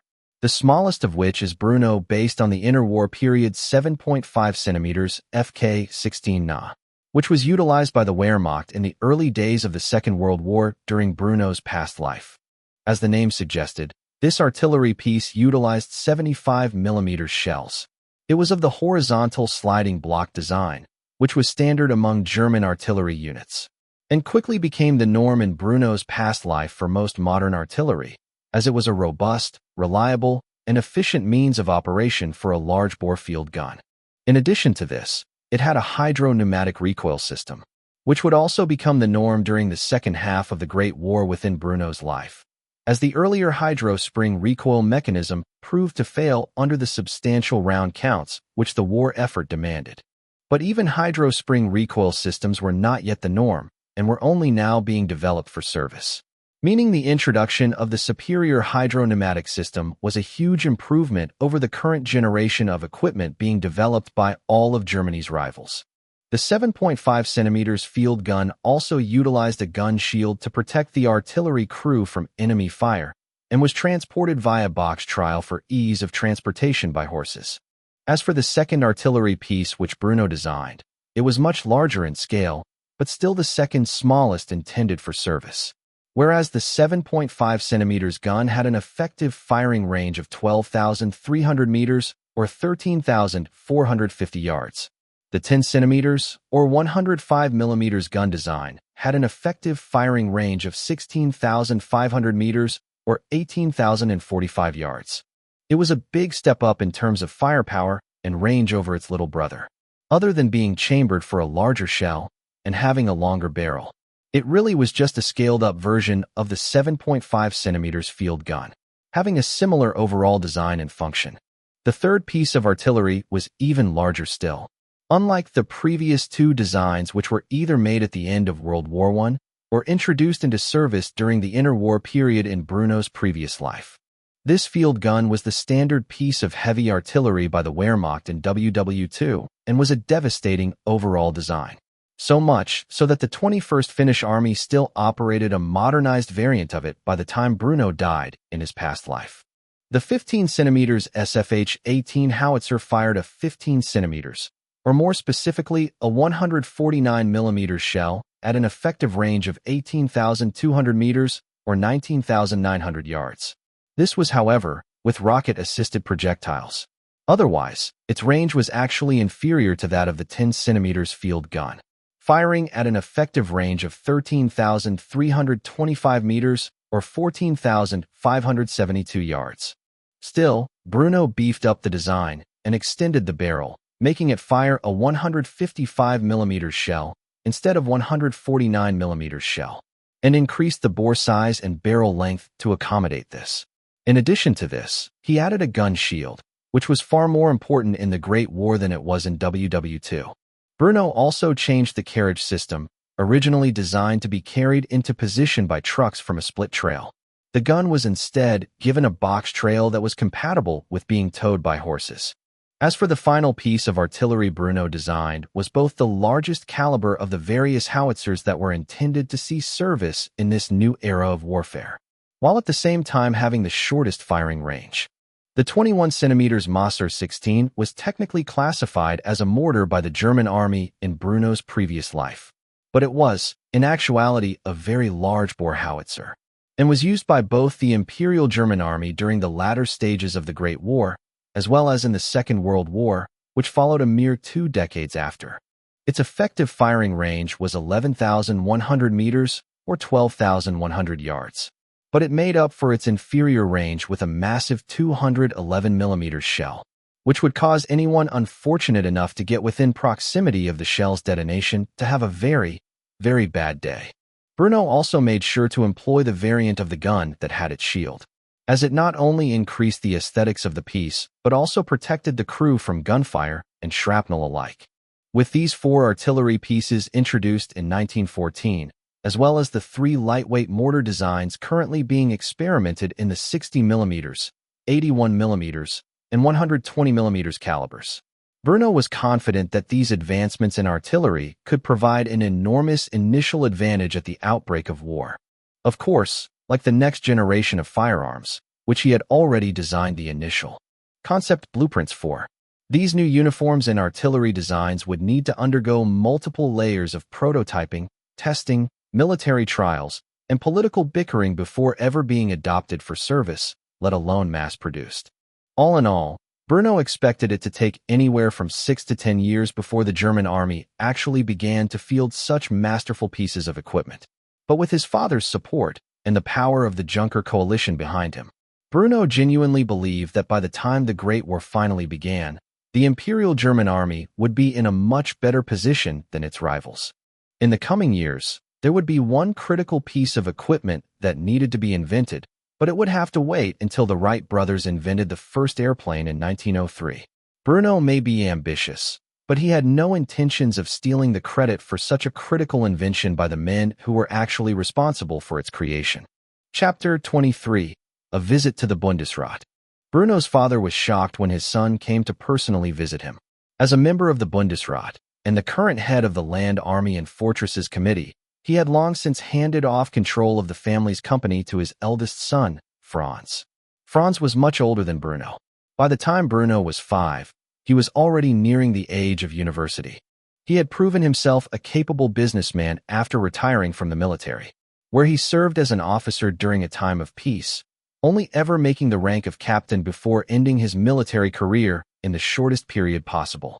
It was because of this significant age gap between the two brothers who sat at the opposite ends of the age spectrum that Bruno had very little contact with Franz, only ever seeing him at family gatherings for the majority of his life. But Bruno had a good relationship with his father, and because of this he made an appointment to see the man in his office in the Bundesrat, as he wanted to personally get the man's permission to begin the experimentation and prototyping of the various designs he had come up with over the last week. There was still a week to go before Bruno had to return from his leave to service. And because of this, he decided this was an excellent opportunity to take Heidi out on a date in the city, as their house was more on the outskirts, closer to the nearest military base. He made sure they had everything they needed for the venture before piling Heidi into his personal automobile. Automobiles were still a recent creation, which only the filthy rich could afford. Luckily, Bruno came from such a family, and his automobile in particular had a covered awning over it, which protected the driver and passenger from the sun. Heidi appeared to be in an unusually good mood as she leaned against Bruno while he drove the vehicle to the interior of the city. It was rare for them to go out of the house together, especially since Bruno was an active duty officer in the military and had been deployed for the last 8 months or so to China. Because of this, she had a warm and loving smile on her face as she enjoyed the mild drive to the city. As for Bruno, he made it abundantly clear for the third time since asking Heidi out that he had business to attend to with his father before they could truly enjoy themselves. "I just wanted to say one more time, I'm going to speak with my father about something, which should not take more than half an hour. After that, we can go get something to eat and maybe go shopping a little." Heidi giggled when she heard Bruno repeat this for the third time since this morning when he first announced his plans. She was quick to make fun of him for continuing to repeat the same thing. "Dear, it's fine. It's been a while since you have seen your father. You're more than welcome to spend an hour or two with the man if need be. I'm sure what you have been up to these past few days is far more important than entertaining me. I'm a patient woman. I waited 8 months for you to return to me safe and sound. I can wait another few hours for you to get your work done. As long as you don't forget about me entirely, I honestly don't care how long you two take." Bruno had to admit, his wife hardly resembled the timid little girl he had once grown up alongside. Perhaps she had matured even more than him these last few years. And that was saying a lot since he had the memories of a 50-plus-year-old man inside his head. Still, it made his heart skip a beat to know that his wife was so understanding, and because of that, Bruno was quick to wrap an arm around her and drive with one hand, making sure she was close to him, as it was something he would not experience often the next time he was sent off to war.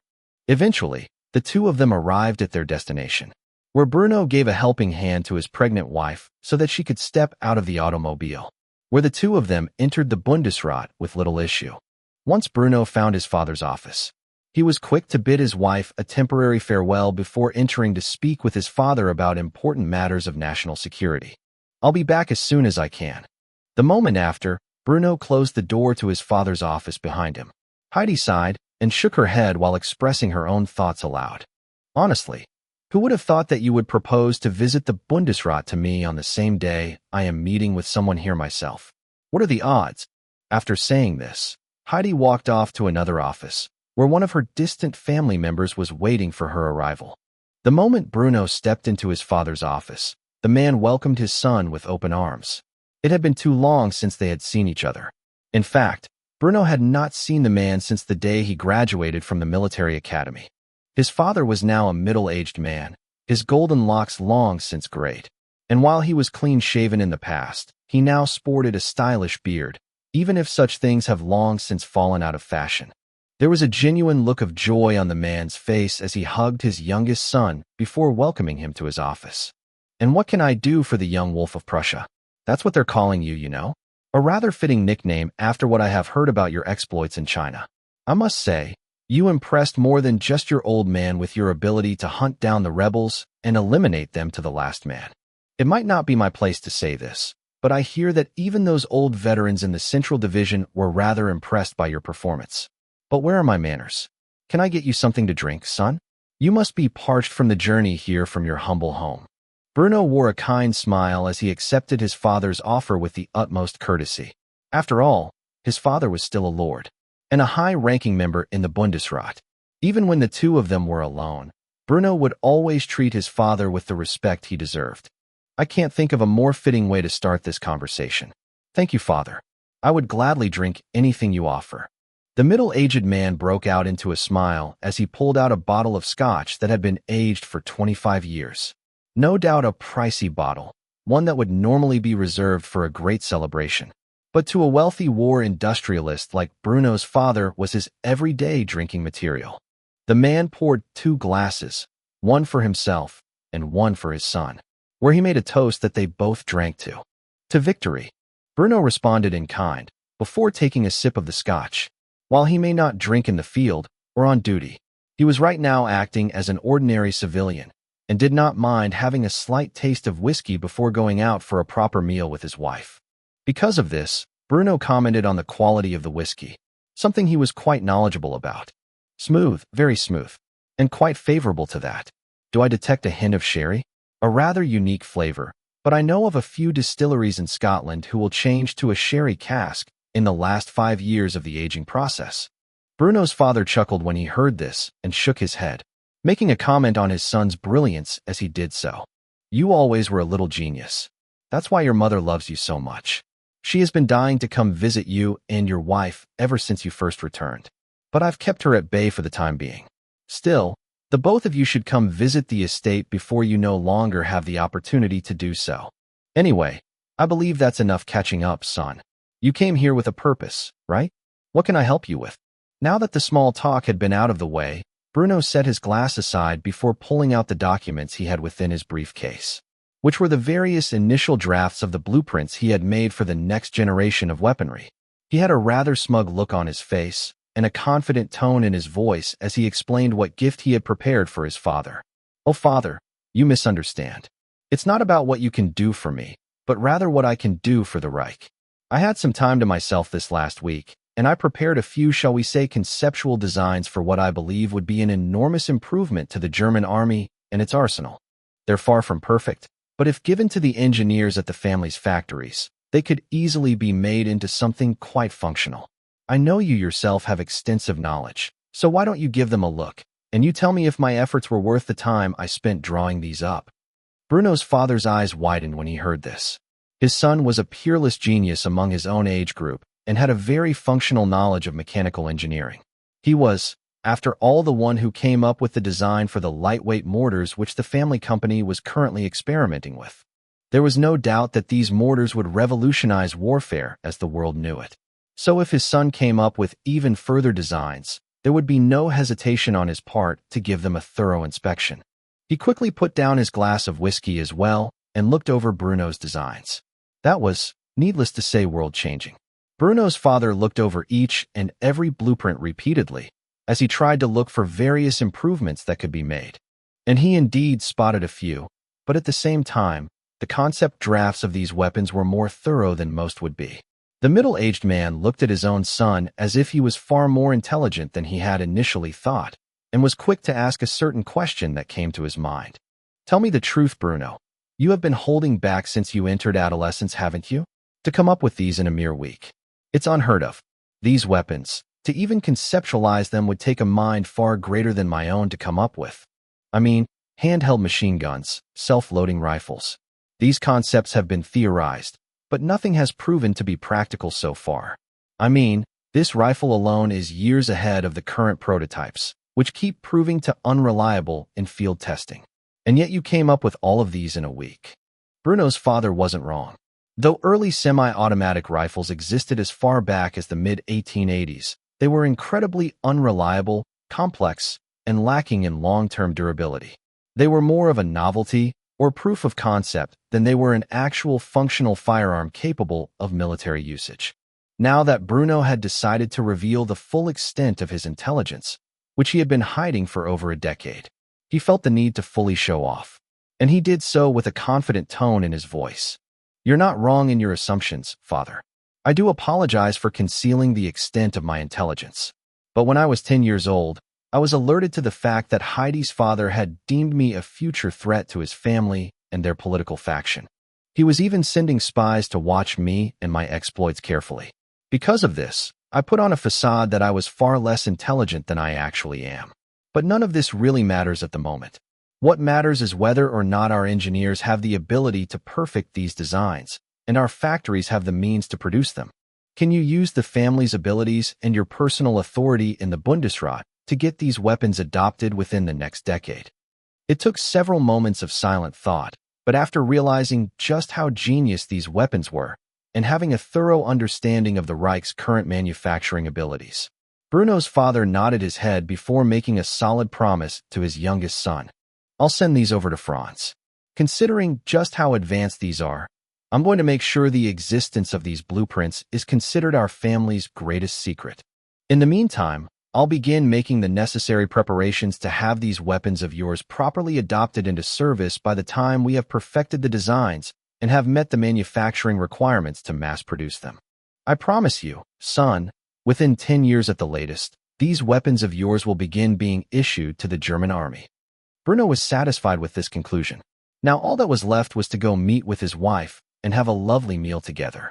With this in mind, he bade his father farewell and promised to stop by the family estate with Heidi for dinner sometime within the next week, before meeting up with his wife outside. Chapter 24, Letters of Recommendation. While Bruno was visiting his father in an attempt to convince the man to help him perfect his blueprints and introduce them into service over the following years, Heidi had a meeting of her own within the building which housed the members of the Bundesrat and their offices. The family she was born into as the illegitimate daughter of a mediatized prince was complicated to say the least. But such was the nature of nobility. The von Bentheim family was split into two separate divisions. Heidi was born the bastard daughter of Prince Gustav von Bentheim-Tecklenburg, and due to the nature of her birth, her relationship with that side of the family was strained to say the least. However, her relationship with the von Bentheim-Steinfurt half of the family was actually quite good. A windfall in her youth gave Heidi the opportunity to befriend the young princess of the von Bentheim-Steinfurt family, who she was distantly related to. Though they referred to themselves as cousins, their actual family relationship was far more removed than that. By mere chance, she had saved the young princess's life, and in doing so not only gained the favor of such a powerful noble family, but a lifelong friendship with her distant relative. It was the father of said cousin who Heidi was visiting today. After all, the man's family was heavily involved with the high command of the German army, with his son being a member of the information division and his younger brother being a general in the central division. Heidi sat across from her distant uncle, who had a warm smile on his face. He was surprised to see the young woman, who he considered like his own daughter, to be visiting him at this time. But it was most certainly a welcome surprise at that, one which he could not help but give voice to. I'm glad to see your marriage to the Junker boy has been a happy one, and I am sure he is the reason you are here, correct? Seeing as how the man wanted to get straight to business, Heidi immediately nodded her head, no longer standing on ceremony, as she made her request of her favorite uncle. Uncle, your brother is in the Central Division, am I right? If I'm not mistaken, he has some degree of power over whose applications to the Prussian War College are accepted, right?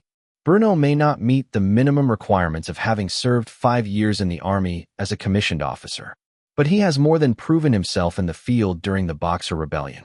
Would you please? The young woman was stopped by a motion of her uncle's hand. He did not appear angry that she was trying to use her connections to help her husband climb through the ranks of the army more rapidly than his peers. After all, such was the nature of politics. Instead, he quickly surprised Heidi this his response. Say no more. I'll be frank with you, though you are not allowed to repeat what I'm about to say outside these doors. The Central Division has already received 2 letters of recommendation for us to push your husband through the application process. One was from his former battalion commander, a full-fledged colonel whose review of the boy was quite glowing. The other, surprisingly, came from the French general who your husband acted as a military advisor to during the final months of the campaign. We were surprised to see that a general from a foreign nation, let alone the French, would personally write a letter of recommendation on behalf of one of our officers. Needless to say, your husband was immediately investigated for potential ties to the French Republic. Don't you give me that look. It was a formal procedure. He was quickly cleared of any potential wrongdoing, and the letter seemed like a genuine matter of respect from a man who served alongside your husband. After careful consideration, the Central Division had decided that your husband will be attending the Prussian War College when the new semester starts in the fall. So, I assume you will be happy to know that for the next 3 years, at least, your husband will be in a safe position to come home to you every night. That is, after all the primary reason you have come to see me, correct?" Heidi was embarrassed to admit it, but her uncle's words were spot on. She just wanted Bruno to be safe and by her side after he spent the first few years of their marriage away from her arms. Sure, she also wanted him to accomplish his dreams of rising through the ranks of the German army. And since their interests aligned perfectly, why not try to use her connections to advocate for the man? She was surprised, however, to see that such efforts were unnecessary, and that her husband was so impressive that he had even earned the respect of what many Germans would consider a hostile general.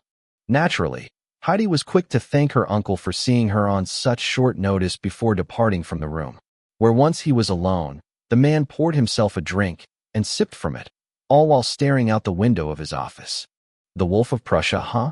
Sitting on the man's desk was a copy of the letter which General Henri Nicolas Frey had sent German High Command. The words of praise he had written to what could be considered his nation's most hated enemy would surely be considered treasonous by those more revanchist-minded French politicians. Not since Napoleon has a man so gifted in the arts of military affairs stepped foot into this mortal plane. And though I grieve to think about what consequences the contents of this letter may have on the future of my nation, I still feel compelled to state that this mere captain of infantry, Bruno von Zehntner, is a titan of war waiting to be awakened. From the perspective of a foreign general who has learned from this young officer's wisdom, I believe it would be most prudent for you all to expedite the process in which he rises through the ranks of the German army. I can only hope that future generations of my nation's leadership find the notion of going to war with the Reich to be ill-advised. For the day will come when this man stands unparalleled in the field, and when such a future finally arrives, may God show mercy to France and her people. This was just a small excerpt of the letter which the French general had written in his full recommendation of Bruno, but it was more than enough for the Central Division to take notice, and had ultimately been the deciding factor in showing Bruno unprecedented privilege. Bruno's meeting with his father lasted longer than the one Heidi had with her uncle, and because of that, the moment he finally left the man's office, he found his wife sitting patiently for him, as if she had never left to begin with. Despite their close relationship, Bruno was unfamiliar with Heidi's ties to the von Bentheim-Steinfurt family, and because of this, he had no suspicions that she had wandered off to advocate on his behalf. Instead, he was happy to see that she was still right where she was seated when he first left her there. "I'm sorry for the wait, darling. Now how about we go find a nice place to have lunch?" Heidi also did not make a comment about where she had gone or who she had seen. Instead, she grabbed hold of her husband's arm and smiled, allowing him to escort her out of the Bundeswehr and back to their automobile, which took them further into the city of Berlin. The two of them stopped at a nice, quiet, and quaint little restaurant that served Vienna-style cuisine. After ordering their separate meals, Bruno noticed that Heidi was continuing to stare at him, while resting her chin on the palm of her hand. At first, he thought that maybe there was something on his face, but when he realized this wasn't the case, he was quick to comment on why she had so suddenly become enamored with him. "Is something the matter? Why are you staring at me like that?" Heidi couldn't contain her thoughts towards the man any longer, and was quick to reveal some of the things she had learned over the last few months. Things which Bruno wanted to keep to himself. "The Wolf of Prussia? It has a nice ring to it, doesn't it? I've heard stories about you, from the wives of those men who fought in China. You know, the ones whose husbands wrote back to their wives with detailed stories of their adventures in a foreign and mystical land.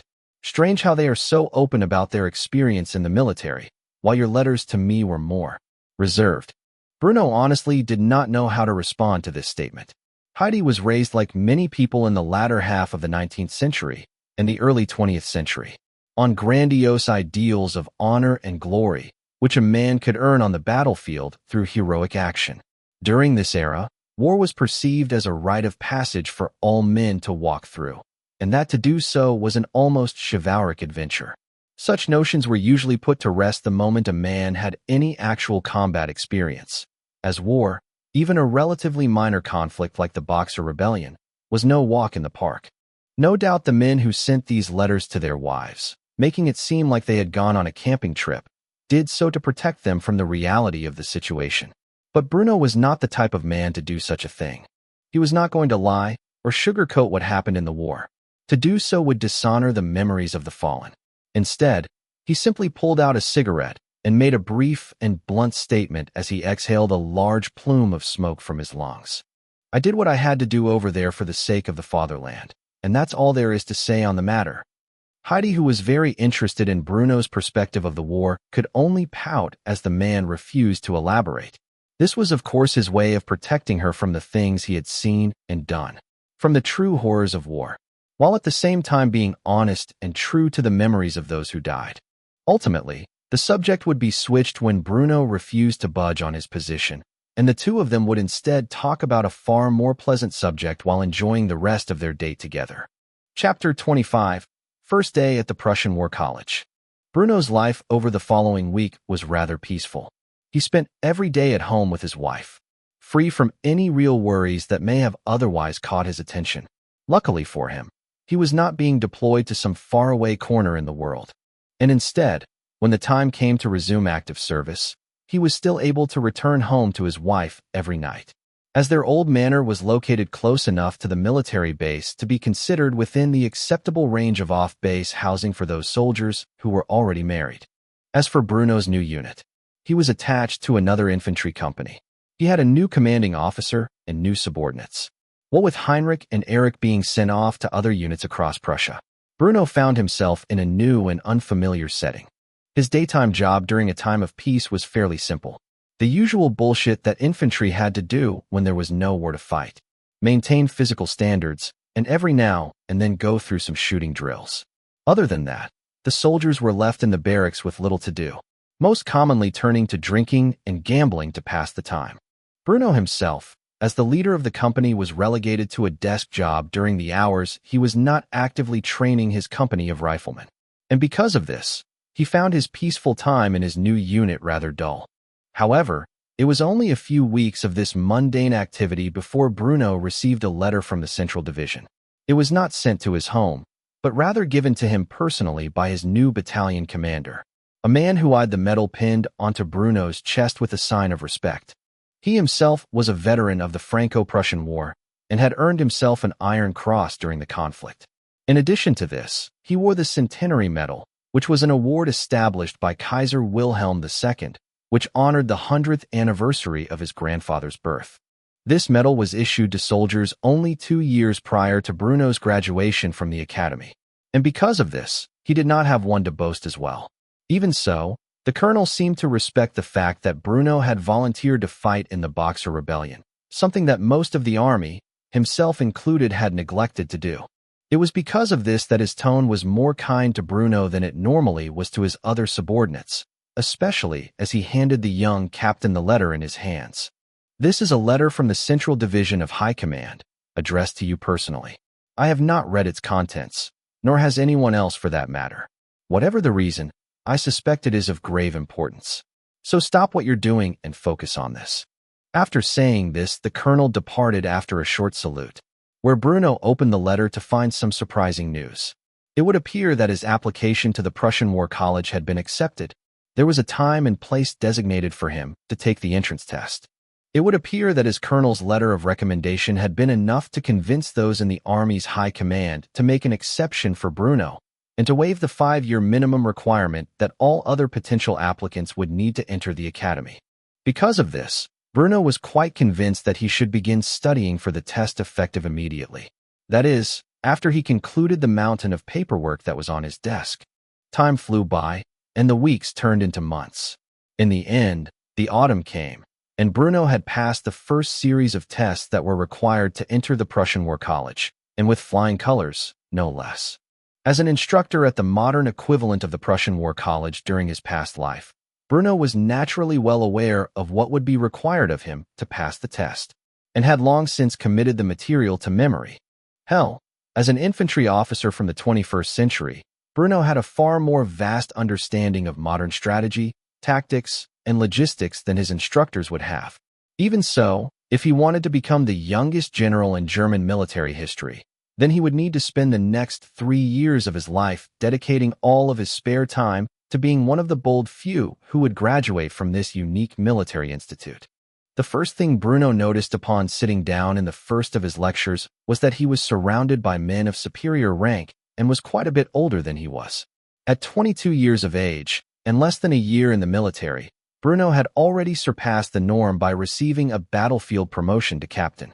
In addition to this, he, unlike everyone else around him, was granted the sole privilege of attending the Prussian War College without meeting the minimum 5-year service requirement. And it was because of this that he received many strange looks from the other students. The first thing they would notice would be Bruno's young face. The second thing they would notice would be the bronze medal pinned to his chest, which signified his participation in the Boxer Rebellion, something he alone seemed to have in this class. The third thing they would notice would be Bruno's shoulder tabs, which signified the rank of captain. Because of this, those who had a proper understanding of what had happened in China immediately put the pieces together, with one man accidentally speaking his thoughts aloud. Is he the one they call the Wolf of Prussia? When this was said, all eyes turned to Bruno. After all, with the rumors they had heard of the young upstart, they figured he would be a far more menacing figure. But Bruno was a rather refined young man. His facial features were handsome and noble. Even his dueling scar was far from as menacing as others in his class wore with pride. Sure, he was tall and athletic, but not imposingly so. It was honestly quite surprising to them all to think that a man renowned for hounding the Boxer remnants into oblivion was actually such a normal-looking young man. Bruno simply glanced over at all the attention he had gathered on his first day and sighed. He did not say a word, nor did he need to as the moment after the instructor entered the room.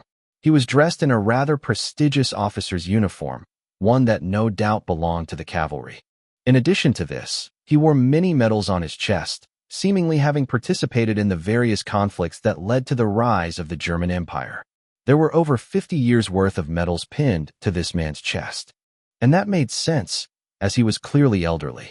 What with a bald head and a snow-white imperial beard, the man looked remarkably similar to the current Austrian Kaiser, Franz Joseph. Despite his years of service to the military, his rank had never quite reached that of the general, which would explain why he was a mere instructor. Instead, he bore the proud insignia of a colonel on his shoulders as he began to yell at the various cadets in front of him, all of which jumped out of their seats to meet his orders. Attention! Bruno was naturally used to such a thing, considering the fact that he was now enduring his second life of military service. The grizzled old veteran was quick to look at the newest batch of cadets and commented on them all. You are here because you are the finest officers which the Reich has to offer. Look to your left, and then to your right. The odds are that only 5 of you will graduate from this institute within the next 3 years. Those by your side will fail to endure the strictness of this academy and the standards that are required of you all. But after whittling out the weak and incompetent, make no mistake, those who remain will be assigned to vacant positions in the general staff. I am to be your primary instructor when it comes to military strategy, tactics, and logistics. If you fail even one of my exams, you will be booted out of this college and sent back to your units.